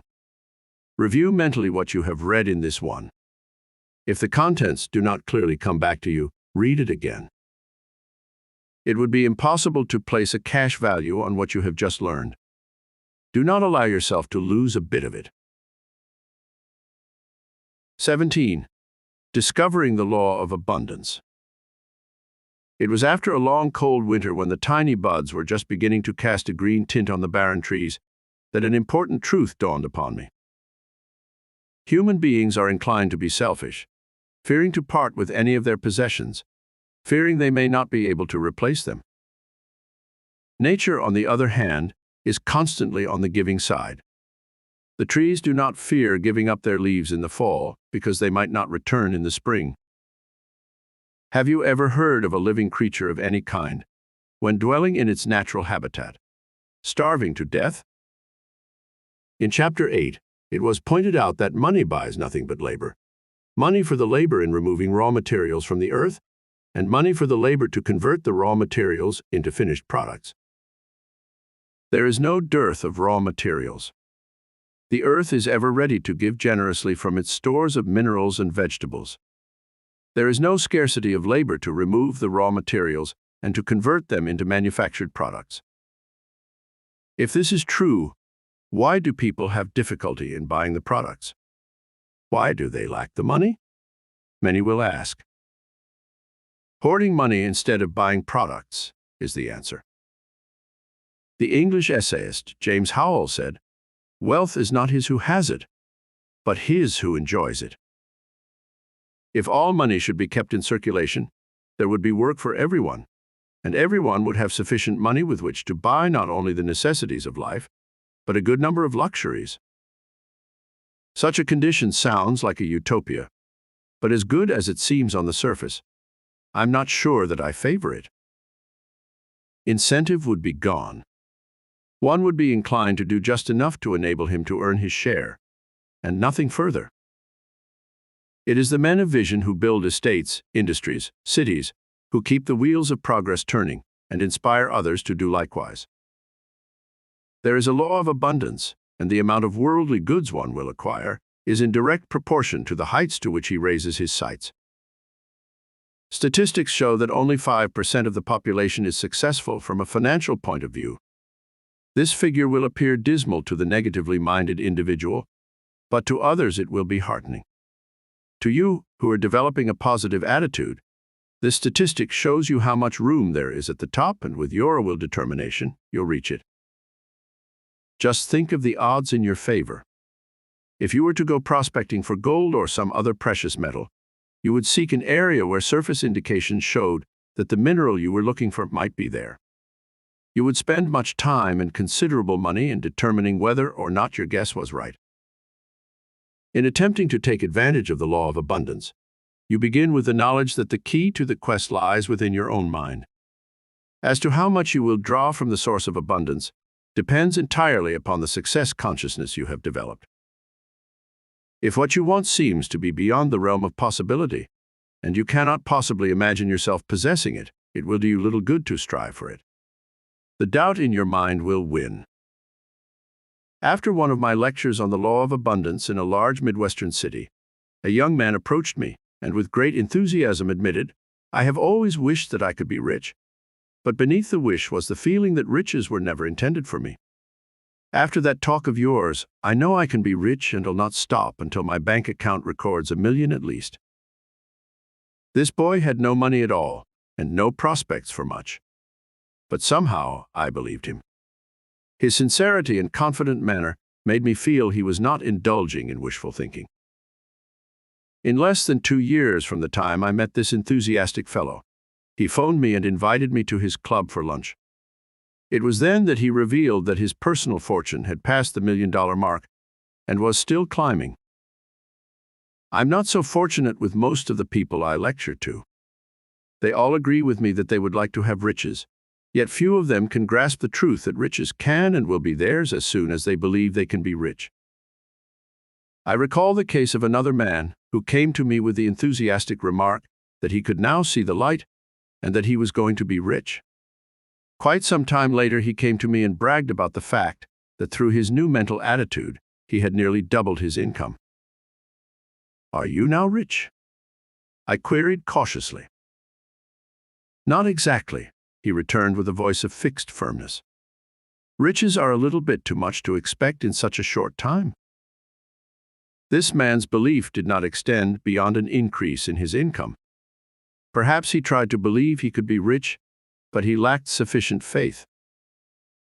All right, if a changed mental attitude could double your income, haven't you now grown mentally to the point where you can see yourself as being really rich? I asked. He gave a quick affirmative answer, and although I have not seen him since, I feel certain that when I do, I will be greeting a rich man. A man in Florida, when still quite young, amassed a fortune of over $1 million, but through unsound investments, quickly lost it all. Although this man was unhappy over his loss, he was not discouraged. His reasoning told him that he still possessed the ability he had when he accumulated his riches, plus much added experience. He started all over again and is now back in the class of the millionaires. The dominant idea in this chapter is to cause you to believe. You might go through the lip service of saying you believe, but do you? You've heard the story, I am sure, about the parson who spent a few days with a family who were members of his congregation. During dinner, the subject of conversation was faith. "Do you believe with the Bible that faith can move mountains?" asked the husband. "Yes, I do," the parson reflected calmly. "All right, tonight I'm going to bed with the belief that the mountain facing our home will be gone in the morning," proclaimed the head of the household. The next morning, he eagerly looked out of the window, and seeing the mountain still there, bragged, "I knew it wouldn't go away." Many times, what we think is faith is nothing but wishful thinking. We sincerely try to believe, but the long-established pattern of doubt in our minds breaks through and neutralizes the thoughts which we hope will become beliefs. It may sound strange to you, but in many cases a person will subconsciously resist the positive thoughts he works on consciously. This is usually due to a guilt complex of some sort.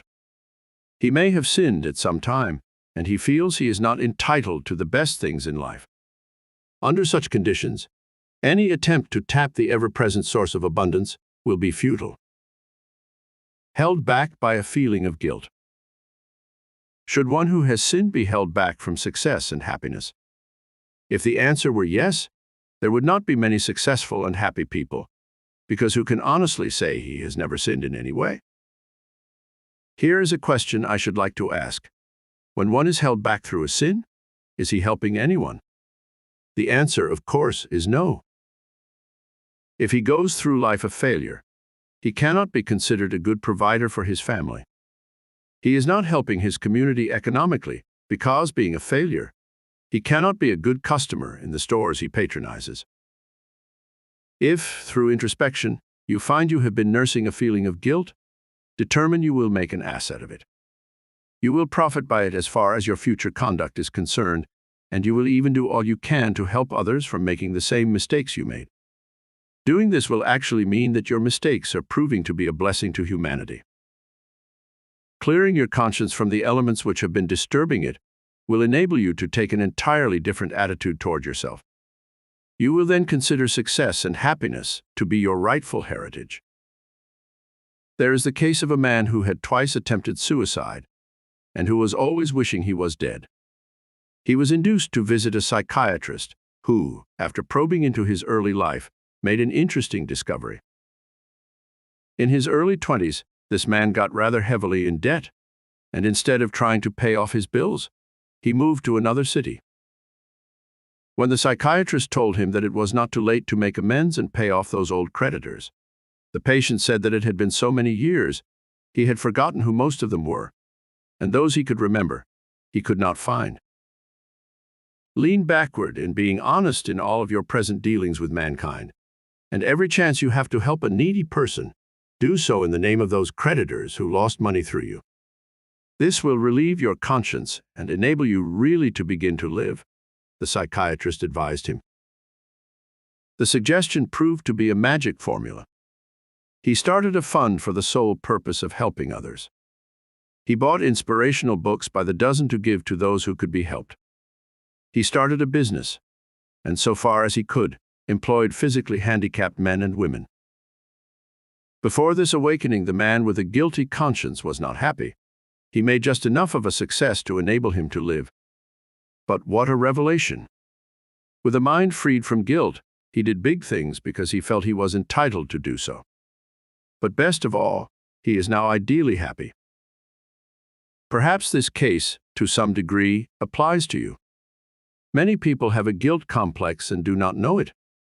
If you have an inner feeling that you are not entitled to success, know that each new day can be the beginning of a new life. Because you cannot relive the past, and your future depends upon what you do about it now, not what you did 10, 20, or 30 years ago. Do you know why so many prison parolees commit crimes right after gaining their freedom? They have guilty consciences. They look at themselves as criminals and do what criminals are expected to do. Those capable of cleansing their hearts and souls of all the ill will they have felt for themselves will be successful in making a new start in life. Ex-convicts who are big enough to realize that guilt is part of the price they must pay for their crimes will live it down in time and gain the respect of those who know them. How real is the law of abundance? "Oh, I don't believe in that mind over matter stuff," a young man said impertinently. "They claim if you think just so and then do certain things, you're all to the good. Success will grab you by the hand and stay with you the rest of your life." Most people think this way. That is why 95% fail to grasp success in life. "Do you consider yourself a success?" I asked this skeptical one. "No, I don't," he quickly replied. "Why not?" I continued. He gave many excuses. He had had too little education. He knew no one of importance who could help him to better himself. He had no money and could not leave his job long enough to make a start in another field. And on he went, not at any time giving a valid reason for his failure. The way this man talked about success, you would not think there was enough of it to go around, and that a large percentage of people were doomed to failure. I talked at length about the law of abundance, and pointed out that there was enough success for everyone, and that the more people who acquired success consciousness, the more there was for others. Through a series of carefully thought-out questions, I led this fellow on, until he had given a full list of his alibis, most of which he believed himself. Then I went through these alibis one by one, and proved they were not reasons, but mere excuses. Finally, a gleam came into his eyes, and he began to see that there was a solid foundation under the premise of mind over matter. He not only thought of things he could do, but things he would do. Real estate had been of interest to this man throughout his life, but he never felt he could be a success in it. Since in most states one must pass an examination before obtaining a license, this man decided to take the steps necessary to become a realtor. He took a night school course in real estate, took the examination, and passed. It did not take long to get a job in a real estate office, and with his changed attitude, he did quite well. In fact, the first month he made a sale which netted him $765 in commissions. The next month he went over $1,000 and kept climbing. He left his job and opened an office of his own. Accumulating a good sum of money, this fellow purchased a tract of land and started a home building development. He is now the guiding hand in a multi-million-dollar enterprise. Does he still question the validity of mind over matter? Does he doubt the law of abundance? "How blind can one be?" he asked while giving the story of his rise to fortune. "Open your eyes and let the light of opportunity enter your consciousness," he counsels the doubters. "Out there," pointing to the great outdoors, "are fortunes for everyone willing to accept that truth. The riches are so close to you that you can literally reach out and take them," he added. "Times are bad, and it is hard to make a start," was the alibi given by one man who had made a poor showing in life. To which I replied, "Stuff and rubbish." During bad times, the greatest leaders are born. At such periods, there are opportunities galore, everywhere you look. During bad times, if you tell an executive that you know how he can increase his business, he will open his ears and listen intently. When business is good, he is not apt to pay any attention at all to you. Shortly after the crash of 1929, when businesses were closing in every direction you looked, I talked to a man who was preparing to open a new business. Friends tell me I am crazy to open a business at this time, but I'm not afraid. I'll put it over in a big way. This man did put it over, and by the time the depression had ended, he was so far ahead of those just trying to get started, they never caught up with him. Depressions are not products of nature. They are man-made. Likewise, good times are created by man, not nature. During the 1929 depression, I was operating an advertising agency in New York. Daily, I had men and women coming into the office actually begging for jobs. They needed them because they were without funds to meet household expenses. A man in Seattle, Washington, picked my firm as one he would like to associate with. Every few days, I would receive a letter from him regarding the job he wanted. In every letter, he would outline ideas for increasing my business, but in none of them did he intimate his need of a job. Although there were thousands of unemployed people within walking distance of my office, I sent across the continent for this man. Instead of seeing a world which was standing still, this man believed in the law of abundance, and by his actions proved its existence. Will you test the law of abundance? In this life, we first creep before we walk, and walk before we run. This may be a good pattern to follow in testing the law of abundance. Test at first in a modest way. Perhaps you are driving an old car. Millions of new ones are being made every year and will be sold to millions of people. One of them might just as well be you. Decide first of all that you intend to get a brand new car. Determine the make and model you wish. Establish in your mind that you have the necessary faith to enable you to get it. Then put that faith into action. Before retiring at night, implant in your creative mind the idea that you will be guided to think the thoughts and do the things that will make the new car a reality. This test should mean much to you. It should make you begin to understand that you can get what you want in life. If you will operate with faith and not wishes, you will be amazed to find how quickly you will be driving your new car. Go a step further in your next test. Is it a business of your own? Use the same principles, and it will not be long until your name appears over your building. No shortage of blessings. Remember, there will never be any shortage of the blessings nature is willing and anxious to bestow upon you. The law of abundance is unfailing. Work according to the law, and it will work for you. In bringing this chapter to a close, there is one thought I wish to emphasize. Be happy. Be happy that you now are really qualified, through the use of the law of abundance, to enjoy life. To quote James Howell again, wealth is not his who has it, but his who enjoys it. 18. You become rich right now. I believe one can get rich if he goes about it the right way, a young husband admitted candidly. But it takes so long to make the grade that it requires more ambition than I have to put it over.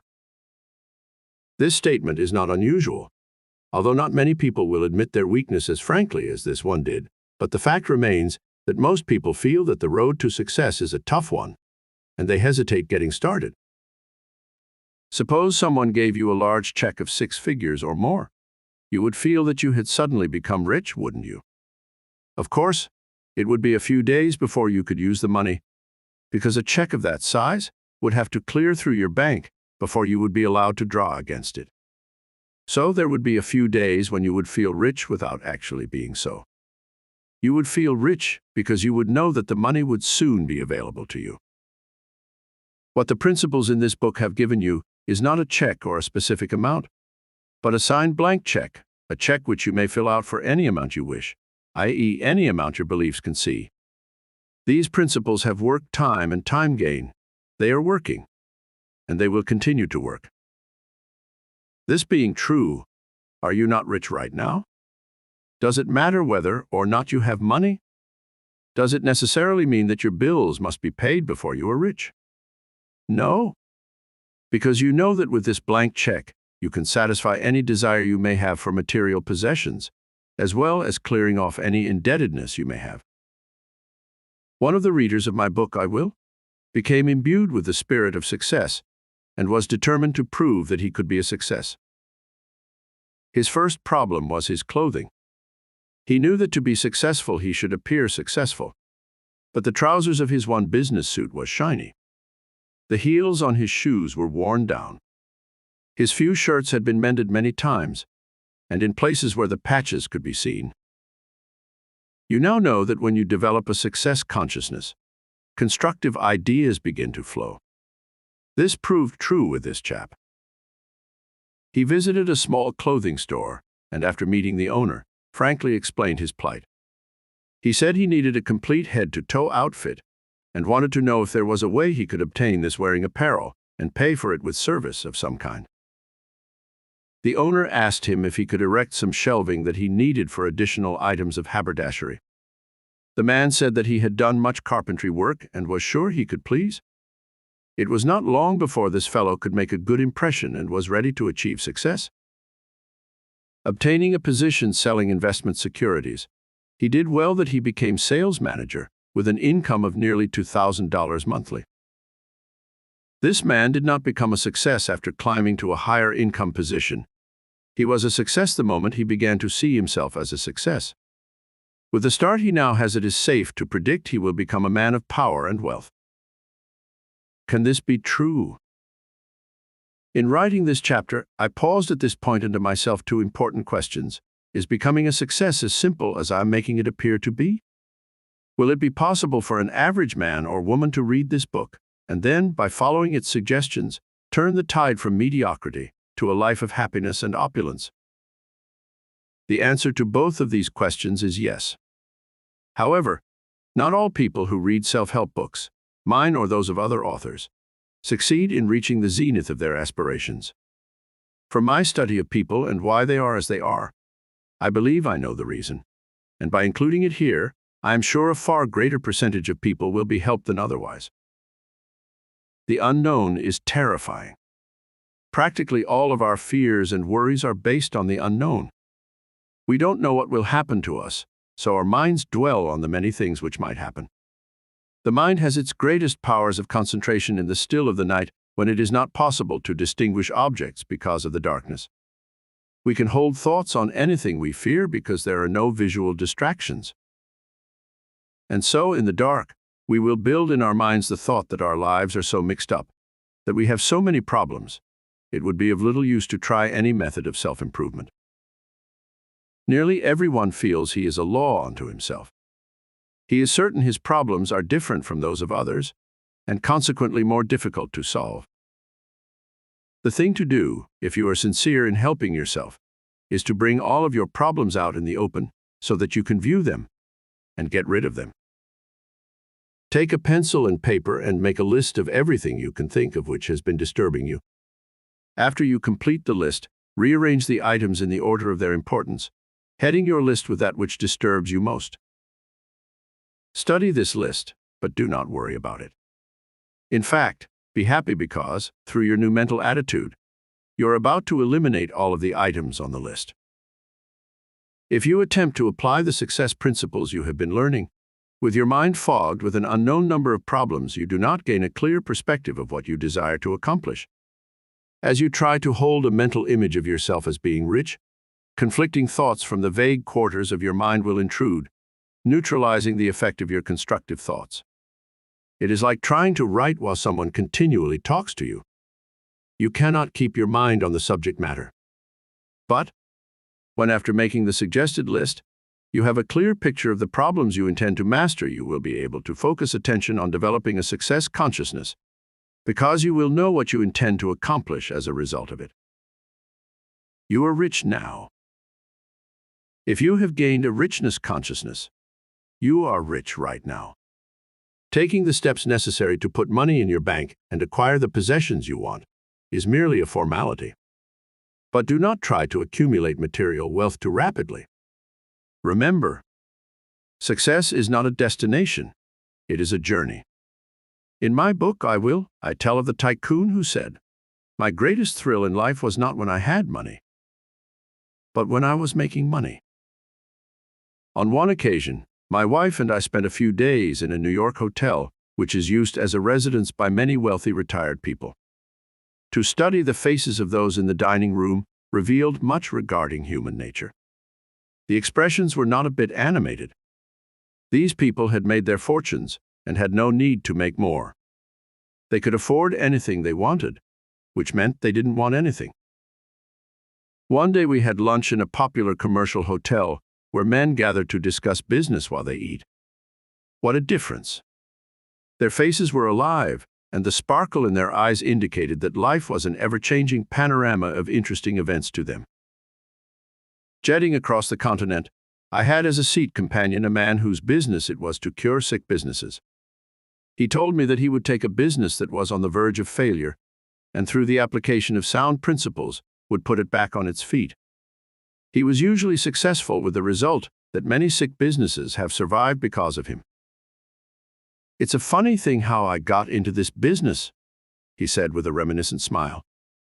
"I had been an accountant, and one time when my work was a bit slack, I took some time to help a friend of mine save his business, which was rapidly heading for the rocks. I saved his business and got so much satisfaction in doing so, I decided to become a sick business doctor, which has kept me happily occupied ever since." "What do you do for the business head that he could not do for himself?" I asked with marked interest.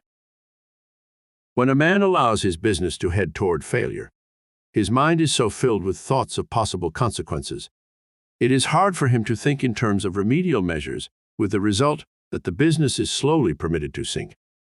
I, in an impersonal way, can concentrate on things to be done to put the business back on an even keel.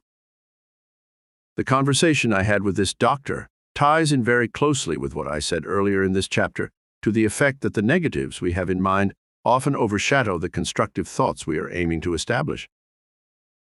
One man told me that the reason he could not see himself as being rich was that he could not kid himself. He knew what his circumstances were, and to think of himself as being rich was something he could not do. He also said that to go around among his friends who knew his circumstances and pretend to be rich would make him feel like a downright faker. This man is right, and I too, under similar conditions, would feel the same. I do not mean that one should pretend he is rich. One is either rich or he is not rich. If you have a rich consciousness, you are rich no matter how many or how few worldly goods you may have, because it is within the realm of possibility for you to manifest riches. Now that you are gaining a success consciousness, do not go around talking about it, or even pretending. As you build your estate, your friends and relatives will observe your progress. They will know that you are rich. Spiritual riches. Bringing up the subject of spiritual riches near the end of this chapter may seem like putting the cart before the horse. Because of all riches, spiritual riches are of greatest importance. In Matthew 16:26 we read, "For what is a man profited, if he shall gain the whole world and lose his own soul?" Practically all of this book up to this point has dealt with material wealth, a better home, larger income, financial security, etc. But gain as you will not be assured happiness unless you gain spiritual riches. The key to spiritual riches is contained in a 4-letter word: love. Whenever I use this word here, I mean love in every respect. Have love for those near and dear to you. Do not conceal it in your heart, but give expression to it. Remember, love is one commodity of which it is true that the more you give of it, the more you get in return. Do not be afraid to declare your love frequently to those closest to you. In my many years of marriage to Edel, my little girl, my sweetheart, my wife, I do not believe there has been a night when she has not told me she loves me. Naturally, in return, I give her assurance of my deep affection for her. Have love for the work you are doing. The more love you put into your job, the better will be your work. The time will pass more quickly and pleasantly. Your compensation will be greater. Have love for all of those with whom you come in contact. The man in your market, the bus driver, the elevator operator, the boy who shines your shoes. In fact, love all of humanity. I can't love bad people, some will say. I believe there is more good than bad in the worst people. You can love the good in them. Many so-called bad people show their bad side because they feel everyone thinks of them as bad. They might as well have the game as well as the name, they think. Show genuine interest in the bad fellow, and he will try to prove that he is not so bad after all, which shows the influence love can have on others. Have love for all nature. Love the birds, the animals, the trees and flowers. You can even love the rains because they mean nourishment for all vegetation. This may seem hard to believe, but one should even love his adversities, because if viewed in the right light, they mean experience and knowledge, both of which can prove of great value in the future. Begin developing a good disposition. Remember, anyone can blow his top when something goes wrong. It is the big man who can control himself under adverse conditions. And the one who can control his disposition is the one who gains more friends. And, returning to the subject of material success for a moment, the man with a good disposition is usually more successful than the sourpuss, because people like to deal with him. It is a fact that a man is far happier when he has a good disposition than otherwise. The title of this chapter is, You Become Rich Right Now. This is true with you, if you will permit it to be true. Right now, begin thinking of yourself as being rich, both in mind and in your affairs. Do not wish this to be true, but know it to be true. Tonight, when you retire, fill your mind with thoughts of being rich in mind and in your affairs. If you wish, you can go to sleep with a thought such as, I give thanks that I am rich in mind and in my affairs. As I sleep, my creative mind will work out ways and means of guiding me in thought and action, so that, when awake, I will think the thoughts and do the things which will enable me to manifest mental and material riches. You may consider this chapter as the most important one in the book. Do not neglect it by reading it hastily. If you reread it before starting on the next one, you will gain even greater good. 19. Psychosomatic ailments. Are they real? The word psychosomatic is so new, only the most recent editions of the popular dictionaries included. Psychosomatic ailments are those which are physical manifestations of emotional disturbances. Although a psychosomatic ailment results from an emotional disturbance, nevertheless it is a physical disease. Those with this disease are actually suffering from a physical disease and not a mental one. Are these emotionally caused ailments real? Yes, and the pain they produce is real. Some of the emotions responsible for psychosomatic illnesses are fear, anger, disgust, grief, surprise, yearning, etc. Dr. John A. Schindler's fine book, How to Live 365 Days a Year, Prentice Hall, has a partial list of complaints which suggests that the common things people complain of are often emotionally induced. Since psychosomatic ailments are usually so painful, the average patient would not be satisfied merely to be told his trouble was in the mind. He feels he must have a prescription of some kind. Frequently in such cases, the doctor will prescribe a placebo, which, as you undoubtedly know, is a pill without any medicinal value at all. When I lived in New York, I was frequently visited by a friend of mine who lived in Pennsylvania. This man suffered from a psychosomatic heart condition.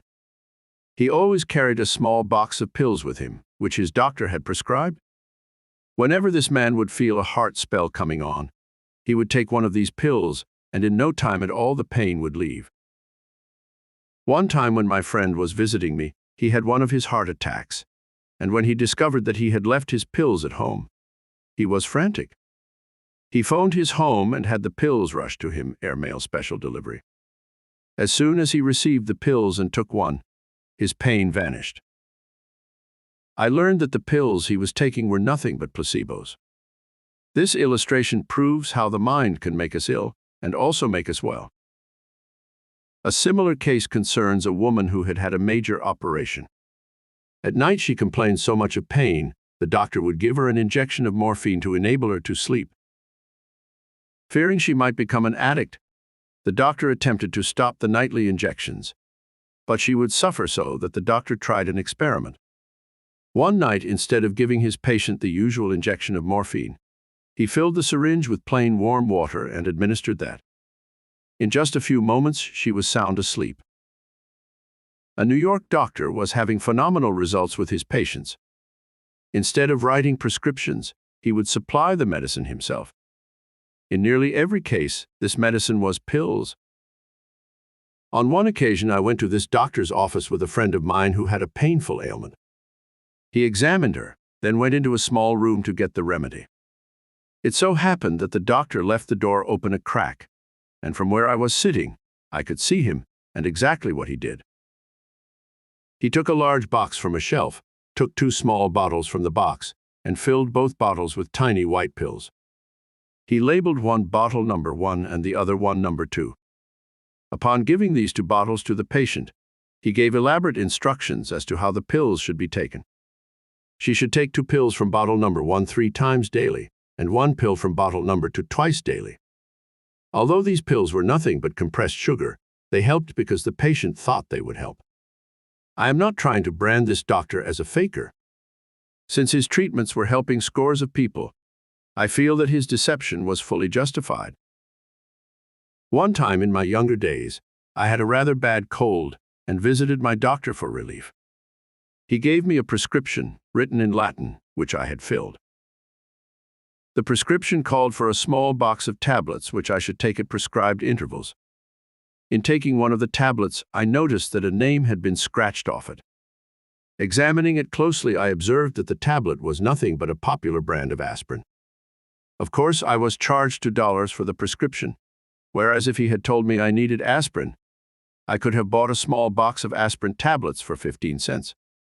When I next saw the doctor, I asked him why he caused me to spend more money than was necessary. If I should tell the average person that all he needed was aspirin, he would not feel like paying for my time in examining him, the doctor told me. Please do not misunderstand me. I'm not going on a tirade against doctors. If I am casting any reflections at all, I am casting them on members of the public, people just like you and me. Placebo for seasickness. A woman who could not take an ocean voyage without becoming seasick went to her doctor for a prescription at the time of a trip. She was given a small pill box containing plain sugar tablets. Although the sea was fairly rough, she proved to be a good sailor and bragged to her deck companions about her fine doctor. Isn't this interesting evidence of the power of mind over matter? Another example comes to mind. There is a couple who visits us quite frequently, and during the evening are always served refreshments of some kind. The wife would never touch coffee, claiming that if she should drink a cup she would not sleep that night. One evening, as an experiment, I told this woman she could drink all the coffee she wished, because we were serving coffee with the caffeine removed. She drank a cup, then asked for a second one. The next morning, she phoned my wife asking for the brand name of the coffee, stating that it was so good to be able to drink coffee at night and not be kept awake. Of course, the coffee she drank was regular coffee containing the usual amount of caffeine. An article which appeared in Reader's Digest told of an experiment tried on a hay fever victim. Artificial flowers of the type which are supposed to affect those suffering from hay fever were brought into his room. Thinking they were genuine flowers, he sneezed continually and his eyes began watering, until he was told of the ruse. Is death ever psychosomatic? I believe definitely that death is often hastened psychosomatically. Most people have so thoroughly accepted the 70 theory that as they approach the age of 70, they think in terms of age. Should they pass 70, they believe they are living on borrowed time. At that age, they think of every ache and pain in terms of age. Their minds actually make them old. I firmly believe that if their minds could be kept off their age, they would live years longer and remain in better health during their lives. After I passed the age of 70, it was amazing how many people commented on my age. I hope I can be as young as you are when I am 70. Many of them would say. Naturally, if I were at all susceptible to such thoughts, I would feel old indeed. The truth is that I have so thoroughly erased all age consciousness from my mind, I cannot think of myself as being anything but young. Instead of feeling older as the birthdays roll around, I rejoice that I have lived so many years and feel so young. The story is told of a psychological experiment carried out on an illiterate laborer. He was in his early 60s and was showing his age considerably. He was growing old because he thought a man of his age, and especially one who had worked so hard, should be old. Through some tricky calculation, it was falsely proved to this man that he had mistaken his birth date and that he was 10 years younger than he thought he was. In a matter of days, this man looked younger and acted younger. He began doing a full day's work without too much fatigue. Later, he found out he had been tricked and slipped right back to his former aging self. Blind people who lost their sight early in life will look young longer than those with sight. The reason is further proof of the power of mind over matter. Their minds hold the picture of how they looked the last time they saw their reflection. One time I visited my hometown after having been away from it for over 20 years. During those 20 years, I had carried mental pictures of people as they appeared when I had seen them last. What a change! It took a while before I could adjust myself to seeing them as they were, instead of as they had been. If it were possible for us to live a few years without seeing our reflections, we would stay younger. As it is, each time we go to the mirror, we are not looking for signs of youth, we are examining our faces for further signs of age. One more story, and I'll complete this chapter on psychosomatic ailments and move on to the next chapter, which will show you how to develop a health consciousness. Mrs. Maria Lewis, a widow in her late 70s, had lived on the Pacific coast for many, many years, but her home was in the East. Maria's health had been failing, and those near her felt she was about to die. Her relatives had always warned her to be careful because of her age. They were continually having her take medicines of all kinds. She did feel old and thought that her day of reckoning was not far away. Mrs. Lewis's son, who lived in New York City, came west on a business trip and decided to do something nice for his aging mother. He thought it would be fine to take his mother back to New York with him, so that she could visit some of her friends of days gone by. The other relatives thought it cruel of this son to take the mother on such a long trip, feeling she could not stand it. At the railroad station, a group of sad-looking people came to see this mother and son off. Sure, it would be the last time they would see her alive. After the train had pulled out, the son took his mother to her drawing room and had a very frank talk with her. "Mother, this is going to be a most healthful trip for you. You will enjoy every minute of it and will get lots of rest. There will be no conversation regarding illness because you will not be ill." Before this trip, she had been advised as to everything she should eat and not eat. On the train, she ate what appealed to her, and what an appetite she had gained. In a few days, this mother and son arrived in New York, and she was raring to go. She kept her son busy taking her around, and not once did she show any ill effects of the journey. To the contrary, she seemed to get better and better day by day. All good things must come to an end, and eventually Maria Lewis was brought back home. Can you guess what happened? Once again back in the atmosphere of constant reminders of her age and waning strength, it was only a short time before this precious mother was as ailing as she had been before her trip. I think in this chapter, I have given enough evidence to prove the reality of psychosomatic ailments. Although most of this book has been devoted to showing you how unnecessary it is to live in want, I do feel it desirable to include a bit regarding health, because wealth without health will never give happiness. A health magazine published statistics showing that there was more illness among the rich than among the poor. The reason for this, I believe, is that rich people want to live longer and are always consulting doctors and visiting health resorts. Their minds are kept on illness instead of health. A poor man, on the other hand, cannot afford all of the expensive treatments, and as a rule, gets none. He keeps his mind on strength because he has to work to make both ends meet. This last thought is given to you as a warning.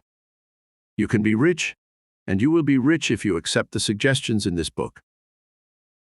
As your estate grows, let your consciousness of health grow with it. 20. Developing a health consciousness. How well is well? Perhaps you have never asked yourself this question. It will prove interesting to think about it a moment, and doing so may start a train of thought which will carry you into a state of happiness you have not known before. When do you think of yourself as being well?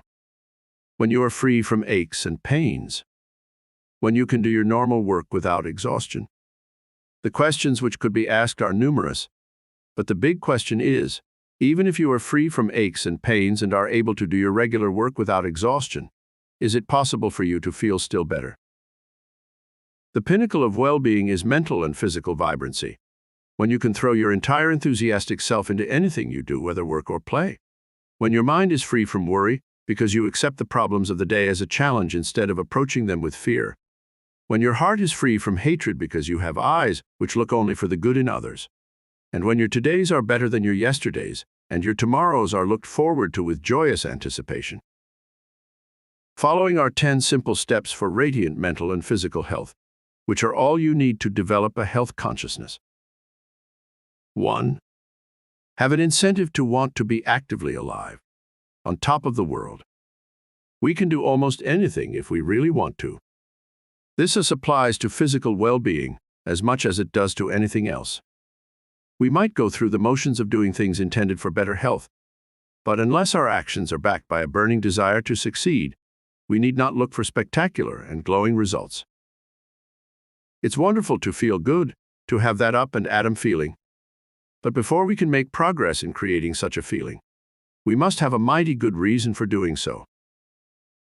Step 1, therefore, is to acquire an incentive, a valid reason for wanting every fiber of your being to effervesce with vibrant energy.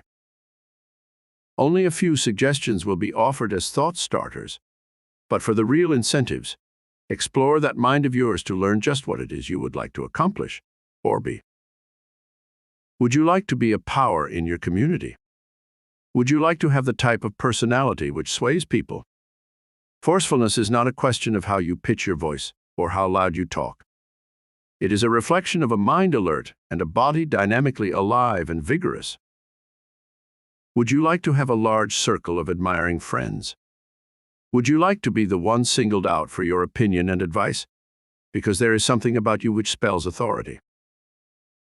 Would you like to be elected to important posts in your lodge or club because of your personal magnetism? Perhaps your desires might run along the lines of personal accomplishment. You may have said, "I would take up the study of music if I felt better." Or it might have been painting or the mastering of one of the many crafts.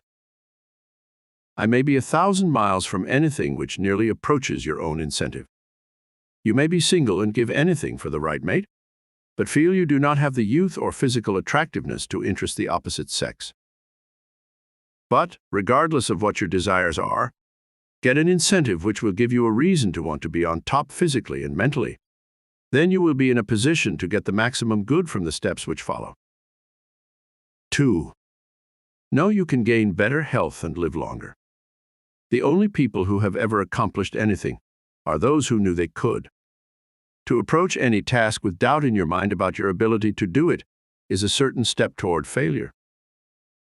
Buoyant health is not something we acquire by luck. It is a reflection of the way we think and the way we live. Bodies which creak with aches and pains are not given to us by fate as a punishment of some kind. We have them because of the way we live and think. The mistake which most people make is to think that the price we pay for a joyous state of well-being is so high, the reward is not worth the effort. How utterly wrong! One might say that sacrifice is part of the price we pay for a vigorously alive body. But is it? Let us take a few habits as examples. Think of those who smoke to excess and whose hands shake if they are without a cigarette for a few moments. Would it be a sacrifice if they were to practice moderation to the extent that a smoke would be enjoyable, instead of a means to keep from suffering? Think of those who drink too much. Is the intense suffering from a hangover the reward they gain from the habit? Would it be a sacrifice to suggest moderation, that a drink could be taken now and then for sociability, instead of being the means of shearing one of all semblance of culture and refinement?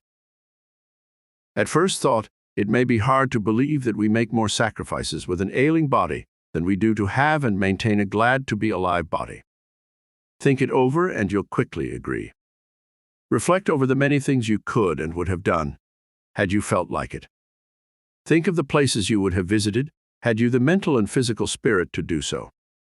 And think of the countless hours of feeling just half fit. Your judgment tells you that if you embark on a program aimed at glorious health, you can accomplish it. So, step 2 is to know you can gain better health and live longer. It may be necessary to resort to a bit of mental discipline in developing a better health consciousness. If, for years, you have been seeing yourself as one under par physically, it will take an effort to get yourself to the point where you know, beyond doubt, you can enjoy radiant health. Motion creates emotion. We learn, so for a few days, hold to the thought, I can gain robust health. Of course, accepting the thought that you can gain better health is not enough. You must take the steps which will make better health a reality. In other words, the realization that good health is within your grasp must be brought into reality by action. 3. Get your mind in order. As you learned in the previous chapter, the word psychosomatic is now frequently heard in connection with illnesses of various kinds. Doctors are including many ailments in a long list of those which are originated in the mind. This fact does not mean that a psychosomatically sick person is insane. It merely means that most psychosomatic conditions result from fear and worry.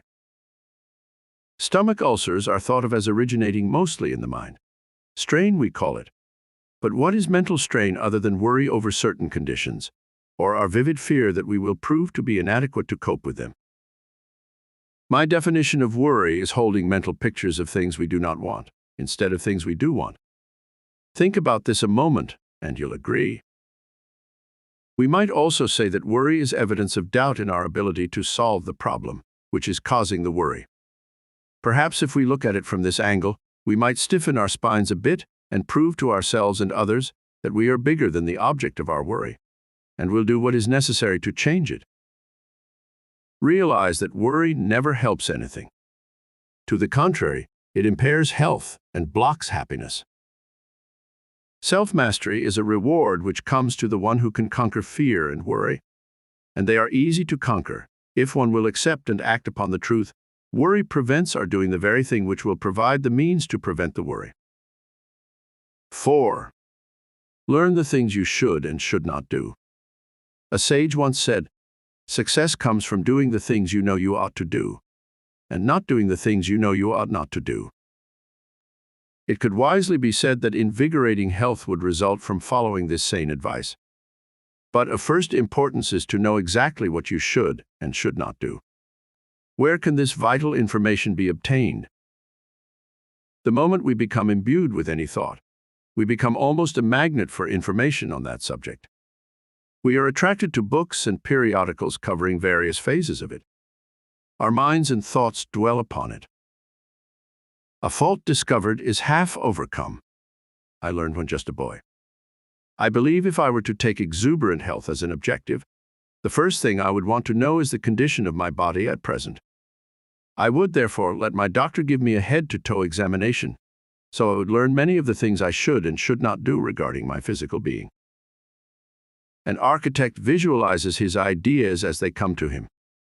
At his drawing board and with his instruments, he develops his thoughts objectively. Since we are architects of our own beings and affairs, it would be well to begin by listing those things we should and should not do in our pursuit of glowing health. A plan of action should be conceived, which would include activity on the things we should do, and discipline in avoiding the things we should not do. Naturally, our program of action will include supervision over the food we eat.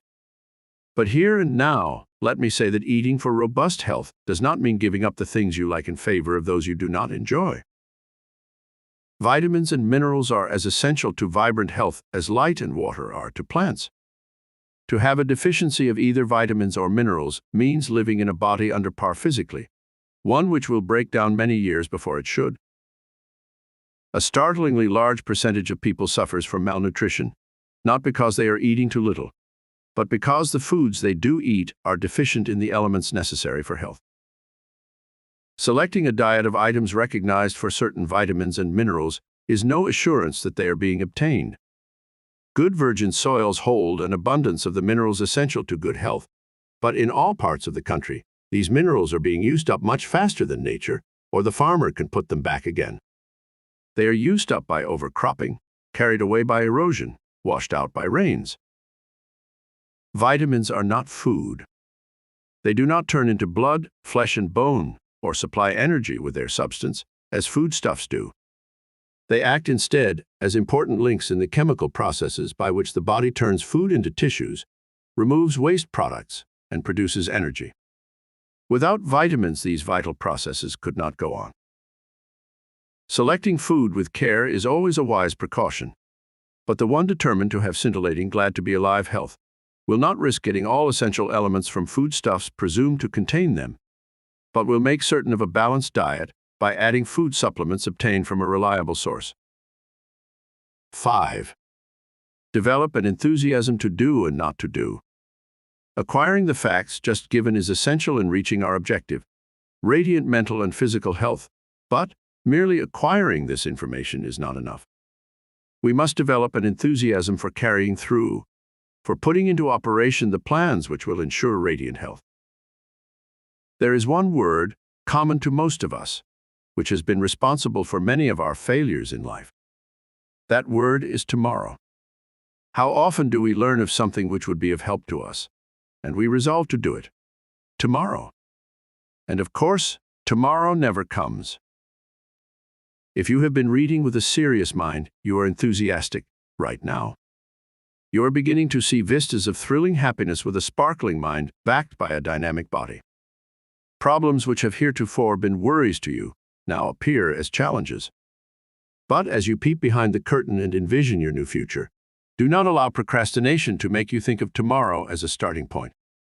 Start right now, the moment you lay this book aside. The start need not be a physical one, doing something the eyes can see.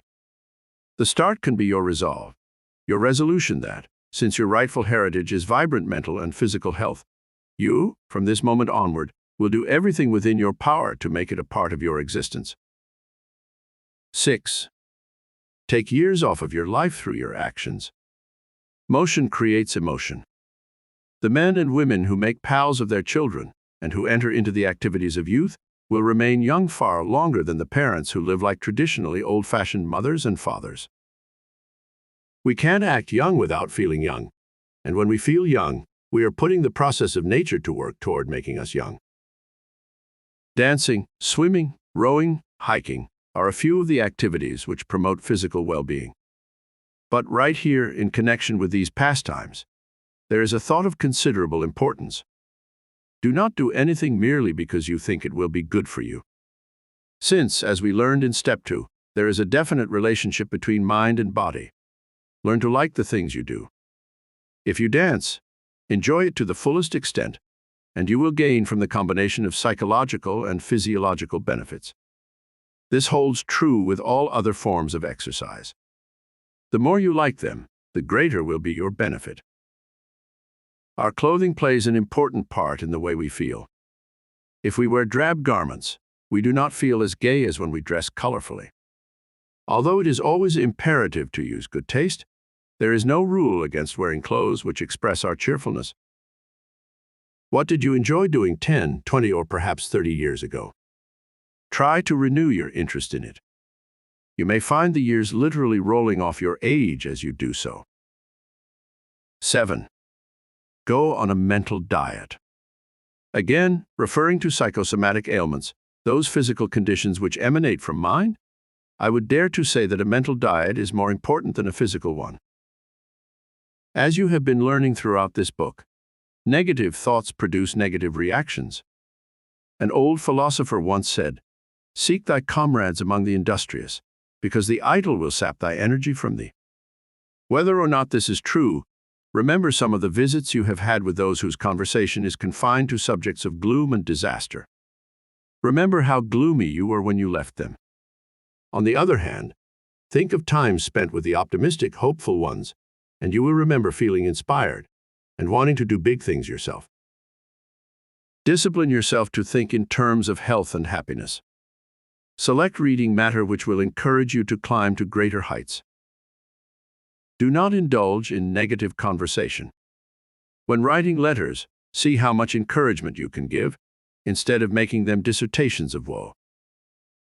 The secret of happiness is not in doing the things you like to do, but in liking the things you have to do.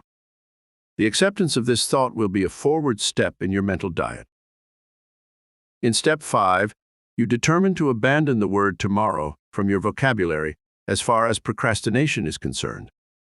This definitely applies to your mental diet. You are on it right now.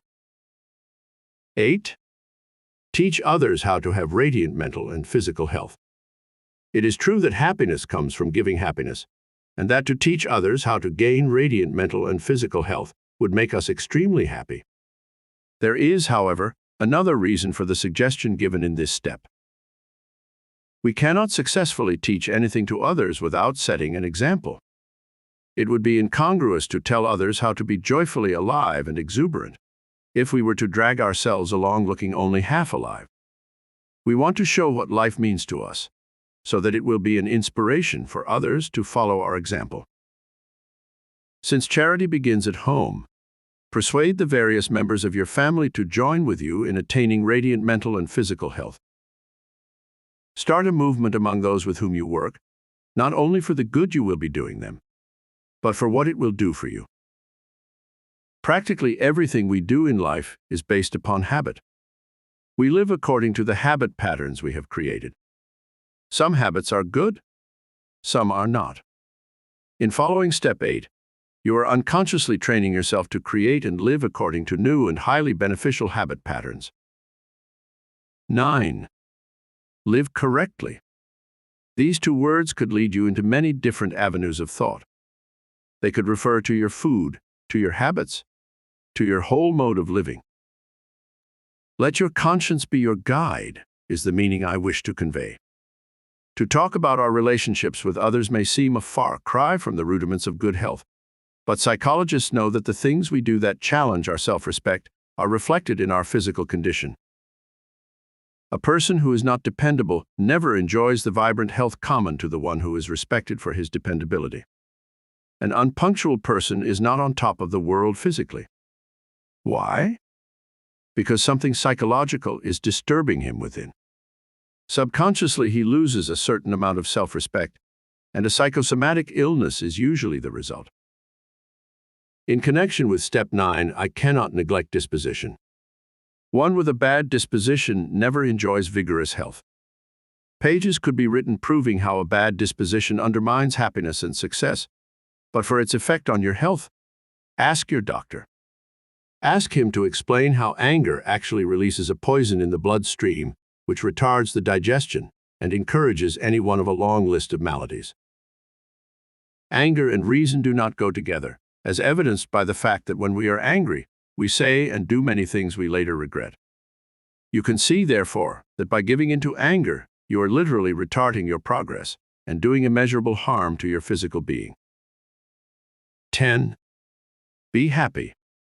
A prominent and successful doctor once said that a happy person is seldom ill, but that when he is, he responds to treatment much faster than other people.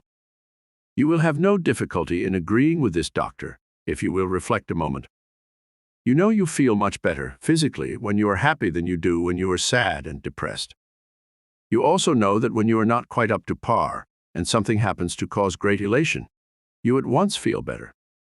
This will show you why the two words, be happy, make a fitting conclusion to these 10 steps for radiant mental and physical health. Happiness comes from within. You now have, and always will have, all the happiness there is. To be happy is merely to express happiness. And to express happiness is to take a great step forward toward acquiring inexhaustible, glowing health. You now have the 10 steps, but this is only the beginning. From this moment onward, they are to become a part of your daily routine. Think about them, practice them, live them. A new and incredibly joyous life awaits you. 21. Accentuate the positive.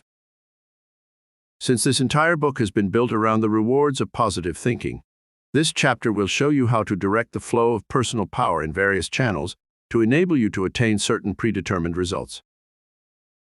We often hear people say, "I have a poor memory," or "I can't relax," or "I get tired very easily," etc. I will mention several of these conditions and suggest how you may beam your positive thoughts in their direction for quick results. Of course, once your entire thinking is on the positive side, you will automatically hold positive thoughts regarding any condition which might disturb you. But, as pointed out in an earlier chapter, mental exercises will be required to enable you to change your mental pattern from negative to positive. Until you do reach the position where it will be natural for you to accentuate the positive, it would be good practice if you consciously focused positive directives toward the condition you wish to change. I would suggest that you reread the following pages a few times so that the various attributes will become familiar to you. Some of the subjects listed have been treated in earlier chapters, but for the convenience of having them all together, will again be mentioned here. Self-mastery. Until one can master himself, he will never be able to master others. In talking about mastering others, I not mean dominating others. I mean that form of leaders, which makes people follow because they want to, not because they are ordered to do so. Self-mastery is that condition whereby your body is your servant and not your master. It does as you direct and does not direct you. It would be well to reread Chapter 4. Mind is man. If you find you are controlled by certain habits which you would like to overcome, instead of thinking of them as having enslaved you, hold a thought of self-mastery by knowing you have the power to overcome any unpleasant habit. If laziness has been holding you back, learn to like the things you have to do instead of merely doing the things you like to do. To develop self-mastery, dwell upon a thought such as, "Each time a negative thought attempts to enter my mind, I will immediately become aware of it and will dissolve it with a positive thought. My self-confidence is mounting as day by day I gain greater mastery over self." Overcoming timidity. A good formula to use in changing any condition is to concentrate on the condition you want, not the condition you're attempting to overcome. To hold to a thought such as, "I will not be timid," gives power to the existing timidity. You do not want to be timid, so do not think about it. Instill in your mind a thought such as, "I like people. I like to be with people. I like to talk to people." Do not merely use lip service. As you affirm the fact that you like people and like to talk to people, actually see yourself enjoying, not fearing, the company of others. A woman who had been given this formula did not realize that her timidity was fading away until one day, after a party, it struck her that while there she had been thoroughly enjoying her conversation with others. Accentuating the positive proved to be effective therapy for her. Gaining a magnetic personality. What is a magnetic personality? Why is one person outstandingly attractive while others seem so drab? A magnetic personality is not something you see, but something you feel. The magnetism one projects to others comes from the heart. It consists of love, friendliness, generosity, understanding, etc. An individual with fine features and a good body can be repellent as far as magnetic personality is concerned, while a person entirely lacking in physical charm may have a most magnetic personality. Therefore, since personal magnetism is an intangible thing, something we project from within, it must be placed within the category of mind. This means that, if necessary or desirable, it can be changed by mind. As interesting as it may seem, when you hold to the thought, "I have a magnetic personality," you are literally guided to do the things which will give you a magnetic personality. You become friendly. You are generous. You are understanding. You naturally do all of the things which will attract others to you. Along with your desire to like people, cultivate the habit of thinking of their comfort and happiness in preference to your own. Know that due to your genuine interest in other people, your personality is growing more magnetic. Mental concentration. People with a so-called scatterbrain are often considered to be slightly mentally defective. This, except in rare cases, is not so. The inability to concentrate is due to bad mental habits we fall into. We will be thinking of one thing, then another thought will enter our consciousness, and power is given to that thought, with the result that the first one is lost. Then another thought comes creeping along. Power is given to that one, and the second one is lost, etc., etc. Mental concentration is our ability to hold on to one thought until we are through with it, before going on to the next one. The value of mental concentration is so great, it can rightfully be referred to as an art, yet it is so easy to acquire. I lack the ability to concentrate, many will say. Those who know anything about the mind know that to make such a statement is literally instructing the creative mind to bring about such a condition. Unless you really want to be a scatterbrain, never again give utterance to the thought that you can't concentrate.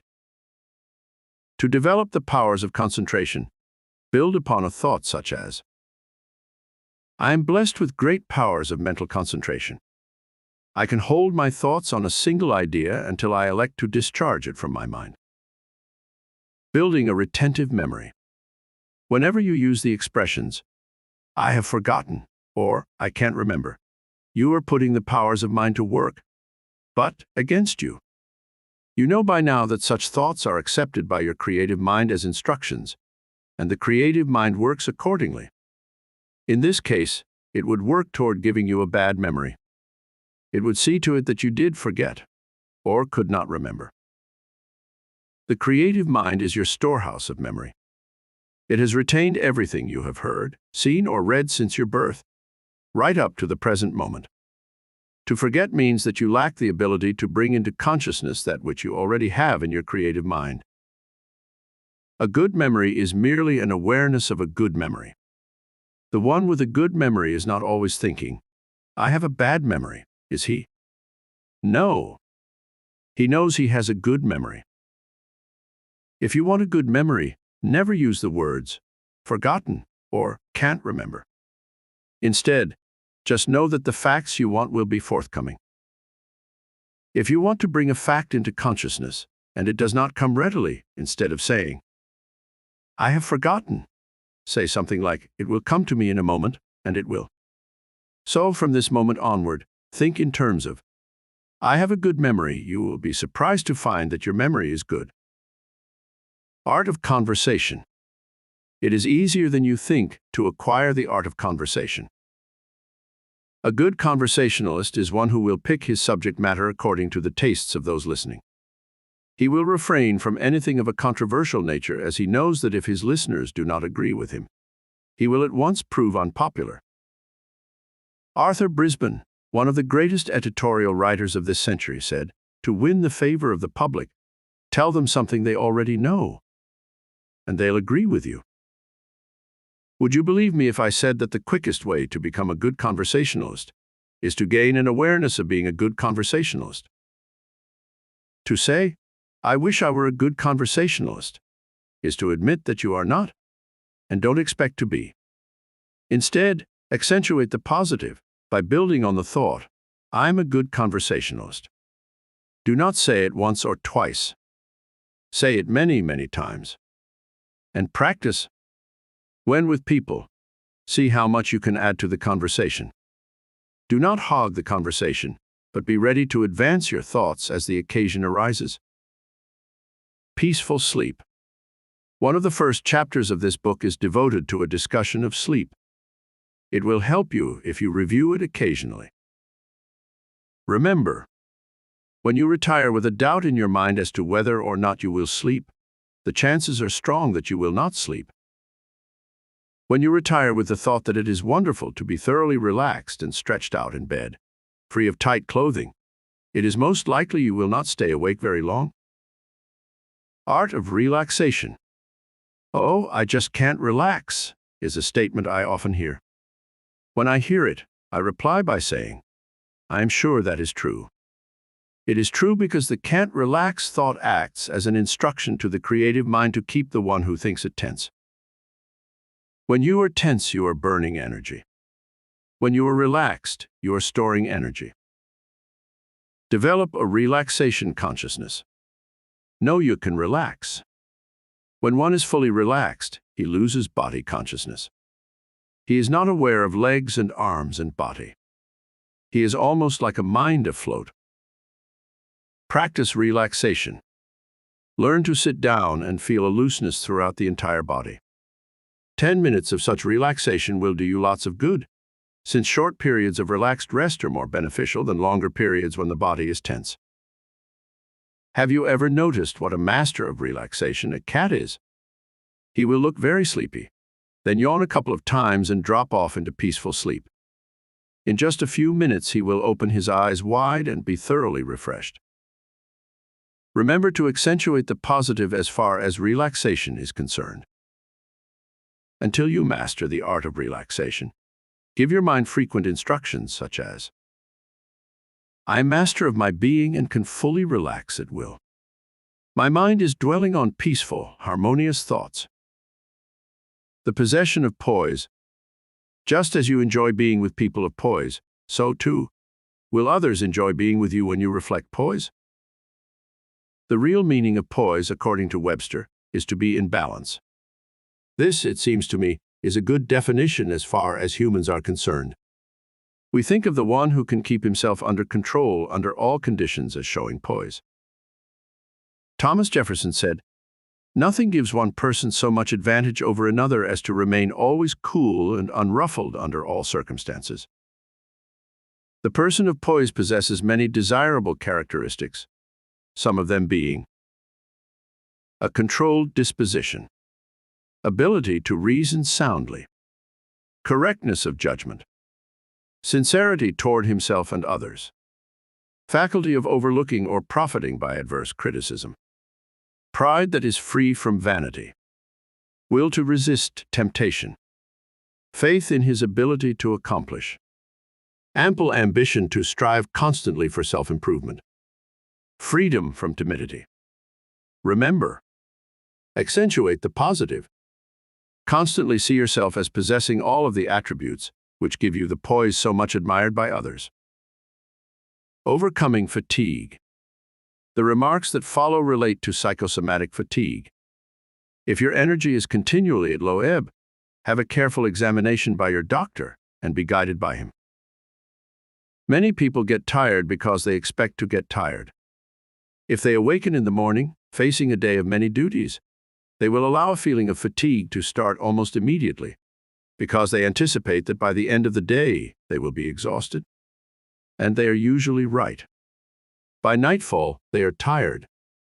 In such cases, it has been the mind, more than the work, which made them tired. There are two types of fatigue, natural and psychosomatic. Natural fatigue is weariness resulting from bodily or mental exertion, according to one dictionary. It is easy to accept fatigue as being weariness from bodily exertion, but there is no such thing as mental fatigue, according to Bruce Blyven, who said, laymen often speak of mental fatigue or brain fag, thinking that long, concentrated mental effort produces tiredness in the brain itself. Yet scientists believe that this state cannot exist. Your brain is not like your muscles. Its operations are not muscular, but electrochemical in character, comparable in part to a direct current cell battery. When your brain appears tired after hours of mental work, the fatigue is almost certainly located in other parts of your body, your eyes, or muscles of your neck and back. The brain itself can go almost indefinitely. Accentuate the positive. There are several things one might do to avoid psychosomatic fatigue, which is the condition in which a person's mind generates fatigue, because he expects to get tired. Learn to like the things you have to do. Start the day by doing the most difficult things first. Keep your mind on the ease with which you work. Relax at each opportunity. Fill your mind with happy thoughts. This chapter is a most valuable one. Place a bookmark at its beginning so that you can locate it readily. It will help you in gaining many blessings in life by continually accentuating the positive. Have you ever noticed the plus and minus signs on the storage battery in your automobile? The plus sign indicates the positive pole, the minus sign, the negative pole, until you reach the point of being naturally positive-minded. Why not take a piece of soap and on your bathroom mirror place a small plus sign? Each time you see it, you will be reminded to check your thinking to make certain you really are accentuating the positive. 22. Help yourself by helping others. You cannot teach a subject to others unless you are familiar with it yourself. And the longer you teach it, the more proficient you become. I have lectured on subjects relating to self-improvement in most of the principal cities in this country and Canada. After a lecture, I often hope that my listeners have gained as much from the talk as I have from giving it. Explaining principles to others fixes them more firmly in your own mind. You may read about a certain theory and be impressed with it at the time, but unless you make use of it, it will soon be forgotten. Talking about it will have a tendency to fix it in your consciousness so that it will be ever ready for use. Using what you have learned so far in this book will forever keep you from want. Moreover, it will keep you supplied with an abundance of worldly goods. But this knowledge will be of little good unless you make use of it. Provide yourself with everything you have been hoping for: a fine home, lots of money, etc. Then, instead of permitting others to become envious over what you have, show them how they may acquire what they want. Some readers of this book will become so enthusiastic they will try to force its teachings on their friends and relatives. This will do no good and will make them unpopular. Many people have such negative minds, they will not believe that by merely reading a book, their circumstances can be changed. They will declare that others' wealth was acquired through sheer good luck. Tell them about the book if you wish, and offer to lend it to them if they want to read it. But go no further. If they are really enthusiastic and not jealous over your progress, they will gladly ask to read the book, or better still, they can buy a copy to have as their very own. Frank Barry was an ordinary fellow. He had a job and was able to provide food, shelter, and clothes for his wife and child. Then he read one of my books and took its principles to heart. Soon he was able to earn more money than he had been earning and to move into a much better apartment. A friend of Barry asked him what had happened to enable him to improve his circumstances so dramatically. Frank liked this man and spent much time virtually giving him a course in positive thinking and how to change his circumstances through the establishment of correct mental images. The effect of this teaching was not immediately noticeable upon Barry's friend, but it was on Frank Barry. His thoughts went back to his circumstances before he learned the facts, and to what had happened since he began to apply the power of right thinking. If positive thinking could do what it has already done for me, why can't it continue to improve my condition until I can move my family into the home of our dreams, with everything necessary to go with it? There was no negative answer to this question. Frank Barry continued to climb until today he is vice president of the company for which he works. He is living in a most modern home of his own. He has a maid and gardener, and he is now setting his sights even higher. Here is a specific case of one man's helping himself by helping another. Or consider another case of two brothers, married and living close to each other. Their circumstances were about the same, and both of them were negative as to their outlook on life. One brother became acquainted with positive thinking and how it can affect one's life. He practiced it and soon bettered his condition quite materially. "Bunk," exclaimed the other brother with much disgust.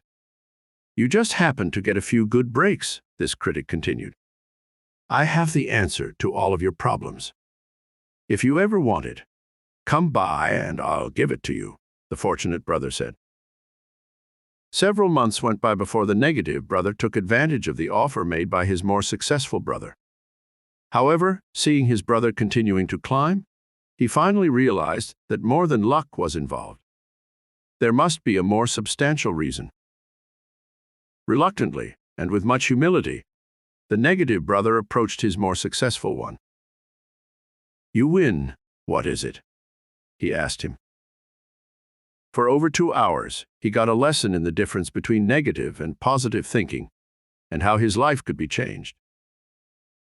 A few weeks after this thought-provoking conference, The positive-thinking brother was offered an opportunity so big he could not turn it down. He was given a job which required the assistance of several good men.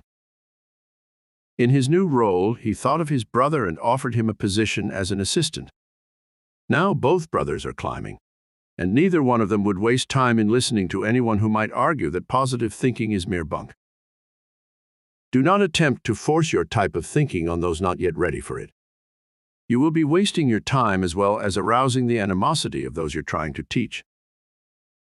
On one of my frequent lecture tours, I met a man who invited me to join him for dinner.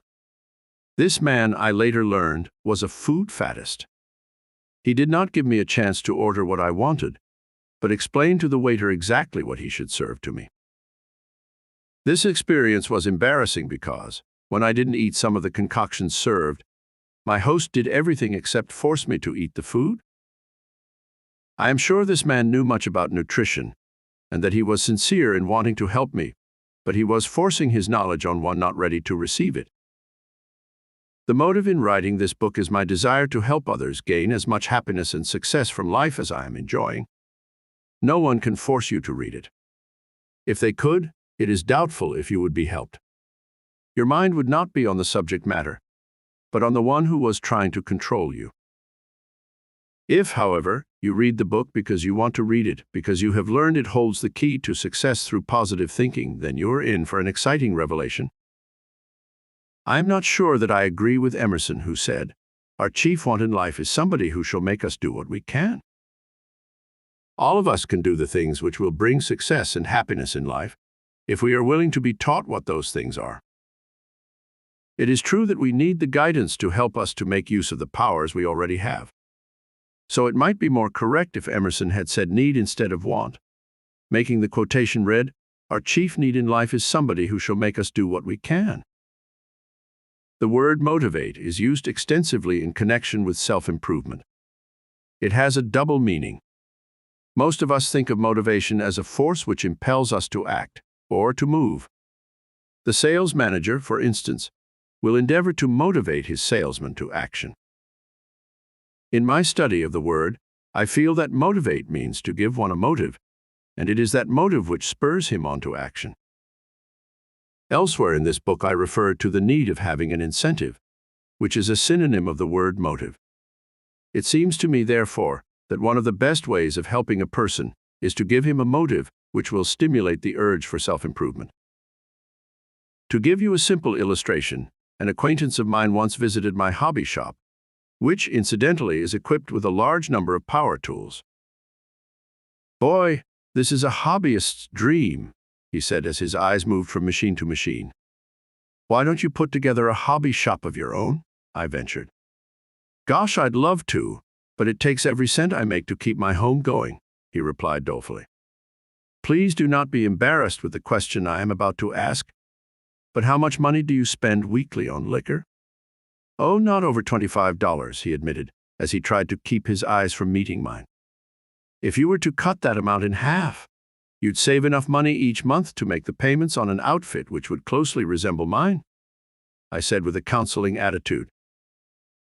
A change was coming over the countenance of this visitor. He stepped over to the shelf where I kept my hobby books and eagerly glanced over many of the plans. His eyes fell on some patio furniture plans, and as he studied them, he knew without doubt he could build the chairs and table shown. "By gosh, I'm going to do it," he said with marked enthusiasm. This man's determination took an unexpected twist. As the tools in his new hobby shop began to accumulate, he became so engrossed that he gave up liquor completely, putting the entire liquor budget into his new interest. This is a case where a man was helped by giving him a motive.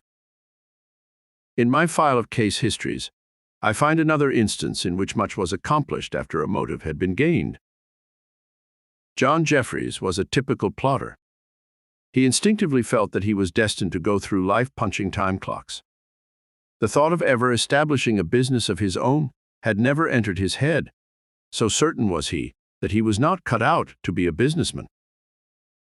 John frequently did menial jobs for me on my property, and whenever I could I would talk to him, hoping that I could give him an incentive to want to improve himself.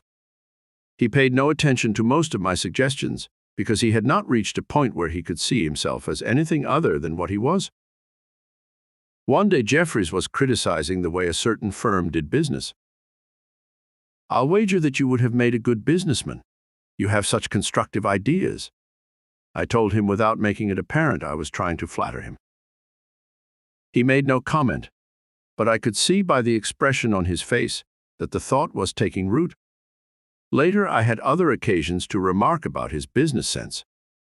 Each time I was quite subtle, so that he would not suspect that I was performing a psychological experiment on him. One day he came to me and quite eagerly asked me what he should study, so that he could go into some kind of business for himself. I outlined what seemed to be a logical and simple plan for him to pursue. He left me with a spring in his step, a glint in his eyes, and an expression of determination which defied failure. John Jeffries started a business with practically no capital, because he had none. He now has a thriving business, which is expanding rapidly. The motive given to John Jeffries was to gain happiness and success through the development of his latent talent. Developing your powers while you sleep. Throughout this book, you have learned many things about your creative mind and how to make use of it while you sleep. In this chapter, you have learned how to help yourself by helping others. Please know that you can benefit by this thought while you sleep. Tonight, before retiring, repeat to yourself several times some such statement as, "I am growing in influence and affluence so that I can be of help to humanity. I enjoy helping others to help themselves and will constantly draw upon my resources so that I can be generous." Saying this tonight will assure you of a brighter tomorrow. You will have grown immeasurably during the night as your creative mind establishes within itself an image of you as a great benefactor. Those who have been inclined to lean toward the selfish side of life may have difficulty in understanding why they should continually think in terms of giving instead of receiving. It is my theory that all receiving is preceded by giving. If we are not getting enough in life, it is because we are not giving enough. There is one thing certain: the generous person gains more happiness in life than the selfish one. But, aside from the spiritual benefit, it is invariably found that the one who gives the most gets the most. Applying this principle to business, I will relate the policy of the head of a large chain of dime stores. A salesman showed a sample of an item to the buyer of this chain and told him its wholesale price was, and if he sold it, he'd realize a good profit. "Go back to your factory and find out how much better it can be made at," the buyer replied. His attitude indicated that his large company was more interested in quality than price and was willing to make less on each sale in order to raise the quality of the product. It is no wonder that the chain is rapidly growing with such a policy.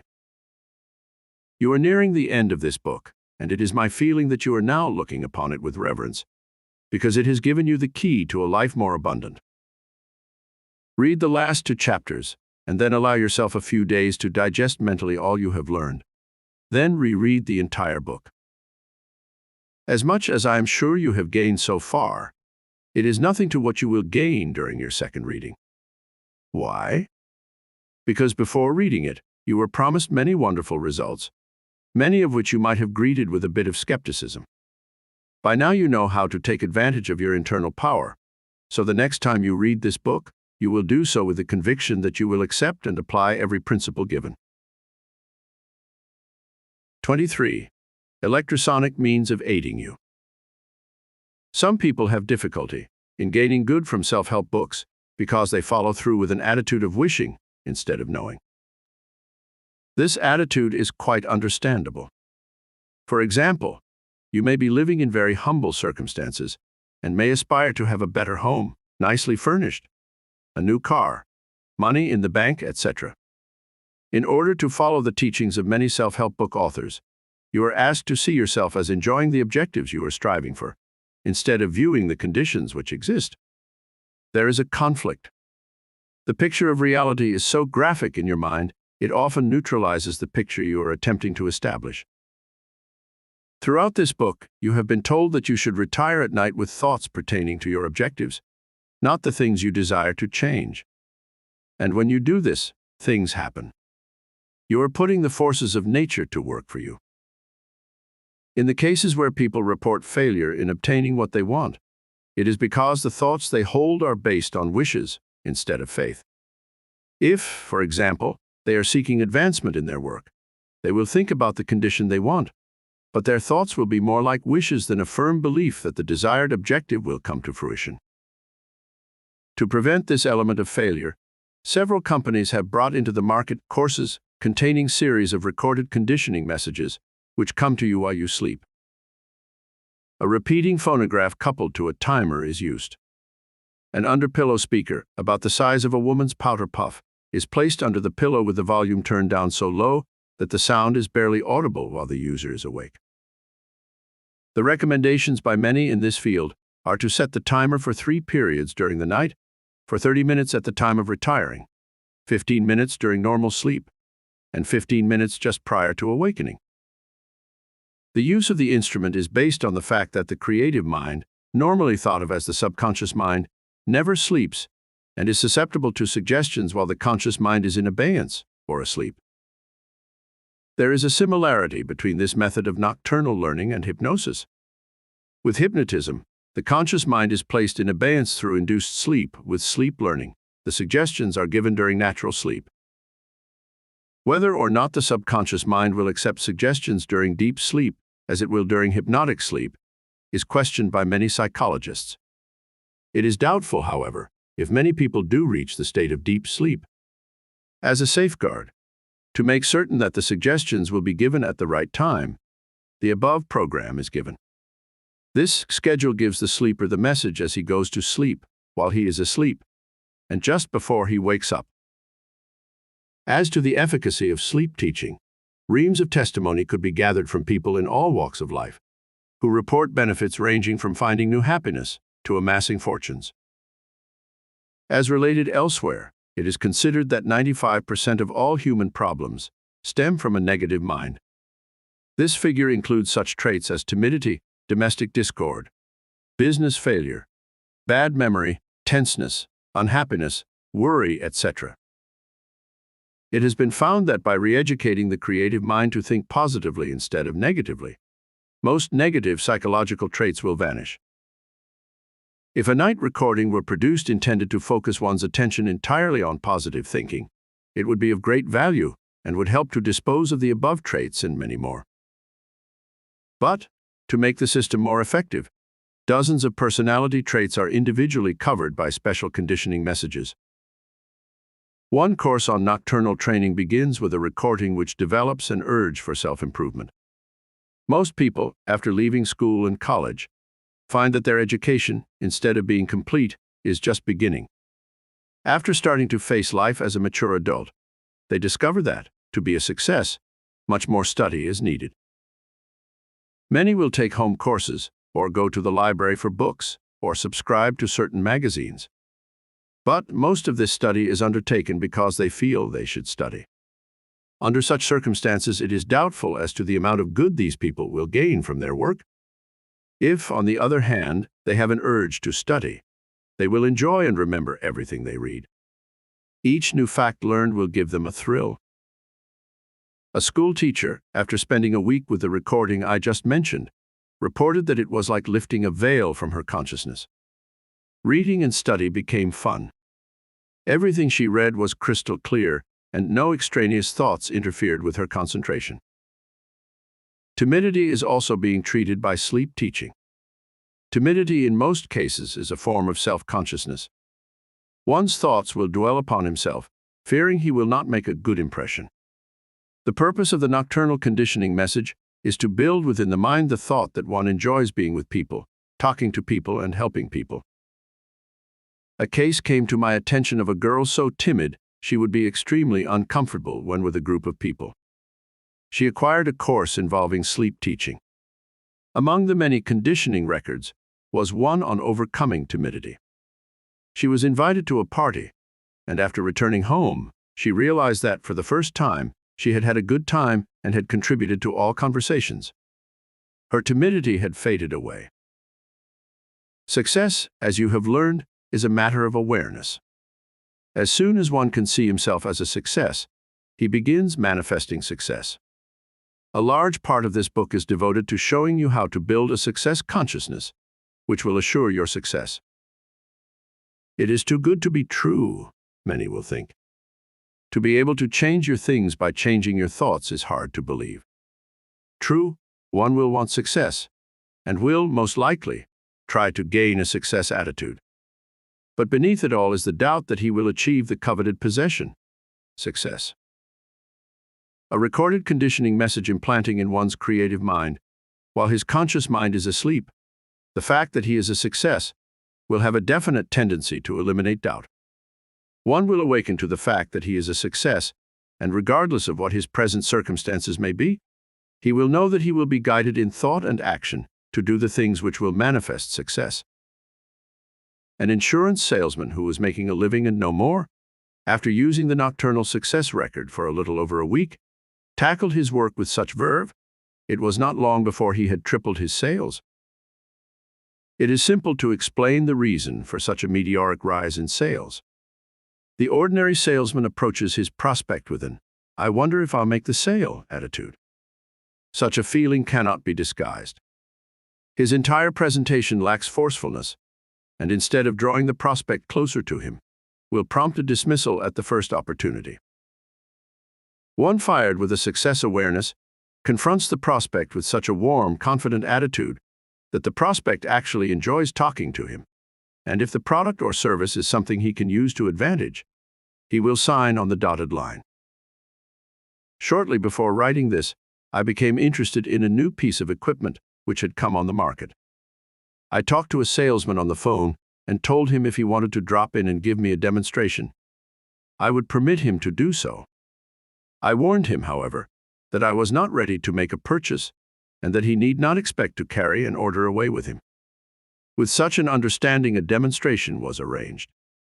The salesman who called upon me was a young fellow, but one who was an outstanding success not only in his consciousness, but in his record of sales. After the salesman had convinced himself that I could be benefited by the use of his equipment now, he started in to lead me, step by step and without pressure, to the point of signing his order blank. An ordinary salesman would have accepted my statement to the effect that I was not ready to buy at this time, and would have given the demonstration without exerting any effort in closing a sale. Some of the other subjects covered in the courses on nocturnal education are building a retentive memory, art of relaxation, developing a likable disposition, developing a creative mind, making your mind keep you young, how to become a great salesman, etc. Children can benefit. A recording designed to cause children to be obedient, respectful, and polite has, in many cases, proved most effective. Some parents whose children had been unruly claim this nocturnal message helped them to avoid traveling the road leading to delinquency. Causing children to enjoy their studies is the title of a recording which is doing much good. It is easy to do the things we like to do. The child who enjoys his lessons will make better grades than the one who goes through the motions of learning because he has to do so. Learn languages nocturnally. Many thousands of people have learned various languages through lessons which have been printed and recorded. Words and sentences are given in printed form, and the correct pronunciation is recorded. It has been found that by studying a lesson before retiring, then listening to it subconsciously during sleep, the student can fix it in his mind much sooner than if he studied during the daytime alone. It has been said that a student of a language course, by using the nocturnal phonograph in addition to the daytime study, will gain as much in 4 months as is usually acquired in a year. Nocturnal courses not necessary for success. An individual can do everything consciously that he can through the aid of nocturnal equipment. If everything in this book up to this chapter is accepted and acted upon, this chapter is unnecessary. The nocturnal courses are for those who cannot separate wishing from knowing. When a truth is embedded in your creative mind, without interference from a doubtful conscious mind, it becomes effective. This is the main reason for the existence of sleep learning courses. But if you have been thinking as you read, you will be gaining the full benefits of this book on a do-it-yourself basis. The owner of a popular gymnasium told me that as effective as his training courses are, he does not do a thing for one member that he cannot do for himself. The big question is, will he do it? If a man pays his money and takes the time to visit a gymnasium, he will most likely follow instructions and gain much good. Upon request, a free illustrated catalog of sleep learning courses and equipment will be sent to you. Write for Sleep Learning Catalog, Wilshire Book Company, 12015 Sherman Road, No. Hollywood, California, 91605. 24. Your new life of health, wealth, and happiness. A lover of boats, a man adept at reading blueprints and using tools, decided to build a boat of his own. He secured complete plans and specifications for building a small cabin cruiser, and dreamed of the day when, sitting behind the wheel in a gold-braided cap, he would guide the boat around the inland waters. It has been several years since this man purchased the plans, yet to this day the keel has not been laid. He gets the plans out quite often and studies them. Then they are carefully folded and placed on a shelf in his den. You now have the plans for a new life of health, wealth, and happiness. You can put them away with the intention that you will make a start someday, which may never come, or you can make the start right now. You would laugh at a builder who, when given a contract, would visit the site where the building was to be built, study the blueprints a while, then go home to think about something else. The builder, after a contract has been signed, assembles his materials, then goes to work. Reading this book has been like signing a contract with yourself to build a better life, one which will give you pride as your friends and relatives praise you for your accomplishments. As a builder will read and reread the plans to make certain they are all clear to him, you should read this book. You are certain, I am sure, of the efficacy of the principles covered. You now instinctively know that to apply the principles is to assure yourself of a more radiant life. Lay this book aside for a day or two to digest properly all you remember. Then, with chest and chin out, and a determination never equaled before, read the entire book through from the first page to the last, knowing that from it you will shape a life which will bring to you all of the blessings you may have dreamed about, but which you never expected to have. Many of you, from the first reading, are already on your way. You have already started practicing the principles and are enjoying results from them. You will reach great heights. That is certain. But please permit me to issue a warning, not negatively but positively. For your own good, after you attain your goal, do not lose sight of the source of your good fortune. A physical culturist can help a weakling to gain robust health through proper exercise and diet. But if, after gaining radiant health, this former weakling slips back into his former method of living, his physical being will slip back to the state of a weakling. Nothing stands still. It goes either forward or backward. So far as your thinking is concerned, you either continue to develop in the direction of positive thinking, or you slip back into the customary channels of negative thinking. Why will one go back to negative thinking when he can see the good which comes from positive thinking? One may ask. And it's a good question. Since 95% of all people lean to some degree to the negative side, it is inevitable that most of the people we meet will be more negative than positive. Most of the arguments presented by the negative-minded person, why conditions are bad, why it is hard to do this and to do that, why, under existing circumstances, it is not possible to succeed, seem logical. Under these conditions, it is not hard for the one recently initiated into the realm of positive thinking to fall back in line with the great majority of negative thinkers. Remember, there always has been, and probably always will be, a large majority of negative thinkers. This is why so comparatively few people ever reach the top. The principles included between the two covers of this book will raise you to undreamed of heights. But reading and applying the principles is no assurance that you will remain there. Unless you continue to replace negative thoughts with positive ones, it could be very easy for you to retrace your steps back to where you were before becoming initiated into the fraternity of positive thinkers. You must reach the point where it will of positive thinkers. You must reach the point where it will become second nature for you to offset every negative with a positive. I want to refer back to my friend, W. Clement Stone, who, as I mentioned in the first chapter, invested $100 in the insurance business and built it up to a personal fortune of over $100 million. I am sure that during his building years, many negative situations came to his attention. He was probably told many times about the things which could not be done, or why some of his men were not able to close sales. Do you suppose that Mr. Stone succumbed to the negative thoughts and relaxed his efforts?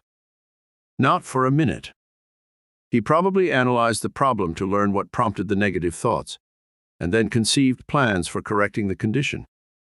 That man will tell you in no uncertain terms that his positive mental attitude is wholly responsible for his great success. The extent of your success depends entirely on how high you raise your sights. You can acquire hundreds of dollars, thousands of dollars, or millions of dollars, depending upon your state of consciousness. This fact has been proved in many ways throughout the book. There have been several repetitions to fix the truth more firmly in your consciousness. But now, let's think about your future. Let us lay out a routine for you to follow to assure you that your journey will ever be onward and upward. 1. Never permit a negative thought to remain in your mind. Immediately offset it with a positive one. If necessary, to eliminate the negative, do something of a positive nature to assure yourself that the negative has disappeared. 2. Always go to bed with positive thoughts. Decide on the things you have to do the following day and go to bed with the positive thought that during the night, your creative mind will work with you, so that on the following day, you will be guided in thought and action in doing your work in a manner pleasing to all concerned. 3. Keep your mind happy. It is far easier to keep a happy mind positive than it is one filled with gloom and sorrow. If gloom persists, do something to make someone else happy, and your happiness will return. 4. Start your day with enthusiasm. As you awaken, be glad in anticipation of another day of progress and happiness. Know that throughout the day, you will be guided in thought and action to success in anything you attempt to do. At breakfast, talk about your happiness and enthusiasm, and that you know it will be a great day. If, by chance, you are with people who have not yet learned the blessings which come from positive thinking, you can be happy that you have a positive mind. On the other hand, if you spend a period of time with a real go-getter, you leave feeling like doing things and going places. If at all possible, refrain from associating with negative people, unless you can be of help in teaching them how to gain the blessings which come from a positive mind. If circumstances make it necessary for you to be in a negative atmosphere, keep your mind happy with the thought that you have conditioned your mind to be positive. 5. Every day I'm on my way is a motto I keep in a conspicuous spot in my home. As I said before, nothing stands still. It goes either forward or backward. See to it that not a day passes without some progress. Until it becomes second nature for you to do so, you must consciously take some progressive step each day. In time, and not long either, so many blessings will be coming into your life, there will be no let-up on progress. When you reach the point of wealth where you feel your work is done, that your security is assured, then do not let down. There are many new trails to blaze other than those pertaining to making money. Think of taking up music, painting, writing, or any one of the many arts and crafts. Age and an idle mind go hand in hand. An active mind is a youthful mind. And a youthful mind will keep your body young much longer than if you dwell on thoughts of age, which you will do, unless your mind is occupied with constructive thoughts. Just as I was placing this page in my typewriter, I received a telephone call which made me very happy. The voice on the other end said, "Ben, I wanted you to know that just one idea I got from one of your books has meant over $50,000 to me." The caller went on to tell me of an inspiration he got, which led him to develop an idea, resulting in a fortune for him. Such messages mean far more to me than the few pennies in royalty I make on each book sold. I know that by reading this book, you will gain results far out of proportion to the trifling cost, but this will not satisfy me at all. To learn that you have merely gotten your money's worth would be greatly disappointing. I want this book to prove to be the greatest adventure ever to come into your life. I am not conceited to the point of feeling that I alone am responsible for this book. The teachers I had throughout my school days, countless lecturers and authors, the newspapers, magazines, radio, and television, all have contributed to my storehouse of knowledge. I have met thousands and thousands of people in all walks of life who have given me ideas which are reflected in many of the thoughts expressed. My part in creating this book has been to screen the knowledge I have gained and collate the constructive thoughts in a way which will be usable to you, the reader.